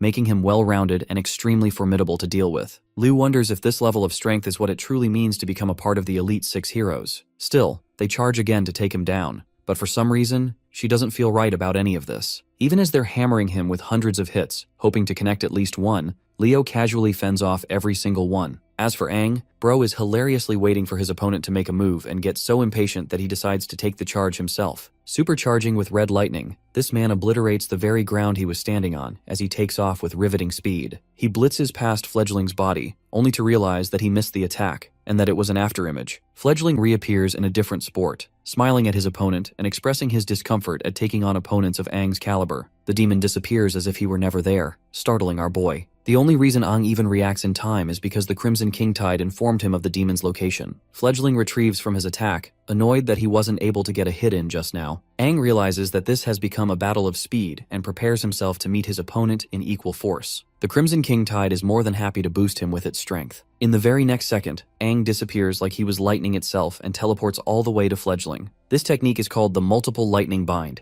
and it allows him to create multiple copies of him using tremendous speed to confuse his opponent. The attack actually connects and obliterates the ground with every hit Aang connects with Fledgling. But not just that, this dude literally appears right in his face again and claws his wave through Fledgling's body with a perfect strike. The demon quivers in pain, blood gushing out of his body as he grabs Aang's arm and commends him for being astonishingly fast. However, he feels bad for the poor warrior for having killed the wrong target. The real Fledgling is already behind him. In comes the plot twist. Aang didn't just get fooled by a fake copy. In fact, he actually ended up attacking Lu with a powerful hit. While she trembles in his grasp, Aang is filled with emotion, realizing the weight of his actions. But this too is a trick crafted by the demon, as the Crimson King Tide informs Aang that it's an illusion. The illusion suddenly breaks, and no longer can he spot Lu's body within his grasp. Bro is out here facing Itachi's Genjutsu or some shit. Back to Leo's side, the new hero is interestingly overwhelmed and gets sliced apart. But that too is an illusion, as Lu realizes that Leo is already gone. They look around wondering where he went, while Fledgling emerges at the top, showing his dominance. He taunts them for being distracted so easily, which is exactly why Lu felt off when she interacted with Leo's body earlier. But that begs the question,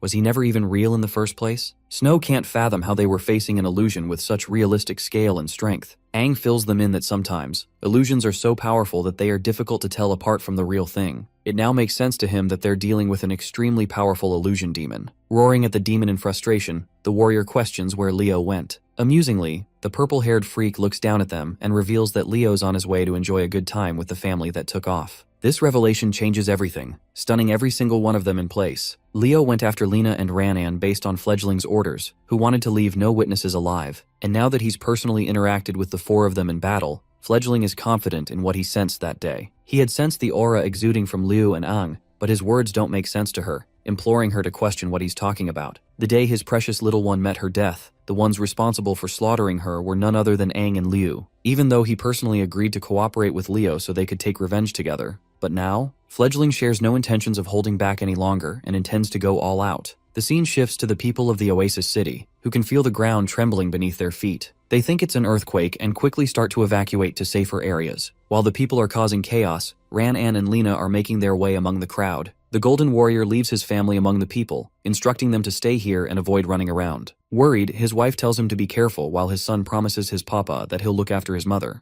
The Golden Warrior hurries to the city wall, urging Lena to follow right at once. That leads us to the city walls, where the city guard is trembling in fear at the sight of an impossible situation. Luckily, the Golden Warrior and his companion arrive at the scene. Ranan orders the guard to report the situation at once, but the best he could do is point the hero to the incoming demonic wave. The moment Ranan sets his eyes on the landscape, all he sees is hundreds of bloodthirsty demons charging up ahead. The demon wave staggers Lena, and it's not just their numbers, it's their ranks too, as the lowest level among the demonic wave bears the 3 Fin rank. The problem is, Oasis City is off to a remote area separate from the rest of the demonic nests. This means the wave was intentionally called by someone. Lena connects the dots and realizes that those 2 assailants must be the ones responsible for this wave. Speaking of them, Leo bursts out of nowhere and crashes just outside the city walls. Releasing his aura, he shocks both Ranan and Lena with his sudden appearance, because this guy is supposed to be fighting Aang's friends instead. It also turns out that the demons aren't even intending to harm him, as they make their way past the hero without any trouble. Comprehending what's going on, Lena realizes that the new 6 Heroes faction shares an alliance with the demons, which further means the new king is also a questionable figure. Leo looks up at them as if he's innocent of any crimes, and shares that none of them will be able to expose their alliance, hinting at their deaths. The Golden Warrior understands that everything he's been through boils down to this singular moment. This battle will decide the crushing fate of Oasis City itself. Going back to Liu, she senses the alarming arrival of the demon wave and informs the group.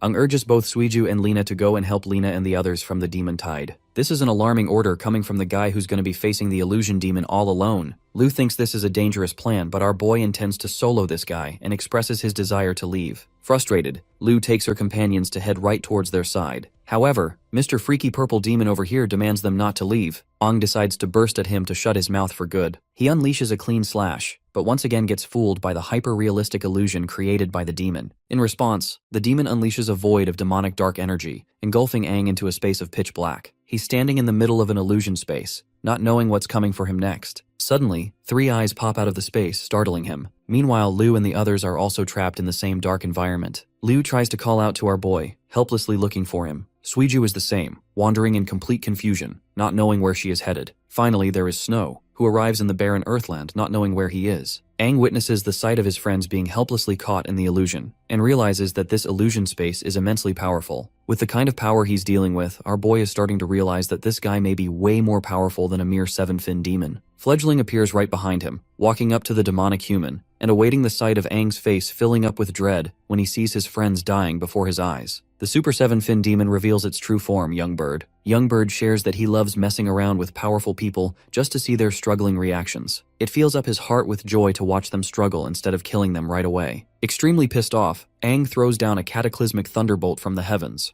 This ability is called Instant Thunder, and I guess bro is harnessing the power of Zeus at this point. Well, even with that strike, the illusion merely fades, and Youngbird reappears before his eyes again, confirming that no matter how hard Ang tries to hit him, the result will be all the same. This confirms to our boy that fighting this guy is basically pointless at this point, and even the Crimson King Tide agrees with this approach, urging him to save his strength as there's nothing solid in the illusion. To the demon's surprise, Ang displays a level of calmness he didn't expect, as if he's been through situations like these before. Youngbird agrees that fighting him is pointless in his domain, and yes, this is straight up a domain expansion apparently. The illusion demon expresses that he's even capable of controlling the flow of time in this domain, and he reminds Ang not to waste his precious creation. He wants this guy to look at his companions struggling to death, and reveals that it's been 2 whole days for Lu and the others, even though only a few minutes have passed here. Lu is caught up in a vine trap, snaring her into place. She manages to get out by cutting the vines clean, but that doesn't address the real problem. How the hell will she escape this place? None of her efforts are working, and she's incurring wounds back to back. Though she can use her regeneration ability to replenish herself, Youngbird pops right in front of her and assures her that the swamp will siphon every last bit of energy she has left. Then we go back to the perspective of Snow, who is enduring tireless heat and exhaustion in this empty space, questioning how he's going to be able to find a way out. Suddenly, flaming sand twisters pop out of nowhere to clobber him down. Snow reacts swiftly and blocks them using his durable skills, but more of them quickly catch up to him, impaling his body with precise strikes. Youngbird admits that his durability is quite something,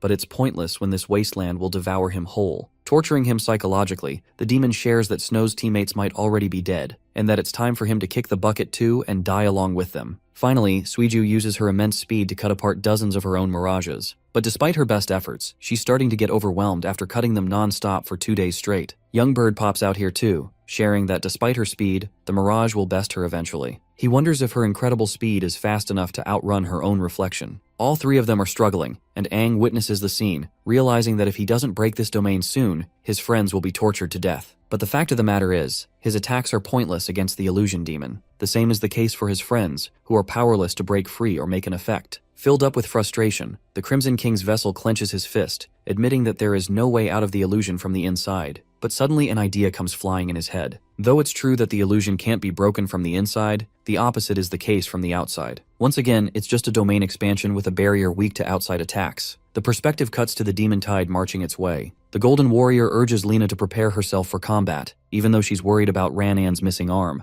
Even with his lost arm, he fully intends to guard this city with his life. And it's not like they're a bunch of rookies either. They're the original 6 heroes and a force to be reckoned with. Joining forces, both of them burst from the city wall with incredible speed. Their landing alone generates enough of a shockwave that it slaughters the demons in the surrounding area. Lina and Ranan are ready to rumble, which makes Leo gesture to the demons to stop advancing. He addresses both of them as the remnant of the previous 6 heroes, and dubs them as nothing more than a part of ancient history, alongside the old king. Unleashing his true form, Leo goes into demonization and shares an appearance similar to our boy with his white hair and horns. This side of him terrifies Lena, while the demonized Leo orders them to come at him with all their might, because if they lose, the demon wave will quickly sweep in to obliterate the entire city. Young Bird taunts our protagonist by pointing out the suffering of his friends. Ecstatic, the demon manically laughs, beginning the helpless warrior to come and try to attack him, to quell his helpless rage. It brings him great joy that Aang is incapable of protecting his loved ones or even taking down the threat right before his eyes. Instead, he's trapped in an endless illusion that he can't break free from. And the moment his friends are killed, Young Bird intends to kill Aang in the same manner, as it would be the best way to exact his revenge. But the demon miscalculated one thing.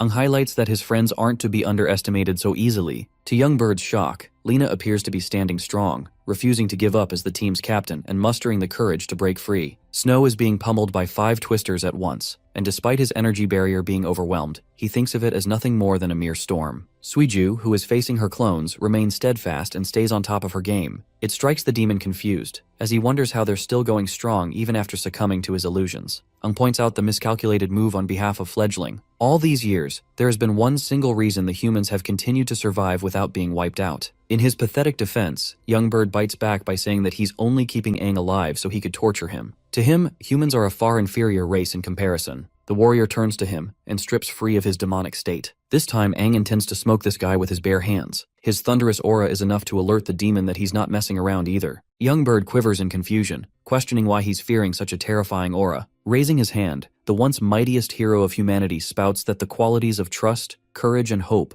are the 3 values that are responsible for keeping humanity alive. They're the reason it will never be wiped out. While this is happening, Aang summons a massive storm just over the elusive domain. The sky crackles with red lightning while Young Bird realizes this guy's goal. He fully intends to destroy the barrier from the outside. Clasping his fist shut, the old king roars the heavens to break this illusion in his name. A massive bolt of lightning strikes down the domain, cracking it. Those same cracks start to appear in each of the spaces that his friends are trapped in. Liu notices it, followed by Snow, and then finally Suiju. Their faces are lit up with joy, and they know that Aang is responsible for creating this effect. Young Bird fails to comprehend the level of his powers, and does his best to repair the elusive domain. But it matters little now that it's already broken. The massive bolt of lightning is visible from the outside the city walls, where Lena and Ran-An realize that Aang is manipulating such a power. The Golden Warrior remarks that this new power is completely different from the one that Aang used in his demonic state. In fact, this power is something that terrifies the demonic tidal wave, causing them to retreat despite their numbers. Leo observes the scene, and wonders if Fledgling lost the battle, and if his illusion techniques were exploited. Thinking of him as a trash companion, Leo takes matters into his own hands and warps ahead with insane speed to attack the legendary heroes. The Golden Warrior goes up first to confront him, and blocks his attack using his incredible Earth Shield. But the sheer impact of that punch sends shockwaves and creates a crater on impact. Unfortunately, despite his best attempt to carve up a shield, the Golden Warrior is overwhelmed as his defenses are shattered and the punch strikes him down. Thankfully, Lena is right there to support him with instant healing, ensuring that he takes minimal injuries. That punch wasn't a light one. It literally shattered this guy's sternum, and if not for Lena to heal him just now, it would have put him down for good. Lena analyzes their chances, and realizes that they're dealing with an opponent whose demonization power exceeds that of Lord Dylan. Leo tauntingly calls them the trash of the ancient era, and finds them boring for being unable to take even a single punch from him. Coming back to the illusion barrier, the domain cracks open, exposing the trapped warriors to the outside world again. Liu and the others gain their senses while Aang wonders if they're okay. He warns them to stay on their guard, because they're dealing with a terrifying opponent here. Having experienced the illusion firsthand, Liu remarks that she couldn't even tell with her senses if the illusion was real or not, which shows Young Bird's precise control over his creations. The only reason she survived the domain is because she had utmost trust in her friends to do something, or else her spirit would have been broken sooner. The same goes for Snow, who thought of the experience as torturesome. He kept holding on, knowing Aang would do something about it. Suiju also expresses her faith in Aang, as if he were their strongest weapon, the mightiest warrior of history. If only he hadn't shattered that illusion, they would have been tortured to death. The Super 7 Fin they're dealing with is in a league of its own, and surpasses every other demon they've faced in battle. While they're glazing the villain, the demon is out here wondering the source of Aang's lighting power. It seems like it's a unique ability reserved for him, and it's a kind of lightning that makes the demon's hearts quiver in fear. Convinced that Aang must have used this same power to kill his dear companion, Young Bird unleashes a purple vortex to express his fury. Transforming right away, our boy clashes with the storm all alone, facing it head on. As he's holding him off, Liu asks if he's going to be okay dealing with this guy by himself. He assures his friends that he's going to be fine, as long as they hurry to Lena and support her in the fight against Leo. The clash results in a giant explosion, rippling out mushroom smoke as if a bomb just went off. As the smoke clears, only Aang's presence can be spotted. The rest of his friends dash away into the air to make it to Lena's side. Watching them escape, Young Bird expresses his annoyance. Our boy pisses him off even more by mocking him for being incompetent. He's also starting to realize the power of his unique lighting is supremely effective against demons. Emerging from the smoke, Aang takes on a newer and evolved form, one that has traces of lightning energy synchronizing with his body. Young Bird is frightened at the very sight of it, while Aang embraces his new lightning demonic form. His sudden evolution is a joke to Fledgling, who thinks this is all just a flashy nothing-burger transformation. So to test it out, he blitzes Aang and attempts to strike him down in point-blank range. Young Bird uses an ability called Phantom Heart Ripping, which manifests two large hands to attack his opponent from both sides. In response, our boy cooks up a storm with an ability of his own, the Roar of the Thunder Dragon. He summons a literal lightning dragon to face off against Young Bird's vortex. The clash is overwhelming for the demon, and eventually he is hammered by the majestic thunder dragon snapping its way through. The fight's not over, and Young Bird is beginning to despise Aang for spamming his lightning ability. In an effort to catch him with a different skill, Young Bird pops out the heartbreaking ghostly shadow technique. This skill sends out multiple manifested phantoms aimed to outnumber his target. In response, our boy convulses his body to charge his thunderous intensity, and then stretches out to release lightning spears from around him, killing all of the phantoms with a single attack. Once again, Young Bird is astonished, and those same trails of lightning make their way to target him as well. Luckily for him, he evades just in time and zips up a path to target our boy directly this time. Their epic battle ensues as both sides match the other with equal force, rendering explosions with every hit. It's as if two gods were going head-to-head against each other. In the end, Aang seizes the upper hand with his lightning form and bashes Young Bird away, who is covered in numerous wounds by this point. Glaring at his opponent, Aang assures the demon that he is a direct counter to all of his illusions because of his lightning ability, as well as surpassing him in combat. Long story short, it's the end of the line for this guy. But this is a reality that Young Bird simply cannot accept. He is enraged, and though he was planning on saving his energy to kill Aang's friends later, he no longer intends to hold back. Using every last bit of his strength, this guy literally summons a freaking black hole. With an ability of this scale unleashed, the demon declares that Aang will suffer the most painful death of all. Aang suffers being wrapped in the spatial warp. He can't even fathom how a literal black hole grew from inside of his body. The scale of this power is beyond his comprehension. Young Bird explains that his ability carves out a black hole directly from the position of his target, which is freaking overpowered if you ask me. Then, he compresses the portal to maximize the damage caused to the target. It's an unblockable, unavoidable attack that no one can escape from. Even Aang internalizes just how dominating this move truly is, which is nothing short of the brilliance of the illusion demon. Even when Aang tries to conjure his lightning energy, he can't because it affects everything. With a satisfied look on his face, Fledgling takes enjoyment in his suffering and hopes for Aang to experience the horrors of his trump card. The portal begins to shrink into a tiny point, reducing to a fraction of its size. This black hole has now become an embodiment of endless suffering, and inside its dimension, torture is boundless until the victim experiences total death. No living being on Earth is capable of emerging out of this ability alive. That's the same case for Aang, who is currently being tortured by the endless pain, screaming his lungs out just to contain his body. His demonic core is overreacting, while hundreds of demonic illusions swim in space just to devour him alive. These illusions devour his energy, sucking the life out of his core and swallowing him whole. Aang's body convulses and his arm is shattering apart. His entire body is rippling in pain while the ghosts torment his energy. The thing about these ghosts is that they're not even physical entities, but they are the very representation of pain given form. Currently, the hero is experiencing the pain of being sliced open with a knife, the agony of being burned alive, the freezing cold pain of ice swallowing him alive. All of it is connected to his deepest fears and regrets in life, his memories. In this void, the warrior's consciousness is reliving a constant cycle of suffering, and he can physically feel his body age faster than ever. His skin becomes wrinkly, and his bones are weaker than ever. His hair is gray, and all of his might is no longer what it used to be. The moment he reaches the end of this cycle, it flips the board and attacks him from the other side. This time, it tortures him from his childhood, and agonizes him with the traumatic memories of what he just endured. He fastens up to being a young man again, continuously experiencing countless lives. First as an ordinary human, then as someone who watched his loved ones die, followed by experiencing the life of a warrior, one who was demolished on the battlefield and ripped clean by the demons. Finally, he experiences his life as the lonely king who suffered deep regret leading his comrades to death. Every single cycle adds a new layer, an even greater pain as the torture continues. His flesh aches and rips apart. His brain no longer functions. His emotions are tortured.